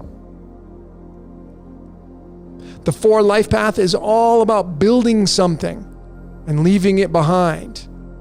That's what a mason does. Masons build things and they leave it behind. It's got to come from the heart, though. If it doesn't come from your heart, you're not going to be in true line with yourself. So if you wake up and you feel good about what you're doing and it's from your heart, then you're in line with your life path. Then you get into the number 5 life path. 5 life path is the busiest number. So those of you that are 5 life paths, you're very busy people. Those of you that are born on the 5th, the 14th, the 23rd, very, very busy people. 5 is the essence of man. So when you're a 5 life path, you're someone who doesn't like restrictions. You're very freedom loving. You need your space. You're going to experience life in all its totality. You need the space to do that. You're probably somebody who doesn't get a lot of sleep. You don't need a lot of sleep. There are exceptions. But those of you that are 5 life paths, busy, busy people. The most busiest. The most busiest.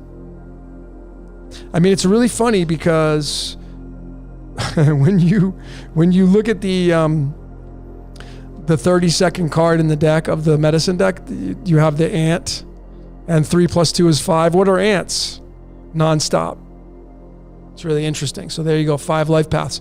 And then you get into life path number 6. The 6th life path deals with mastery. 6 is the first master number. Days of creation, 6. Linked to the pineal gland or the pineal gland. Those of you that have 6 life paths are here to master something. You could be a master teaching other people. You could be a teacher. Likely, I've seen a lot of 6s in some kind of vocational areas. A lot of healers in health and wellness are 6 life paths. Tied to Virgo.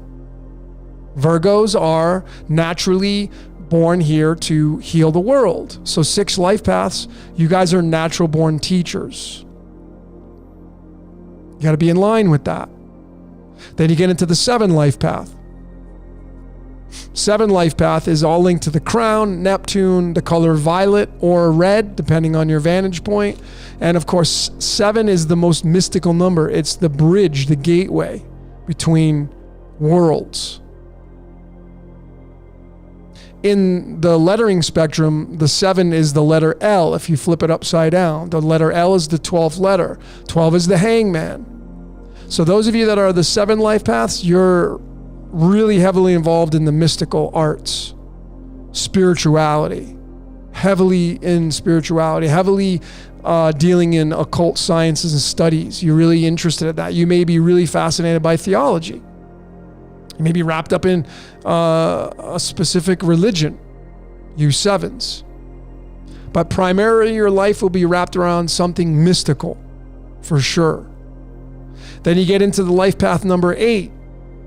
And 8, of course, is the infinity symbol. There's 2 of them. You have one vertically and one horizontally. Makes up the 4-leaf clover. That's why the number 8 is the number of power and money. The number 8 is linked to Scorpio. It's linked to procreation. The number 8 is the superior number to 5 and 2. So when you look at your dial pad, folks, and you look at your life path, this is how you can tell who you're going to get along with the rules of numerology. All you got to do is look at your dial pad on your phone. You're going to have 741, 8520, and 963 in those sequences. So if you're an 8 life path, you're going to be in line with the 5 and the 2. Those are the numbers that you're going to resonate with. If you're a life path 3, you're going to be resonating more with the 9 and the 6. If you're a life path 4, you're going to be resonating with the numbers 7 and 1. And same thing with the birthdays. And then everything's trial and error after that. But the 8 life path is linked to Scorpio, owned and operated by Scorpio. Scorpio is linked to our sexual desires. That's why the house of astrology is the death and regeneration number 8. 8 life path. It involves power and money and being able to control that.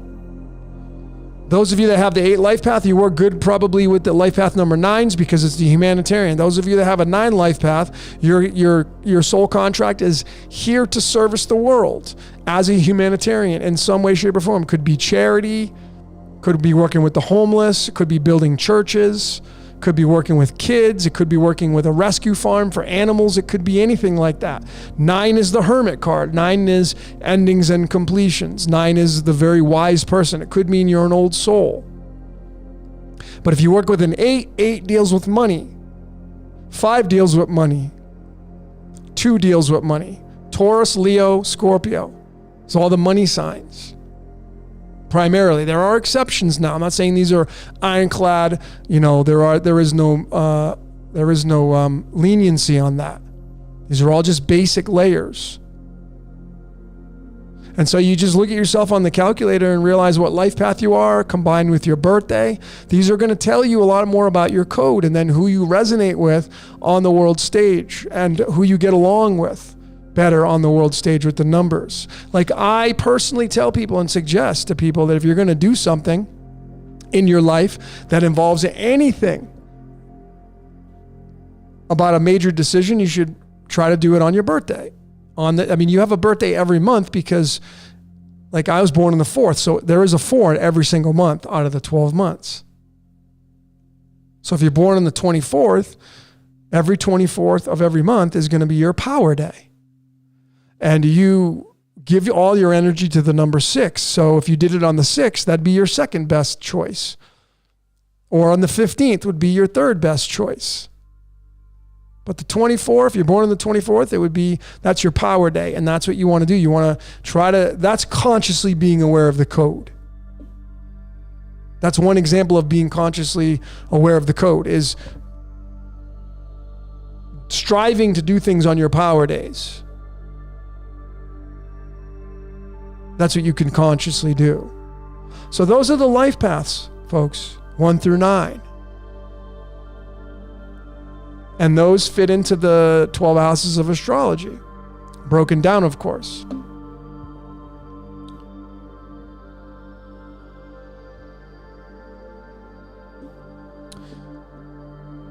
Alejandra, Queen of Clubs, Aquarius, and Queen of Clubs is card number 25. Very intelligent. Queen of Clubs, the queen of the mind. Remember, folks, let me show you the cards just so all of you can see. So the reason why the cards of illumination are so accurate is because they're embedded into nature. And I showed this in my Architect of the Universe decode. But here are the 4 suits. No particular cards, I just picked them out, the first ones I saw. But you have spades, hearts, diamonds, and clubs. And let me just get these in order so I can go through each one and show you how they work out. I think I have these right. Yeah, I can do it right to left. That's fine. So the way I was taught through my friend Sharon, and this goes back centuries. But the 6 of hearts is the representation of fire. The heart suit, anyway. It doesn't have to be the 6. So the heart suit is fire. And then just to the right of that is the club suit. That's the air suit. That's why on a lot of the Bibles, they'll have the club. It's the cross. It's called the trefoil. It's the mind of the cosmos. And then you get the diamond, which is the water suit. And then you have the spade, which is the representation of earth. So we have the 6 is fire, the 9 is air, the diamonds is water, and the spade is earth. Those are the elements through the cards. Now the tarot is going to give you a different representation of that because the tarot is a different offshoot of the cards, and these came second. So they're going to have their own say-so. The spades is the sword, and the diamonds are pentacles, and the pentacles typically means earth and what happens on earth and money and all that kind of stuff. But these cards, the reason why they're so accurate, and I showed how accurate these were in Honey, I Shrunk the Kids. Each of the 4 kids were each of one of the suits. 4 suits, 4 seasons. 52 weeks, 52 cards. 13 cards per suit, and there's 13 weeks in each season. 52. 13 times 4 is 52. 52 is the King Spades. When you go into the tarot, it doesn't matter which cards came first or second, because it's all part of the code, folks. All of it. There's no separation. So when you're pulling these cards and you're getting these outcomes and whatnot, this card right here, this is the King of Spades, which is, this is the King of Spades in the tarot, but the King of Spades is the 52nd card. This is card number 63/64. How many possible codons in our DNA? 64.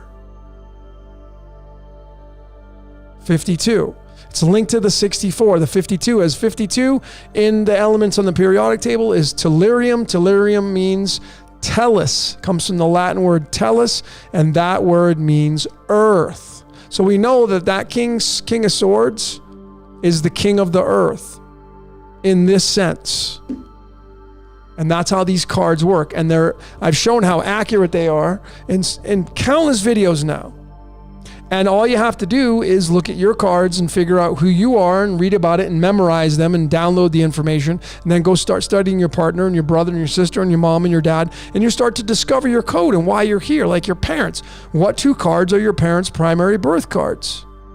That's going to tell you a part of your code.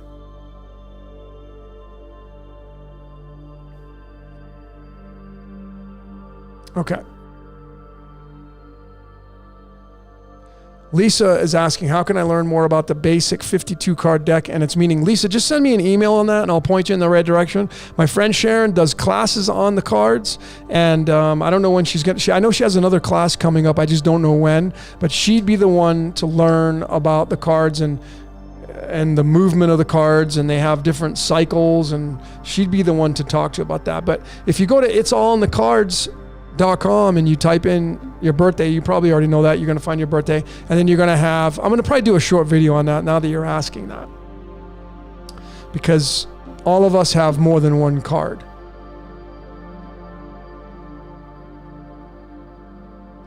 Jasmina, so tarot saying King of Swords is an air sign is wrong. No, it's not wrong, because see, the tarot is not the cards of illumination. These cards right here, by the way, the cards of illumination, these came first.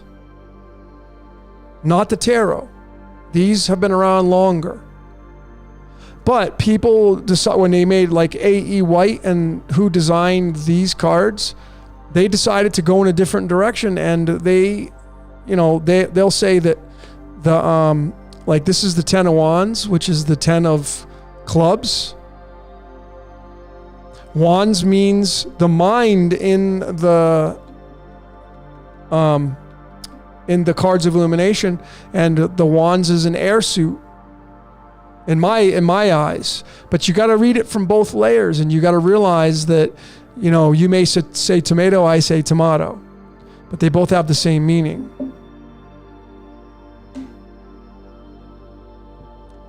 Jennifer's asking, how do you find the birth number? I don't understand your question on that.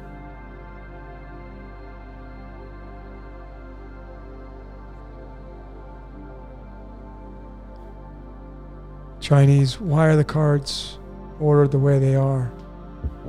Well, there's a book called, actually, let me find it. I'm gonna give you guys a book that it's called Sacred Knowledge. I can't remember the name of the book I want to give all of you.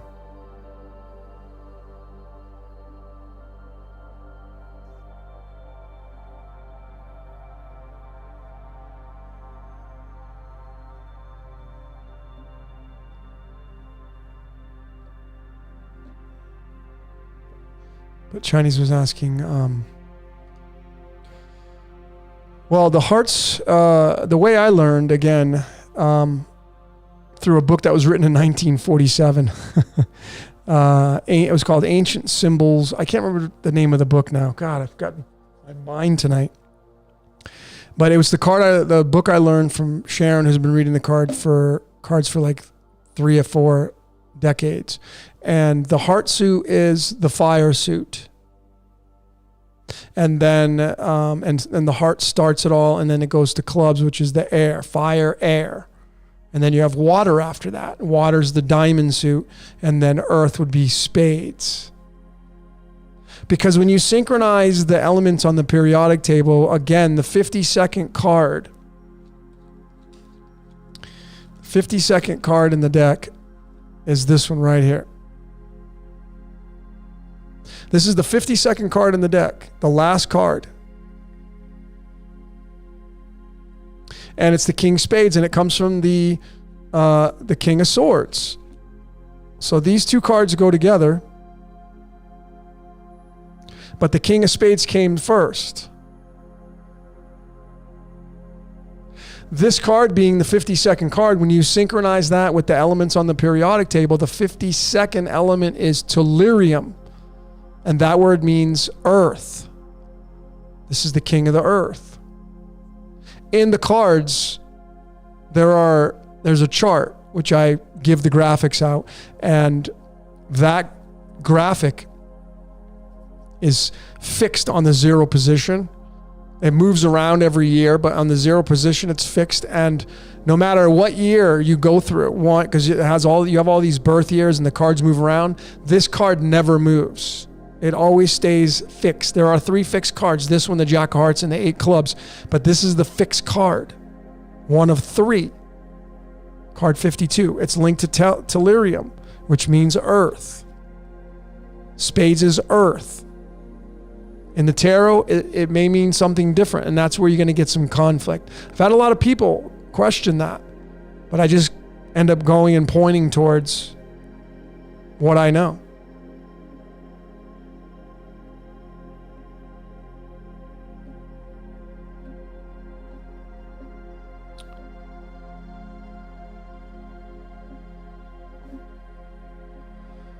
All right, so what time is it? This has been a crazy night tonight. We had some folks, it's just funny. But we had some controversy in here, and that's okay. It happens. Some static, some resistance, but hey, life's not always a bowl of cherries, as they like to say. So I appreciate everybody, no matter what. Even if you got conflict coming in, that's all good. Which 3 are fixed? So I'll show you what 3 cards are fixed so you can see them.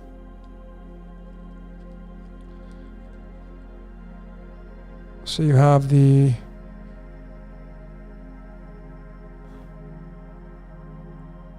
one.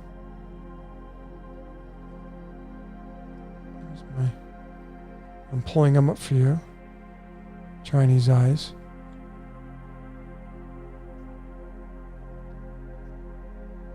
Jack.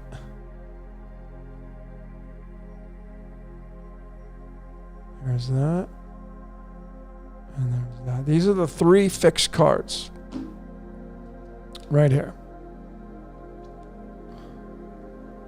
These do not move. The Jack Hearts, card 11. The 8 Clubs, card number 21. And and then the King Spades, card 52. 52 plus 11 is 63, plus 21, 84, which links to rubidium, which is the sun and moon. These are the 3 fixed cards. This one right here is this one right here, card number 21, is the 4 faces, the 4 fixed signs, the world card. It's linked to the 8 of Wands. And then you have the Jack of Hearts, which is linked to the Christ. That's why Jesus and Jack are the same letter.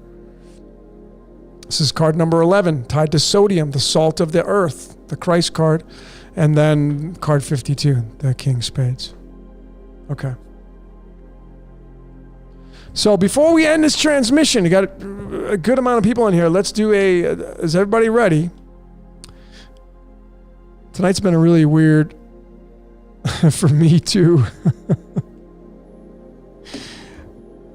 It's been a really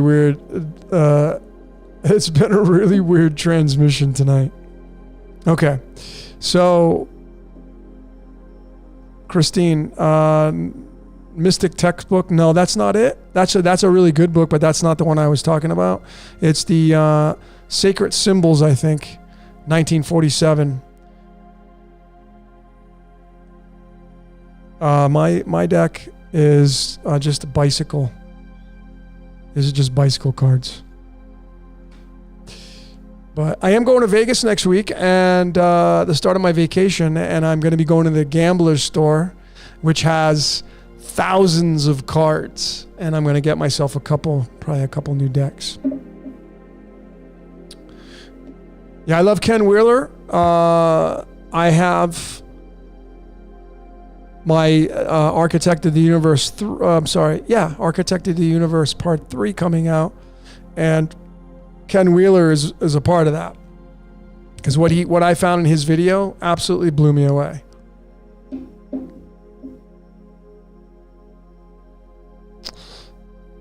Yes, and Tam Tam group card, absolutely. That's what I'm saying. I got almost 100 people. Let's do before we end this transmission. It's been a fun night tonight. We had some strong opinions out there tonight. Let's do a group card, shall we?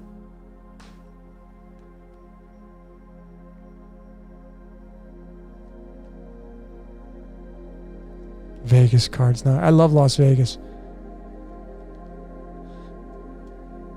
Las Vegas is one of my favorite places I've lived at. Love it there. When I lived there, I never went out. It was like a bit, like going back and through my days of partying, I would go and fly to Vegas and just go tear it up. And then when I moved there, I didn't tear it up at all. It was so funny. You just take advantage, and then you conform, and then it's it's funny. Okay. So let's do something fun tonight, shall we, folks? I'm gonna do this tonight. I am getting tired though. I have to eat. I've only eaten a couple salads today. It's kind of fasting, so my energy's been off tonight, and you probably can tell. Some of you can probably tell. I probably won't even save this one. I'll probably dismiss it. Probably won't save it in my list of videos. Probably redo this one, but this is number 8, and of course, because number 8 is always not, folks. This is what's your question number 8, by the way. And now I know all the controversy. 8 is the power number. It's a lot of like energy comes to the number 8 because it's tied to the infinity symbol.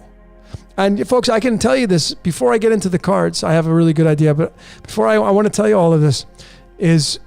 From when I learned numerology, I read a book, one of my books on numerology. It was called Chiro's Book of Numbers. That's one of the numerologists that I learned from. Chiro, it's CHEIROS, apostrophe S, Chiro's Book of Numbers. And he tells you what numbers are going to work with you and what numbers are not going to work with you. And the number 8, when you have it tied to your 4, like if you're a 4 birthday, 4 life path, or 8 life path, you never want to do anything with another 8 to enter into your life.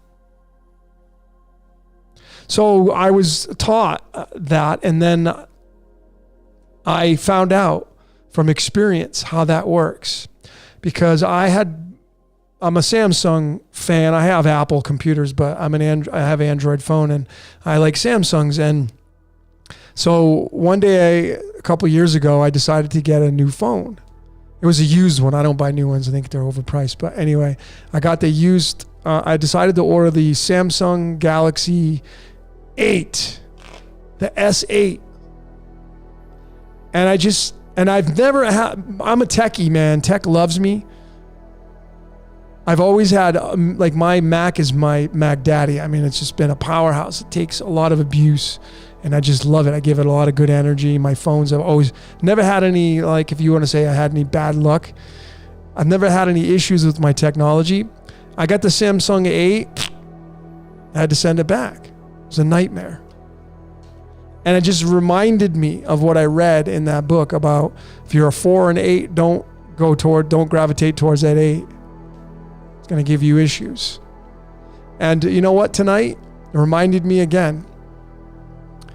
This is what's your question number 8. And we had some ruckus going on tonight in the chat from some people, or one person maybe. And my energy's been off today anyway. I can feel it. I'm a little tired than usual. I mean, I had one beer. It doesn't really, but I've been tired all day today. Went to the gym anyway. Went out in the sun. So I'm a little tired today. But anyway, folks, it's just really interesting when you know about the numbers and then you start to pay attention to them. And just remember, folks, all numbers are alive, just like you and I. They're all alive. And they all carry certain elements to them, personalities. So that number 8's a tricky one because it's related to Scorpio. And just remember, Scorpio is the 8th zodiac sign. And if you take 33, which is the number of vertebrae you have, some people have 34, but if you take 33 vertebrae in your spine, if you take a 3 and you mirror that 3, some of you watched it on my sneak peek of infinity, and you bring 2 3s together, it forms the number 8. So Scorpio's the 8th sign, and it's linked to the 33. And 33 is linked to ascension, which to me is linked to death and regeneration.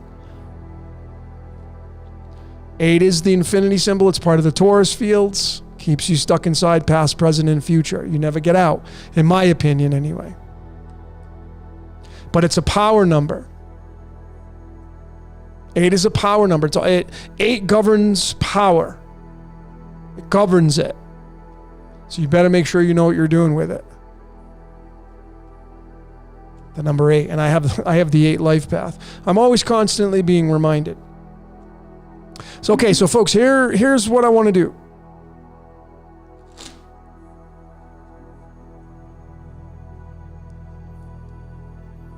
So we're going to do a question, a group.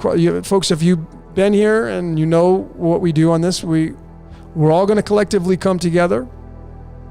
I'm going to press pause on my voice for 1 minute. We're going to focus on the music. I'm going to jack the music up. And we're going to meditate, however you do it, on the question. And we're going to collectively come together. And I can tell you, it's not just limited in this group. It's going to extend out into the world. All the people that you're connected to, it's going to be a part of them as well. So in essence, this is a collective group conscious reading, and it's the collective conscious of the entire world. It's going to be concentrated and filtered through all of us as the catalysts, but we are going to be one part of the whole. And if you've been here for similar readings, the cards that we pulled were absolutely so spot on. So what I'm going to do different tonight, and we'll see how I can interpret them, because like I said, I'm tired, but I'm going to pull one from the tarot. I'm going to pull one from the medicine deck, and I'm going to pull one from the cards of illumination. I'm going to do one of each. And, there are numbers associated with these, so we can add up all 3 numbers. We can interpret what the cards mean. There's a lot of angles when you add in more than one card. Okay? But thank you, each and every one of you, for Joe. Thanks, brother. This is probably your first one. All of you. I love all of you, man. I'm an Aquarian, so I'm all about unity and brotherhood. And, just so all of you know, I want to be crystal clear is, this whole entire game of life, no matter what you believe, no matter how you roll, don't be an asshole. Be a good person. That's the name of the game. Be a good person. Help people. Doesn't matter if you believe or control, or you have control of free will. That doesn't matter. Just be a good person. That's it. That solves everybody's problems. We can debate, throw the debate away. Just be a good person. How you be a good person. That's it. Simple. I kind of like as a general wash over any debating tonight. Just be a good person. And there were some people in here who were assholes tonight. You're not going to get anywhere with that kind of stuff. I know because I've been there. I've struggled with it. Trying to be right, trying to prove others wrong. It's tough because it's like your ego wants to be right. Anyways.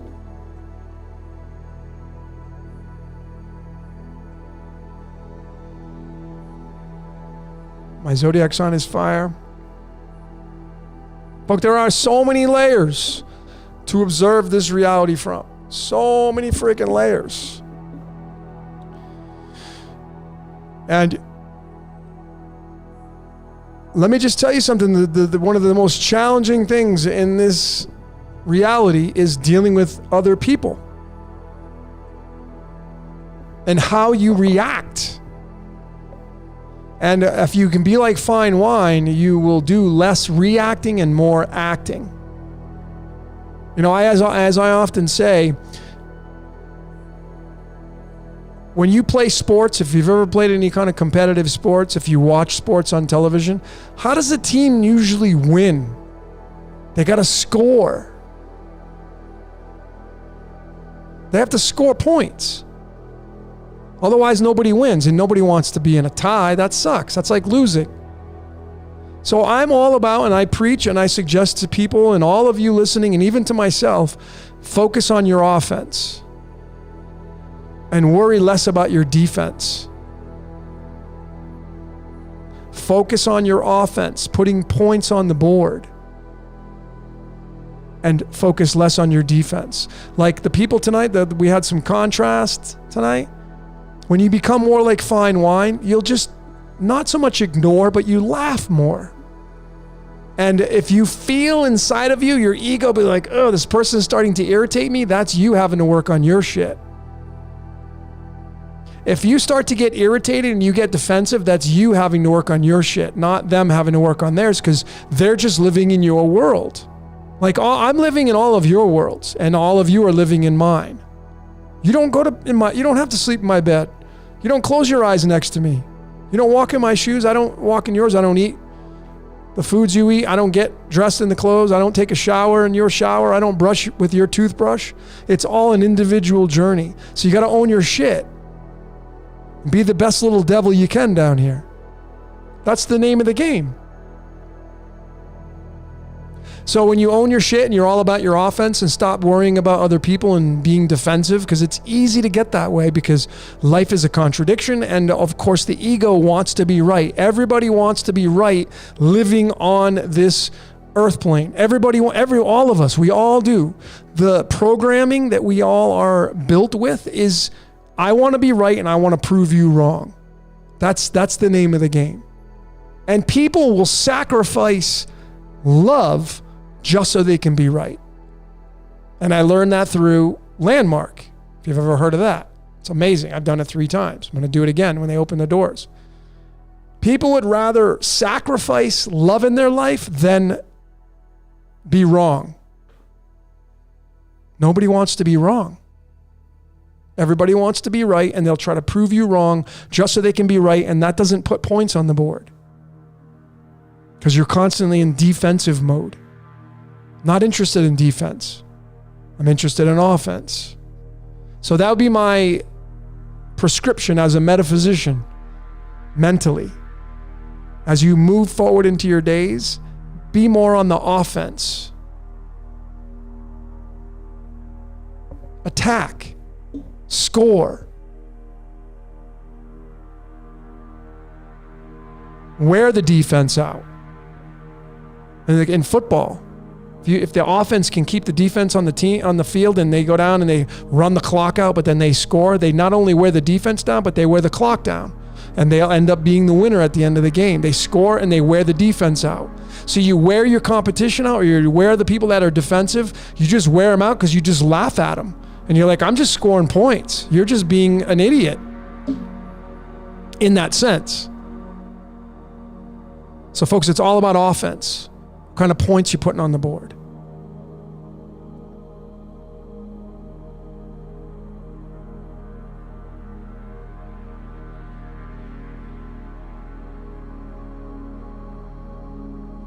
All right.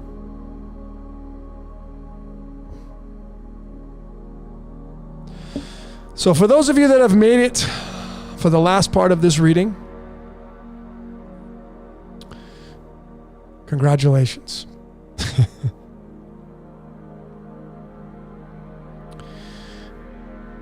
So let's get to this. The conscious card reading tonight. I'm going to do three decks, one card from each deck. Let me shuffle them. And I'm open to suggestions.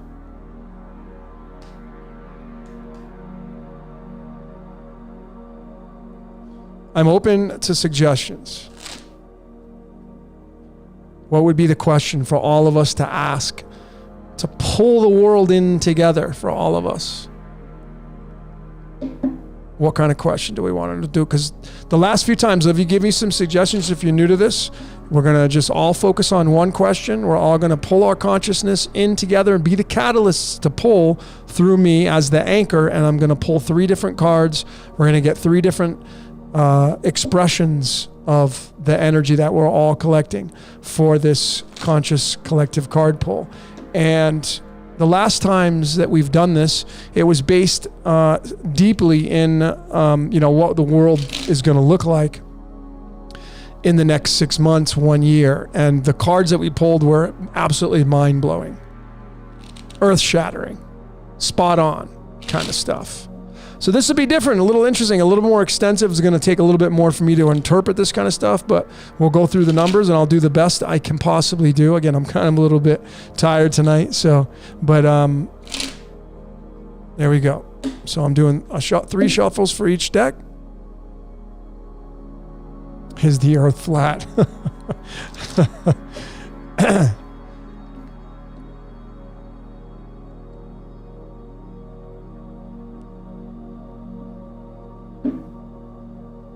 Okay, so one last shuffle for the tarot. There it is. All right, so each deck has been successfully shuffled. So now we just have to narrow it down to a question. Press pause, meditate for a minute, put on some cool music, and pull the cards. So I'm open to some suggestions.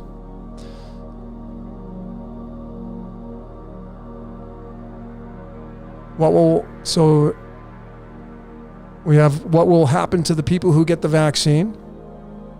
I don't think we need the cards for that, but okay, that's a question. Well, what's going to happen to the people who get the vaccine? I like that.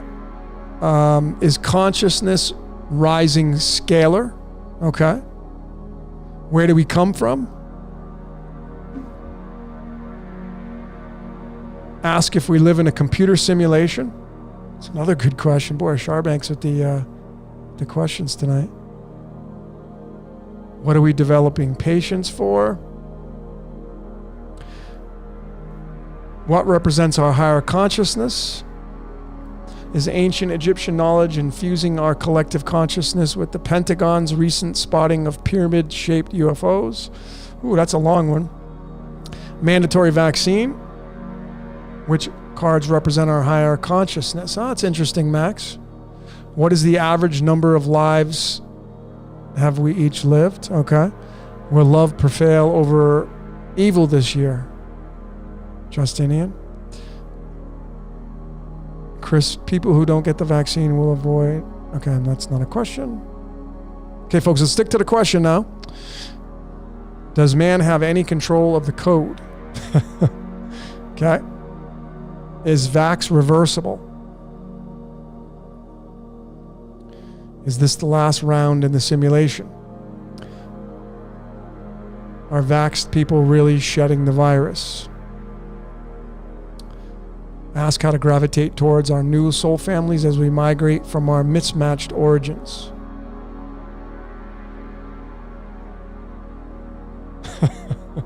Who let the dogs out? I like that. That's funny. That's actually funny. If I had a second card thing to pull, I would probably ask that. If everyone has a coded script, then why are you reading 2 cards? Why are you reading tarot cards?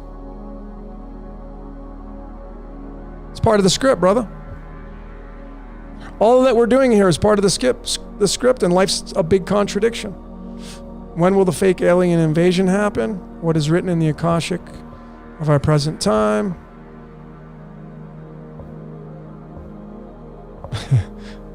Yeah, I love radio, bro. I've been on radio a few times. I love radio. Captain Kirk, life is completely contradicting, my friend. Life is a big contradiction. So 1 minute let's stick to the question because I'll end up going off on a different tangent. Vaccine. So who's in? I kind of like the question that Sharabanks had. Is the plasma apocalypse happening? So I kind of like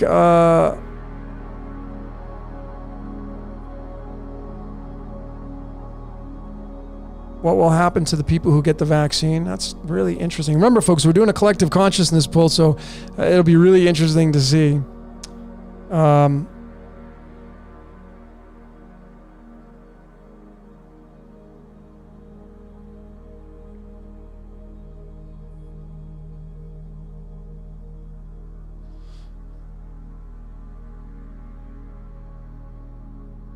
It's consciousness. I think maybe a lot of vaccine questions here. Are we actually one consciousness? So Chris Banks, I don't know more than anybody else. This is my show, and you don't have to agree with everything that I say. So I'll just leave it at that. I mean, I appreciate you coming on here. I don't know you have to be. I'm all about offense, dude. You're getting really defensive. I'm not acting. I'm just being myself. I'm living my code. So let's just keep it around love tonight, man. I mean, you guys are just. These are my opinions, folks. These are my opinions and truths. You don't have to agree with them. I'm very set in my truths, but so are you. So I'm not here to. I learned from a lot of you people. Where are we headed in 2021? We did that one the last time. When am I finishing Infinity 8? I'm still working on that one. 2022, we did that one last time. Where's the idea of reincarnation comes from? Okay. Yeah, Chris, I state things as facts because they're my facts. Remember what I said? These are my facts, my opinions and truths. And I've said it many times. You don't have to agree with them. I stand by my facts. You stand by yours. So it's very easy to understand that, my friend. I'm being very general and I'm very, very neutral. These are my opinions and truths. My channel are my opinions and truths. I put it in front of the majority of my videos. And again, you don't have to agree with them. And I've said that many times on here tonight.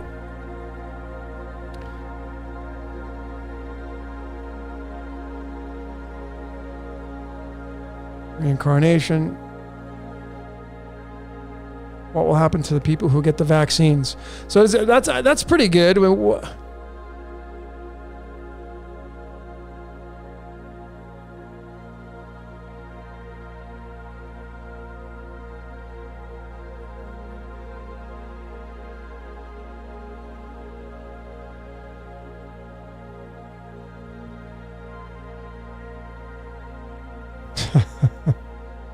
That's funny. Okay.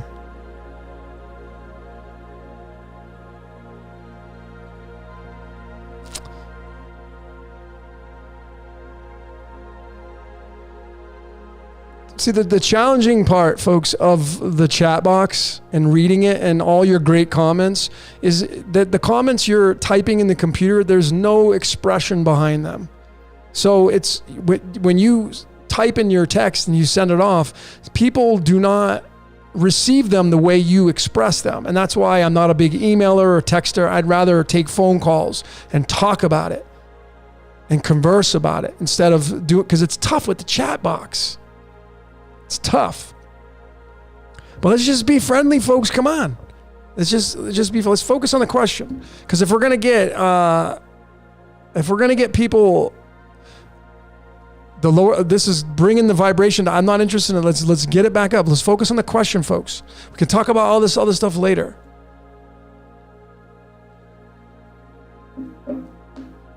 Chris Banks, I'm just going to ask you to please just chill for a little bit, okay? So we can all do this question. And everybody else that's paying attention, let's all just focus on the question. Do you believe we are in a simulation? Yes.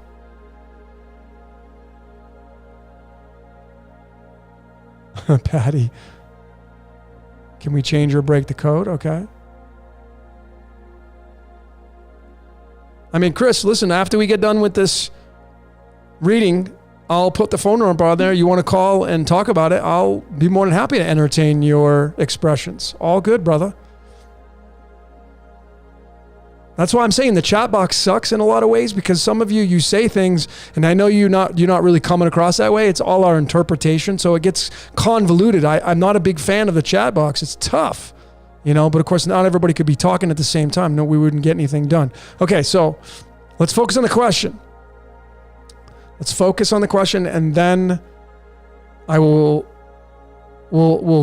pay attention to something else. So does everybody want to ask the question about the vaccine?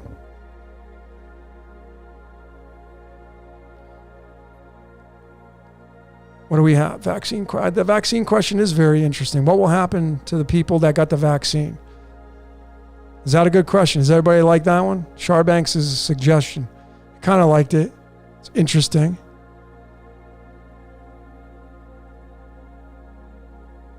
Lisa's question. See, they're coming in so fast, I can't keep up with them, so. You guys all good with the vax? No. Lisa's man being used by Demiurge. We can ask that.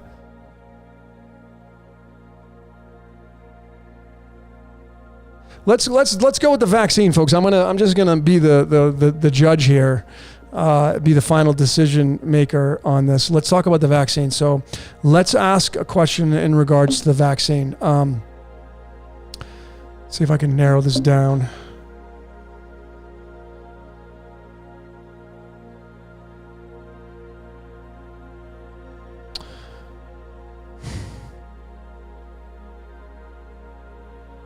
Folks, let's focus on the question now, okay?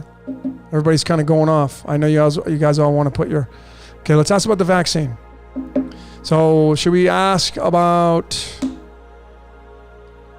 what will happen to the people that get the vaccine, or just would you guys want to just do a general no vax?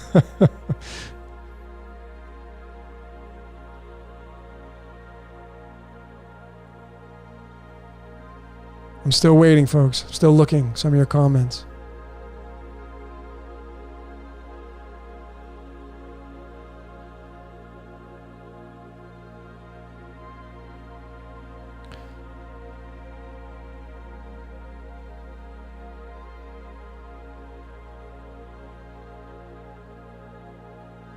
Lisa's asking, what will happen to those who do not get the vaccine? Okay. Well, since the majority of you, if not all of you, are probably not going to get the vaccine, I would assume. And if you are or you did, it's all good. Again, it's a personal choice. Let's go with that. What will happen to those who do not get the vaccine? Because the majority of you listening during this transmission are all about not getting the vaccine. So let's do that question. What's going to happen to the people in this world who do not get the vaccine? How about that, folks? So a lot of you coming with your comments now. Okay, so the majority of you I know are not. You're not gonna take the vaccine.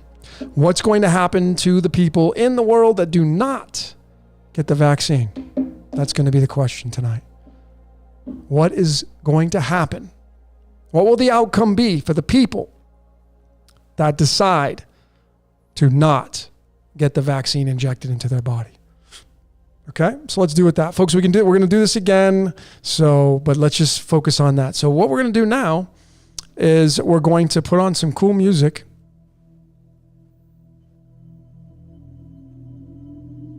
And I'm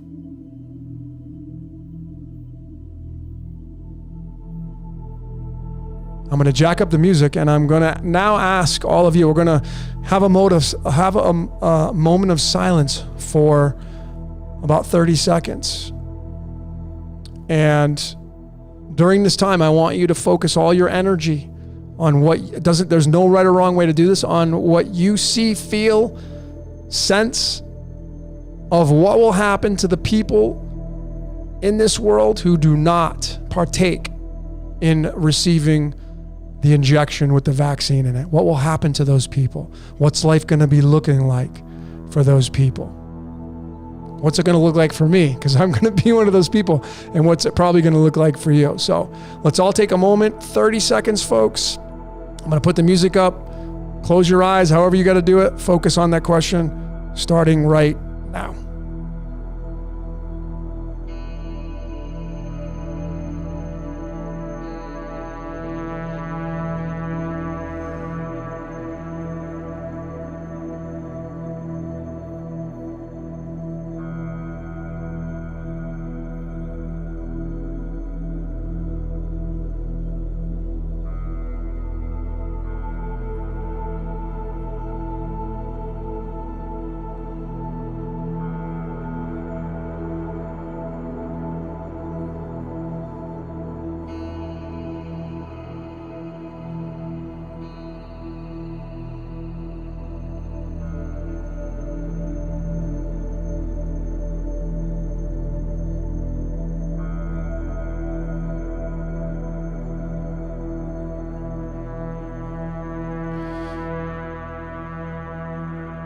All right, folks.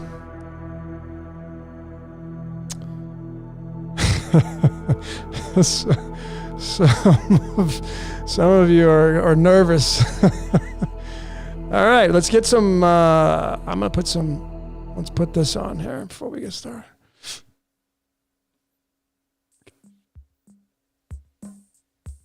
Get some in the air tonight. All right, folks. So the answer is now going to be revealed of what will life be like for those that do not partake in getting the injection with the vaccine in it for COVID, for the corona.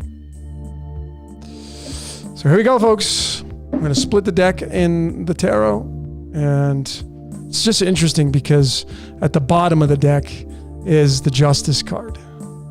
And that says a lot if you know how to read cards. But anyway, let's pull the card out. Free from Vax.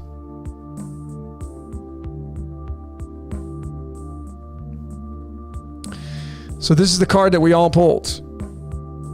This is called the Nine of Wands. And this is the Wounded Warrior. This card right here is a representation of going through a lot of wounds, wars. It's a card of the Wounded Warrior. So how I would interpret this card for all of us that decide not to get the shot is you're going to have to go through some trials and tribulations. And it may be on a personal level to where you get some people in your life that do get it and they're going to give you a lot of shit for it, for not doing it. Which, think about it, folks. You don't wear a mask, you get people giving you shit. Just strangers in the street. Hey, put your mask on. We're already going through this. But this is tied to the Nine of Clubs, which is the 22nd card in the deck. Tied to the sodium and the titanium and Saturn's moon Titan. And This is all dealing with the mind, but this is like, you know, having to go through trials and tribulations. The great part about this card, however, though, is that 9 means endings and completions. And the character you see standing in front of those 8 wands and holding one, you notice it's not on its knees. It's not lying on its back with swords pierced, indicating death and, you know, finalization. This is the wounded warrior having to go through, but it's the one at the very end. It's standing. It's made it to the end. Tried and true. This card right here. Let me give you some more keywords on that. I think it's just very fitting. I mean, just, you know, wounded, experienced, guarded, perseverance. The 9 of Wands is a card about wisdom and strength gained through experience. So when this card comes up, it's asking you to look back at a similar time and what can you learn from that experience? Well, yeah, holding your ground, not giving in. So this card definitely is the wounded warrior, but again, the card is clearly showing that the warrior is standing on its 2 feet, not on its knees. So to me, it means victory to me.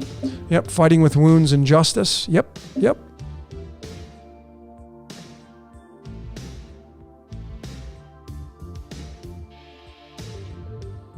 Yeah, a lot of death. Yep, you're absolutely right. I think you're going to see that, folks. Listen, right now there are people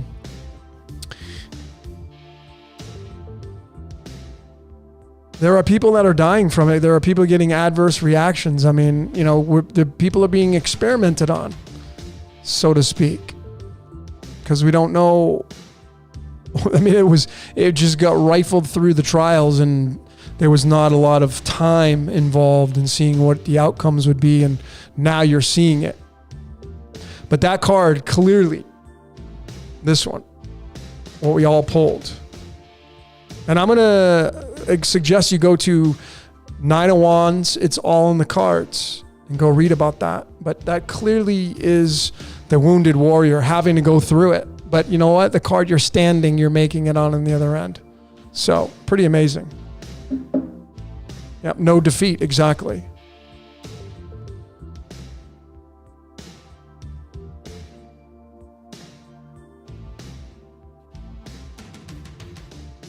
Just going through your comments.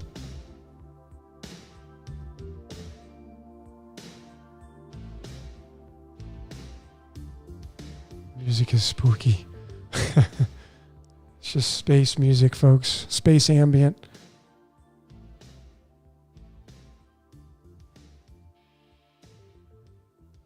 Okay. So now we're going to do the medicine deck. The easiest way to get into the meditative state. Let's go to the now medicine deck. Let's see what the animals and insects and reptiles say about this. So again, the question was, what will the outcome look like for those that decide not to get the injection with the vaccine for the COVID? Let me just leave this card up. Allow yourself to hear So here we go, folks. sounds that are going on around you. Just listen to the general hum, buzz of the world as if you were listening to music. So, folks, this is the card that we all pulled for the medicine deck. Card number 3. And the elk is the card of absolute strength. This card right here. Of course, 3 is the triangle, standing for the Trinity. But the elk is the lodge, the elk lodge. The elks are the animals known for their strength and perseverance. It's really interesting that we actually got those 2 cards, which are very similar. If you know what the elk means. If you have the medicine, deck, you should go read about it. Actually, let me pull it up and tell you all. Listen to them as part of the general noise going on, And soon you will find that the so-called outside world and the so-called inside world come together. So it's stamina and energy, strength, pride, survival, stamina, leading through things, pacing yourself. And it, last and not least, it's teaching us the importance of coming together and standing together as a community or a herd. And that's what that card means. Very fitting, folks. Another amazing pull there. Okay, we have somebody that keeps going. Master numbers 11, 22, and 33. Talk about that. I mean, you're going to keep copying and pasting that. Okay, all right. Like 20 times. I'm not going to talk about it if you keep doing it 20 times, Quain. I hear you. Let me finish the card reading here, and then I'll get to your question.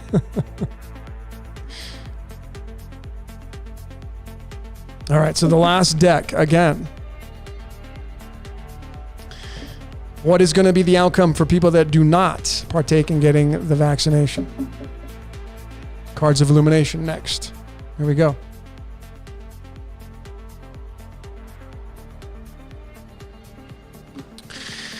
And we got the Seven of Clubs. Seven of Clubs. And this is the 20th card in the deck, which is tied to the word judgment. The 20th card in the deck, that's Seven Clubs. Let me show you what it looks like in the tarot. And this says it all right there. So you got the Seven of Clubs.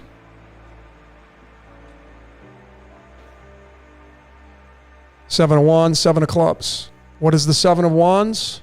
Seven of Clubs. Defending what matters. That's what we all pulled. Defending what matters. Perfect alignment with what the question is. Defending what matters. Standing your ground. Not giving in. So the cards. These are the cards. All these cards are here tonight. Whoops. Yep. So we got Seven Clubs, which is the 20th card representing duality and standing your ground and perseverance and observing everything around you and maybe assessing everything around you. And that's going to lead to the Seven of Wands, which is defending what matters, standing your ground. Notice the person in there is holding the wand and it's like, get back. So standing your ground, saying no, standing up for yourself. Then we pulled the Elk card, which is all about stamina and being involved in the community, being around like-minded people in the community that are involved in saying no to getting the vaccine.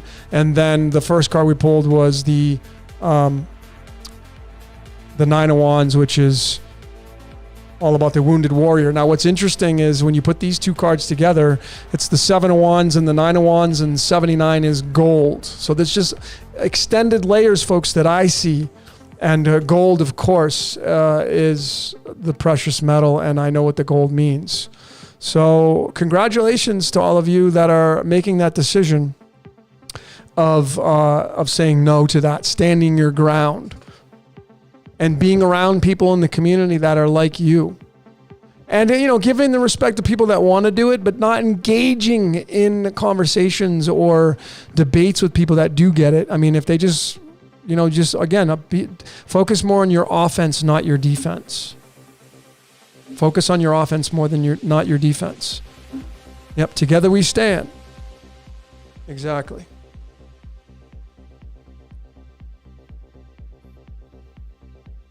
So let me change this, and then I'm going to get back to some of your questions and then call it a night.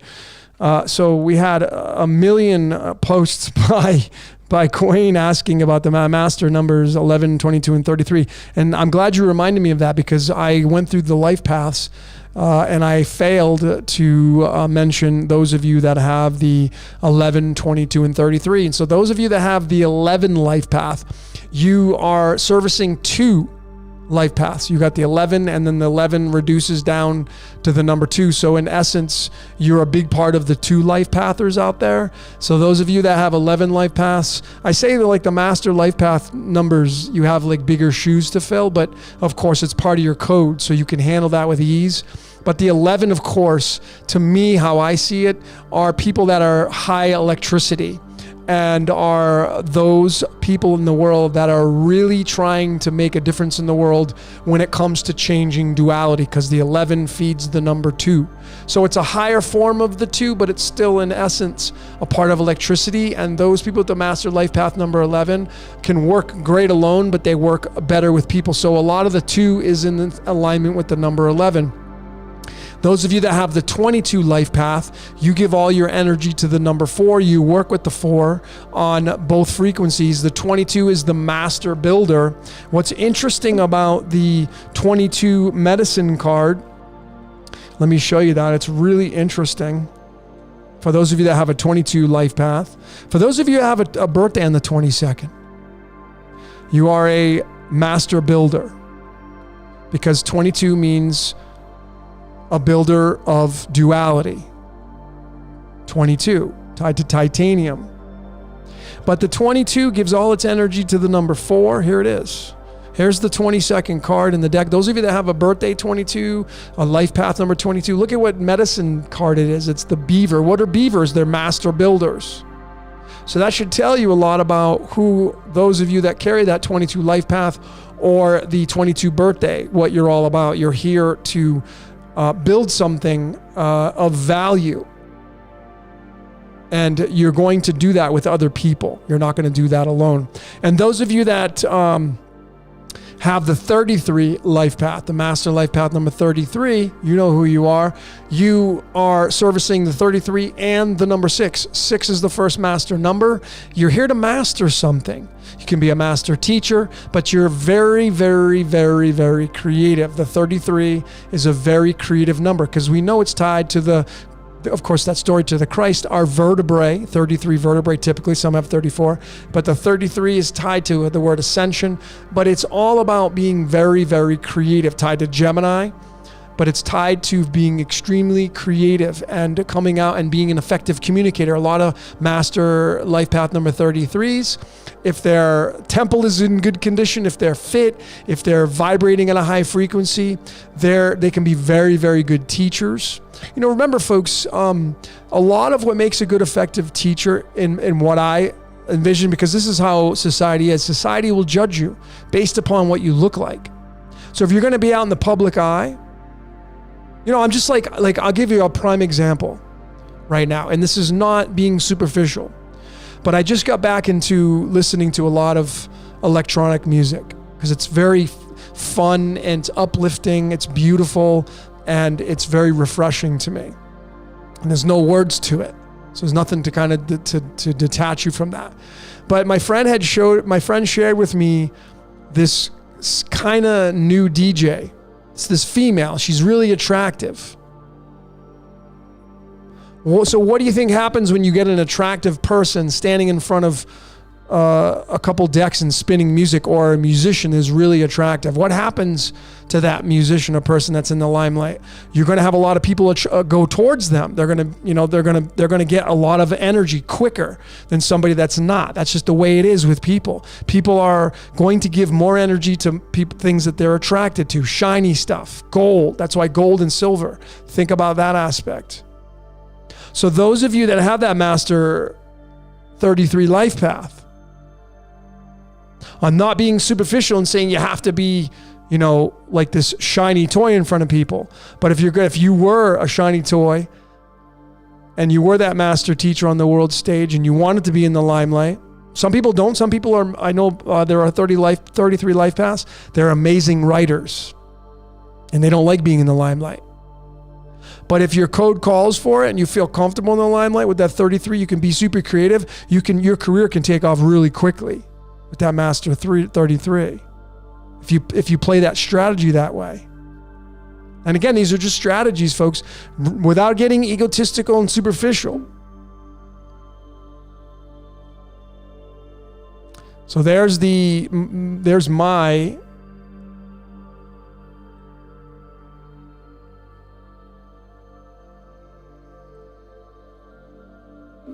definitions of the 11, 22, and 33. I hope that helped you out. Whoever that was who asked 20 times, who got my attention though. Okay. Gemini Sun, 10th and 7th path.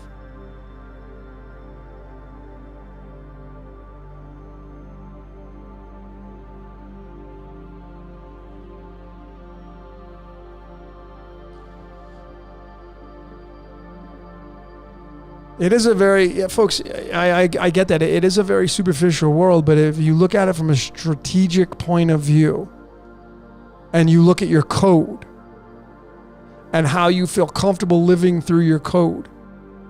Remember, I feel, and I strive to suggest this to people, again, these are my truths, and you got to make the truth your own, but I feel like if you wake up every single day and you're like satisfied and happy, and you're chasing what it is that you feel comfortable in each and every single day, I feel that's living out your true code.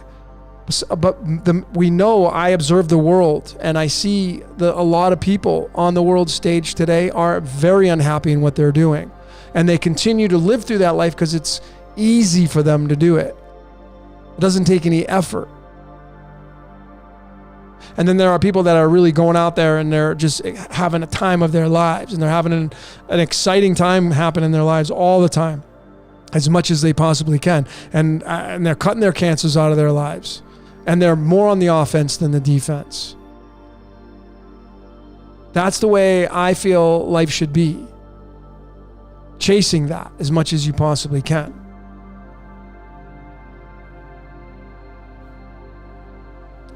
All right, so Jodo is saying, so wear makeup if you want to. If it raises your frequency and you feel good about yourself and you do that, then go do that. I'm all about raising your frequency in that sense. So whatever it is that you got to do to raise your frequency, raise it, not lower it, raise it. Because there's a fine line, I think, with trying to have this amazing outward appearance and then going too far over, and now it's not raising your frequency, it's actually lowering it because of what you're getting with that as a return on your investment.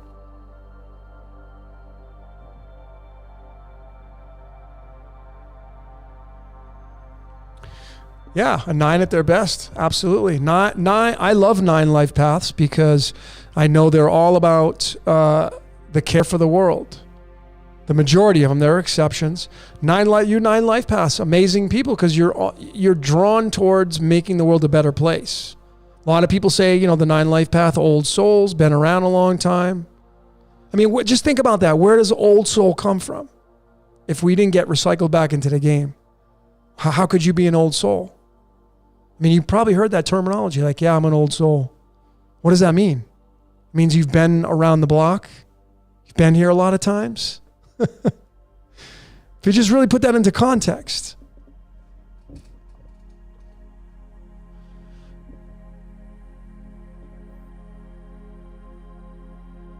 Emerald says, I know a woman who's 33 and she was a false guru. Yeah, folks, there are going to be people that are, just because they're a high number and they have a master life path number, it doesn't mean they're going to be for the forward progression. But I need you to remember, and again, these are my points and perspectives, is that everything works together as a machine. So you have some people that are gifted with the code. Like if you study the Law of One material, if you're a fan of the Law of One, which is all about Ra and ancient Egypt and the pyramids and graduation. If you believe in that kind of stuff, if you haven't checked out the Law of One material, you should go read it. It's really interesting. But that whole methodology is not I'm more in line with it because I realize that we're this ecosystem, there's no good or bad. The Law of One teaches there is no good or bad. Everything just is. So you're going to have people graduating into a higher density that are service to others. And then you're going to have the other people who are more service to self. They're going to go into another frequency or dimension or density. Some people are going to have to actually come back to the third density, this 3D reality, and have to relive it again and do it again and do it all over again and probably not remember. That's what the Law of One teaches, if you fancy that stuff, which to me makes more sense than, the majority of stuff out there. Law of One is awesome because it comes down to everything being a collective piece of the one, the hive. There is no separation. So if you can really put it into context, ladies and gentlemen, that everybody that lives on this planet, number one, first and foremost, I believe is one of the most greatest things you could ever download. Everybody living today is absolutely right. Now, I know some of you are like, no, there are some people that are wrong. No, not in their life, they're not in their world. And we're living in their world. You're not living in, they're living in your world, you're living in their world. And in their world, they're right and you're wrong. So if you can escape out of that and just really observe and be in the neutral position, that's the best place to be. Because then you can just say, you know what, you're right. Because how many times have you sat there and argued with somebody and you're right when it comes down to like 1 + 1 is 2? You're saying it's 2, they're saying it's 3. And you're going back and forth. All of you have gone through this. And you're like, in your head, you're like, man, there's no sense. You've heard the statement, there's no sense in arguing with an idiot. But in their world, no matter what you say, they're going to say they are right. So one of the greatest things I ever learned going through my long time of personal development was that everybody's right. And when I accepted that notion, it freed up so much of my division in my own mind. Because we're all at different layers. And if you just use the simple analogy of, we're all into numbers. If you use the simple analogy of math, some people are at a level of trigonometry, some people are at a level of algebra, and some people are at a level of just general math. How can you talk trigonometry to somebody that's just at a level of general math? It's like beating your head against the wall.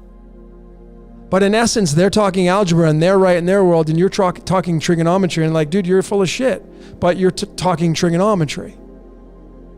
But both people are right.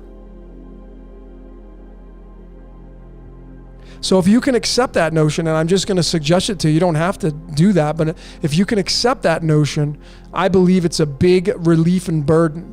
Because then you can walk through life and you can look at people and say, it doesn't matter. They're right and I'm right. And it just frees up a lot of your stuff. Okay, let's go back to some of your questions.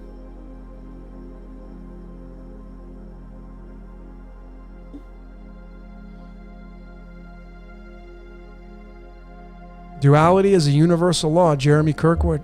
Absolutely. Down here in duality, it is in this 3D reality. That may change if there is such a thing as graduating and going to a different density, like the Law of One teaches. Well, you're not going to have the same rules down here in this density as you would in the higher ones, according to the Law of One. But nobody knows what that's like. We can only theorize on it. Can only theorize on it, folks.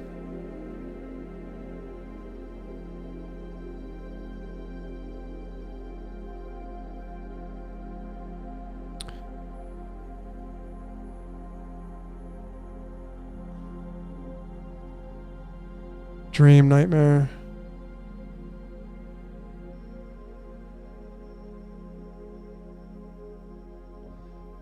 Yeah, folks, if you look at life, if you really get into the common sense and logic space, so come with me, I invite you to get into the common sense and logic space right now. And you look outside into this world, all the moving parts that we are not subjected to each day. All of them. And, for those of you that this is a great example for those of you that have kids, for those of you that are parents, or for those of you that have furry kids. Some of you are just, I'm all about the fur, but they're still your children. For those of you that have kids, for those of you that are parents, if you knew that your child was suffering, if you knew it consciously, would you just let it keep going on? Or would you go do anything you could to change it, to correct it? Well, of course, you would do whatever it takes if you're a good parent. You would do whatever it takes to end that suffering of your child that you love. Furry child, human child. Even some of you that have friends, if you know your friend's suffering, you do anything you can to help your friend, your parents. So then you take that notion right there, and this is built on a perspective, folks, of us being imperfect human beings, not being perfect. We're imperfect, but yet we're coded and designed to seek out to end suffering if we could, especially if we have children. But yet in this game, we're all the little children. We're all the kids. And who's responsible to end the suffering? Why is the suffering continuing on when you know the suffering's going on? Because I don't live in Haiti, but if I go on YouTube, I can see the suffering going on there. I don't live in some third world countries, but I know the suffering's going on there. I got to just tune on to the news. Who's the father and mother of us, of all of us? We're all the kids. And if we are imperfect human beings, and yet we will end the suffering of our children, why is the creator, the father and mother of this reality, why does it let suffering go on? I think scraping away the dogma and the propaganda, the things that we are programmed with, those stories, getting rid of those and coming down to brass tacks, common sense and logic. You're a parent, you would never let your child suffer. You would end it immediately if you had the ability to do that. You wouldn't just turn around and say, I'll just let them just deal with it. No, there are going to be exceptions, but the majority of you that are parents, you would end it. That's not what happens in this reality. As us being the kids, we're all the kids. The suffering continues. And it's been going on for a long time. Why? Forget the biblical stuff. Scrape away that stuff. Scrape it away. And what you're left with is common sense and logic. And to me, the common sense and logic is this is a game and it's a battery, and our emotions and our suffering is part of feeding the battery, the negative side. And we have two emotions in our lives. Only two. Everything's all subordinate under that. Love and fear. That's it. Those are the only two. And we all have them. And amongst those two emotions, those of you that have kids would never let your kids suffer. And yet we're suffering down here because it's part of the code. It keeps the battery going. And when you can see how this game works, you're not going to favor any one side. You're going to realize that every single living entity in this contained system has a job and responsibility to do. Everything is built on survival. Nothing wants to die. You don't want to die. Steve Jobs said, everybody wants to go to heaven. No one wants to die to get there. But everything, you go outside, you look at nature, everything just wants to survive. I mean, I live in this big building, and right outside my door is this massive courtyard. And then the wall separates the road. And there are a ton of birds here. In the tree behind me, back here, there's this huge nest of parrots. And they're super loud and talkative. And all they want to do is survive. Just like me. They got to eat every day. Come down to the ground, whatever. They got to watch out for the cat. There's cats out there. They'll kill the birds. The cats want to survive. cat is built to pounce on the birds. I've seen it. A lot of stray cats running around in here in Mexico. They'll run at the pigeons and they'll attack and they'll grab the pigeon. It's part of the cat's code. Everything wants to survive down here in Wonderland. Everything. It's all built on survival, folks. It's part of the game. And if you can scrape away all the stories that you were told, all that's all there. I believe it's all designed to keep you away from what you really need to see. And that's not going to be just handed to you. Say, here you go, here's the truth, right when you're born. And here it is. I'm going to roll the red carpet out for you. This is how it really works. Especially if you believe we're in the dark age, which is the age that's the farthest away from the source of when it all started, the golden age. If you're born in the golden age, you can see how it works. But when you're born in the dark age, you're farther away from the source. The stories are more convoluted. The stories get more whispered down the lane. The story changes through every parent, and things get added on to the story, and the story gets thicker and deeper and more muddied and farther away from the absolute origin truth. You know, I used this example quite a bit. Shoes. Now these are black, but they're beat up. And, you know, here in Mexico, it's all it's all like rocks and cobblestone, and it's all uneven, and it's really rough on the shoes. And all the material has worn down on these shoes in the front. They're just worn. I've had these about 6 months since I got here. They were brand new. And now I'm about ready to throw them out. But 6 months ago, brand freaking new. Let these shoes represent the dark age. Brand new, golden age. This is a perfect example of how our reality works, the game. If you can scrape away all the bullshit. Nature is cyclical. It's cyclical. It doesn't care what you think. You can go out, and if the sun's too hot during the summertime, you can go out and yell at it all you want, and it's not going to listen to you. It just does what it needs to do. That's its job. It's its code. Its design is to give and take. But this shoe right here, I'm about ready to throw them out. They're beat. I wouldn't even let you smell them. But they're ready. I mean, they're ripping here, and dark age. I need a new pair. And that's how our reality works. And it's owned and operated by the 88 constellations and then some that are contained inside our closed system. And when the dark age gets too dark, I mean, these sneakers right here are the perfect representation of being the farthest away from new. These are the old. This is the old. And then you'd have the new pair that comes and I throw these out. It's time for a new pair of shoes. That's how this game works. This reality that we all play, called the game of life.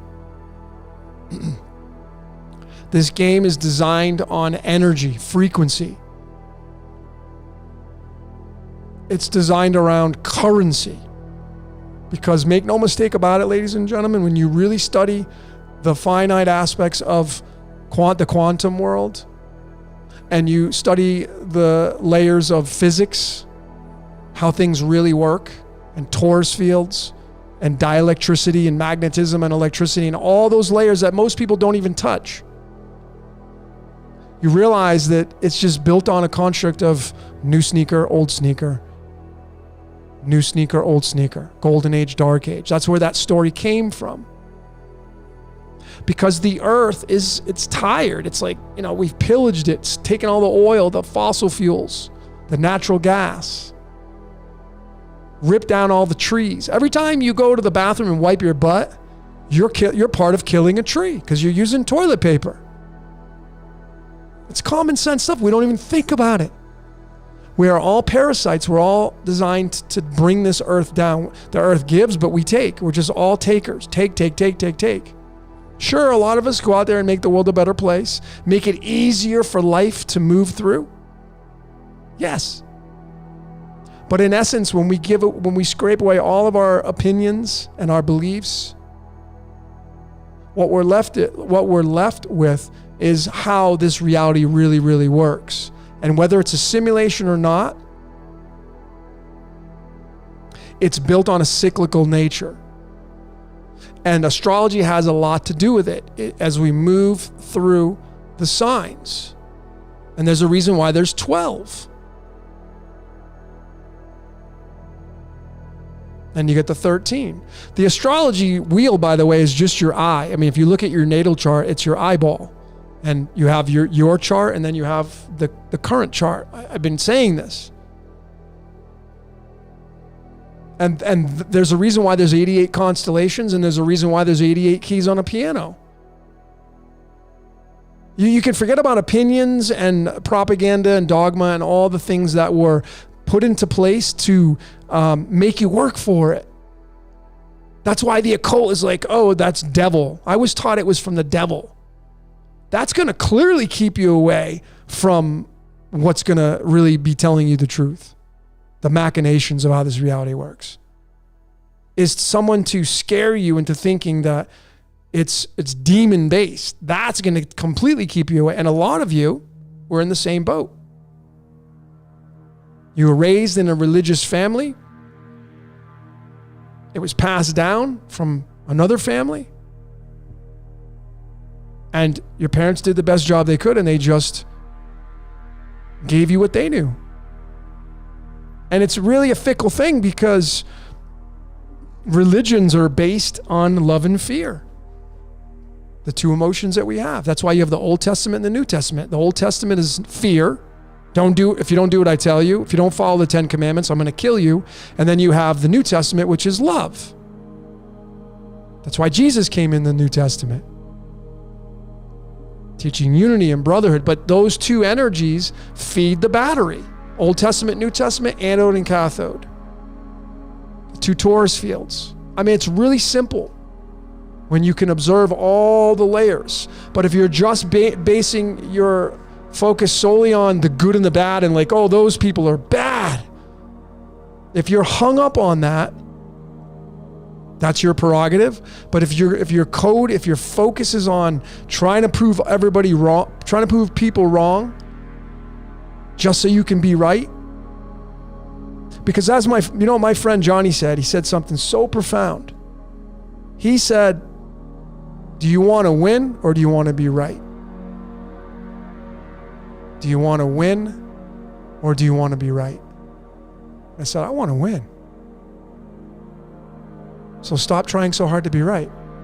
And I know it's a contradiction because clearly I'm stating my things, I'm answering some of your questions, and I'm appearing to be right? I'm trying to say, oh, no, you're wrong. It's a contradiction.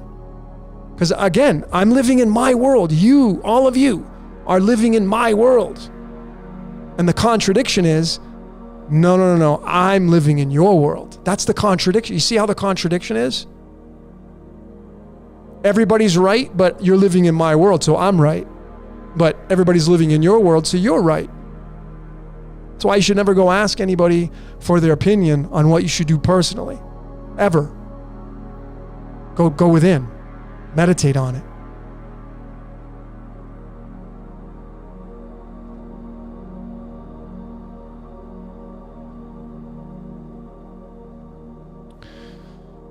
So anyway, let me just check some of your comments here. Pay a little attention to you.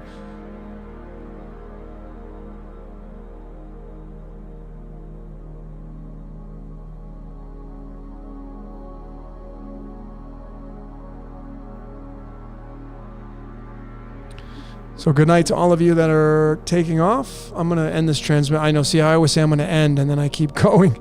And I'm usually like, I'm between 3 and 5 hours and I'm 4.5. I'm probably going to end the transmission, but let me go through some of your comments.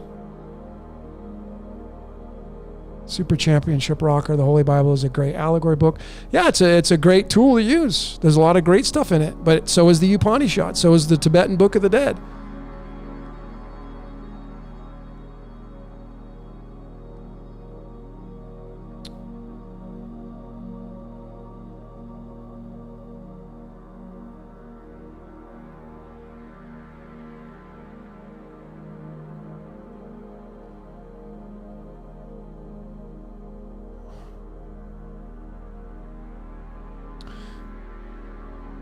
So again, folks, I'm looking at your comments. Love is the only truth. Well, think about it, folks. If you believe in the golden age to the dark age, if you're one of those people that believe like I do, and I know a lot of you here believe in that stuff, well, what would represent the golden age? Love. And what would represent the dark age? Fear. You see, when you have an origination, like let this, here's my son. Let this be the starting point of it all. Well, when you start here and then you go this way, which is what time does. If time starts here, this is the origination, and then time moves and it goes and it goes and it goes, and then you're born here, and then it goes and then it goes. You keep getting farther and farther away from the source. What do you think happens? You are given information that's not close to the source. That's a pretty common logic thinking. So the farther away you get from the origination point, the more convoluted the stories are going to be, the more stories that are going to be. I mean, think about it, folks. Why are there over 9,000 known, I think 10,000 religions now? What happened to the first one? Why is there 10,000? Because somebody didn't like the first one. So they changed it. Why did it need changing? Have you really thought about that? Well, change is imminent, because if we kept those thoughts of like only one religion, that means we'd only have one kind of phone. Like, why did the rotary phone evolve into the cell phone, what we have today? Because somebody thought the rotary phone could be made better, or didn't like the rotary phone. So you go back to religion again. What happened to the first religion? Why did they change it? Why did somebody change the first one? What was wrong with the first one? Because that's what happens when you start at a origination and then you move away from it. Which, if you look at the origination, this is the Big Bang. Folks, the cosmos, by the way, if you really get into physics and you get into the torus fields, and the cosmos breathes. I was just having this conversation with somebody. I think it was Joshua Seifring. We're talking about the cosmos, and it breathes in and out, just like we breathe in and out. We're the micro. The cosmos breathes in and out, but it doesn't do it like we do. And I am in the belief that the breath outward was the Big Bang, that story. And here's the starting point, and it breathed out, and the word was God, and it just breathes out. Well, now the cosmos is about to breathe in a new age. And what happens? Everything expands out, and now the cosmos is about ready to take its breath inward. It's going to go all back in again to the source. Breathe in, breathe out, wax on, wax off. Movies tell us that stuff. That's what I believe. That's how it works.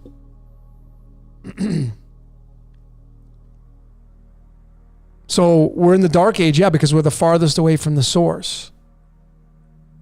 And we still may have some time to go. We still may not even get into the end of it yet. I don't know. Just because we move into the age of Aquarius, if that really is the truth, if we really are moving into the age of Aquarius, or we already have, or we're doing it next year. I believe if we are, it's going to be next year.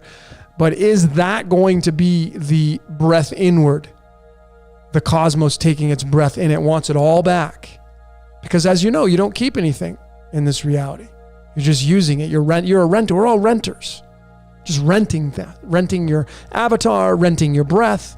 You're at the mercy of oxygen and nitrogen. You're at the mercy of air. You're at the mercy of sleep. You're not the boss, if you really think about it. You're at the mercy of your stomach, constantly wanting food, demanding food. You're like owned by your stomach and your lungs. They own you, your heart. You don't, so I'm saying is you are all renters. And that's just part of the code.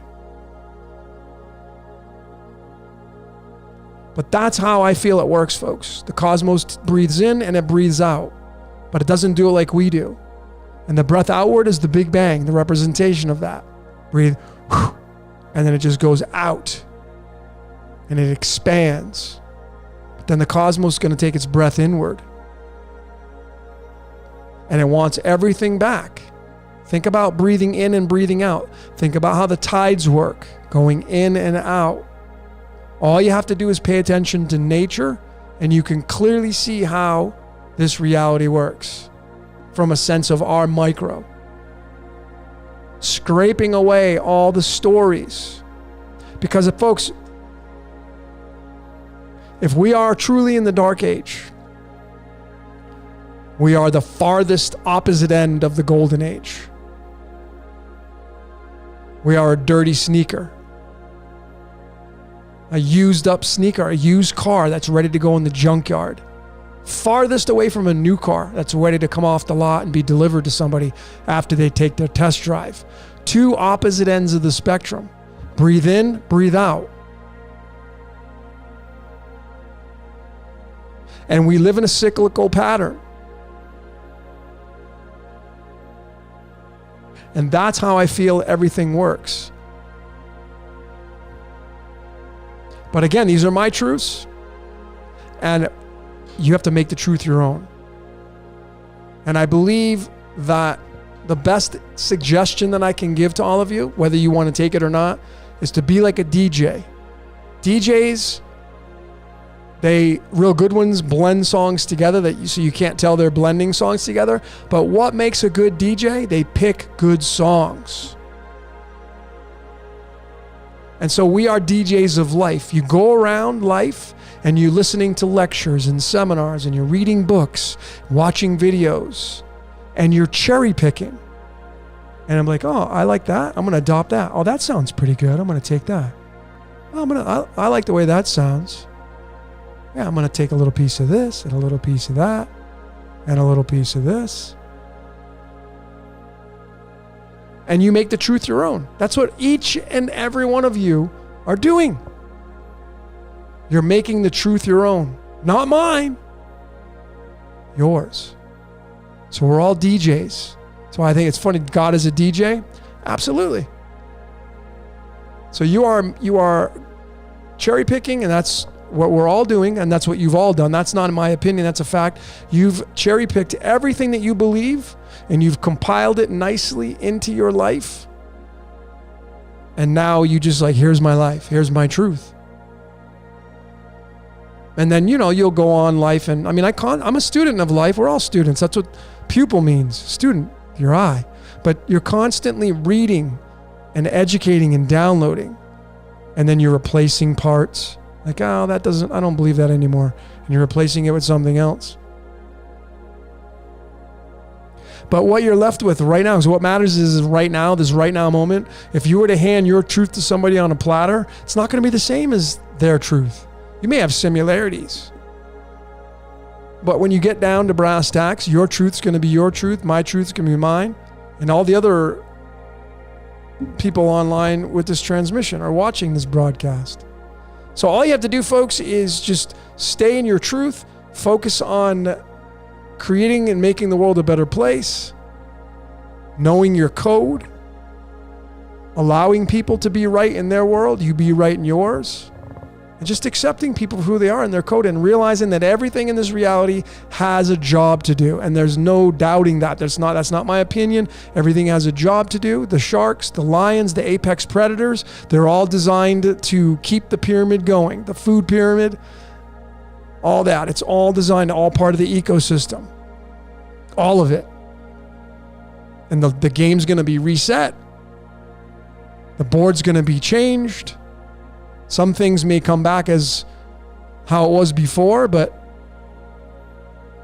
the reset's going to happen, whatever that's going to look like, and the game's going to get changed, and we will have a new set of rules and standards, I'm sure, if you are a follower of, what I'm talking about. But anyway, folks,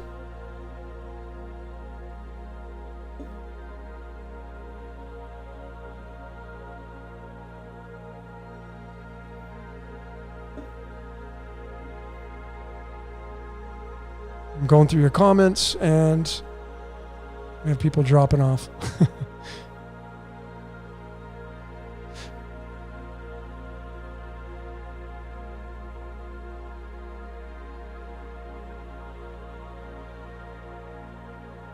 So again, folks, I guess what I wanted to kind of conclude in this transmission to all of you, we all learned a lesson, and this is part of the code.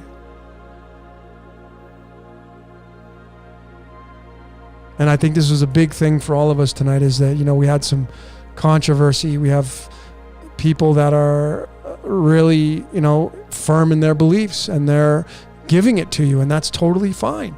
See, again, it's how you react towards that. But I think the Scorpius Nana, good night. Thank you for joining in.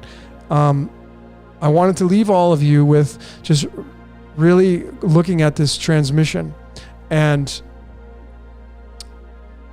looking at it again, is that, make the truth your own. Focus on what makes your vibrational frequency go up. A lot of your frequencies tonight, some of you allowed your frequency to go down. It's a sliding scale because you were more focused on your defense than your offense. So if you can just focus on your offense and put points on the board, make the truth your own, and not worry about having to be on the defense. That's how I think you make that's how I think you make the world a better place. Everybody here today, tonight, this morning, from all around the world, all of you listening, whether you're watching it now or recording, it's all about raising your frequency and just allowing people to have their frequency. And that's it.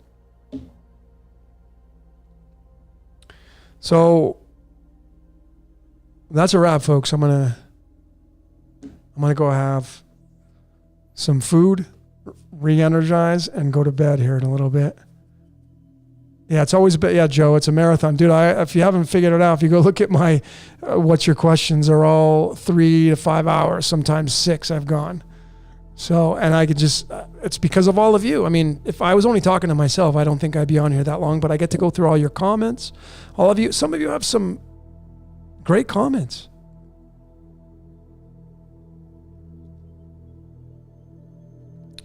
But folks, again, make the truth your own.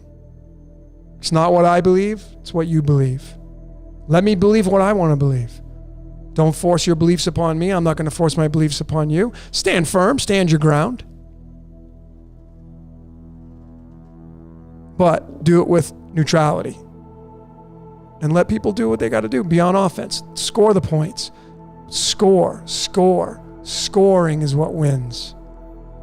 That's what people are going to talk about. How many points you put on the board. When you go watch a football game, what are the best games? Not the ones that go 0-0 and it was, oh my God, the defenses were so good. No, it's the freaking high scoring games. Those are the ones that people want to see. High scoring. Be a high scorer. Offense, points. Put points on your board. That's what's going to make this world a better place. not trying to attack and be defensive. Because you stay stuck there in the defense.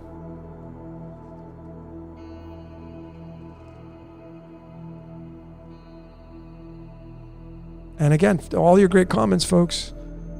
Be careful who you cut out your cancers in your life. My last parting words, cut out your cancers in your life.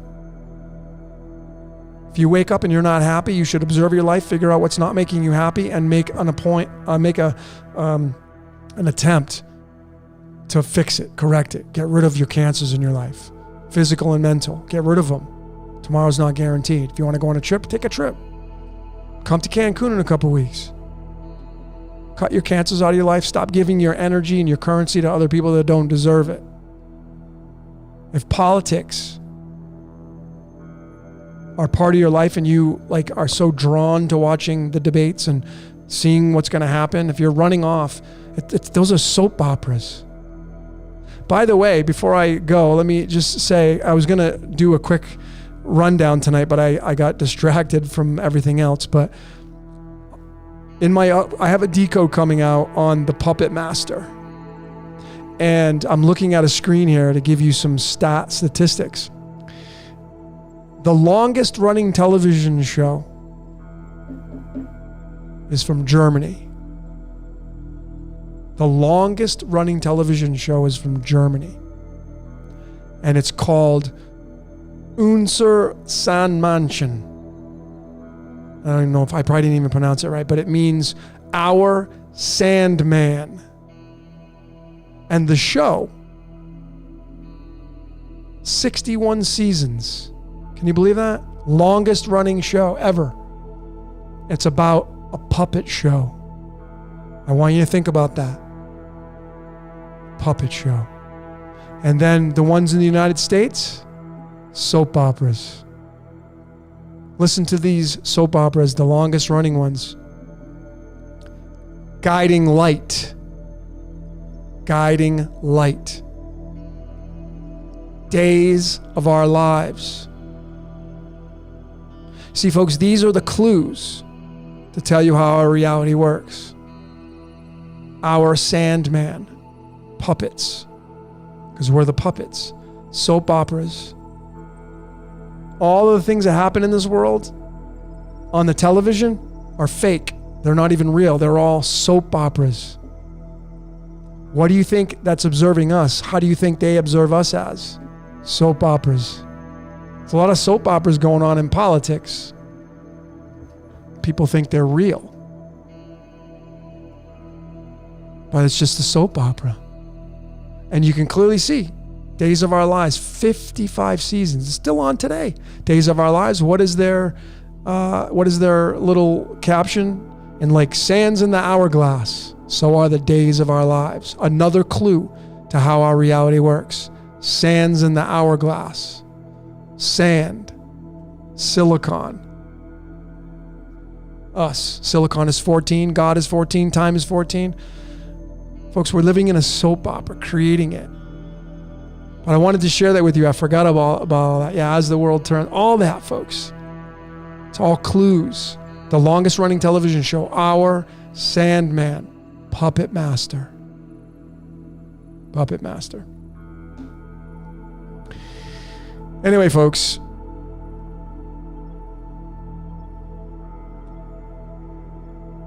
I appreciate each and every one of you. All your donations, your super chats, your Patreons, all your support. Just keep doing you. Don't give your energy to people. If you don't agree with somebody, walk away.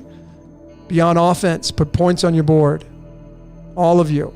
No matter if you agree or not with anybody else. All right?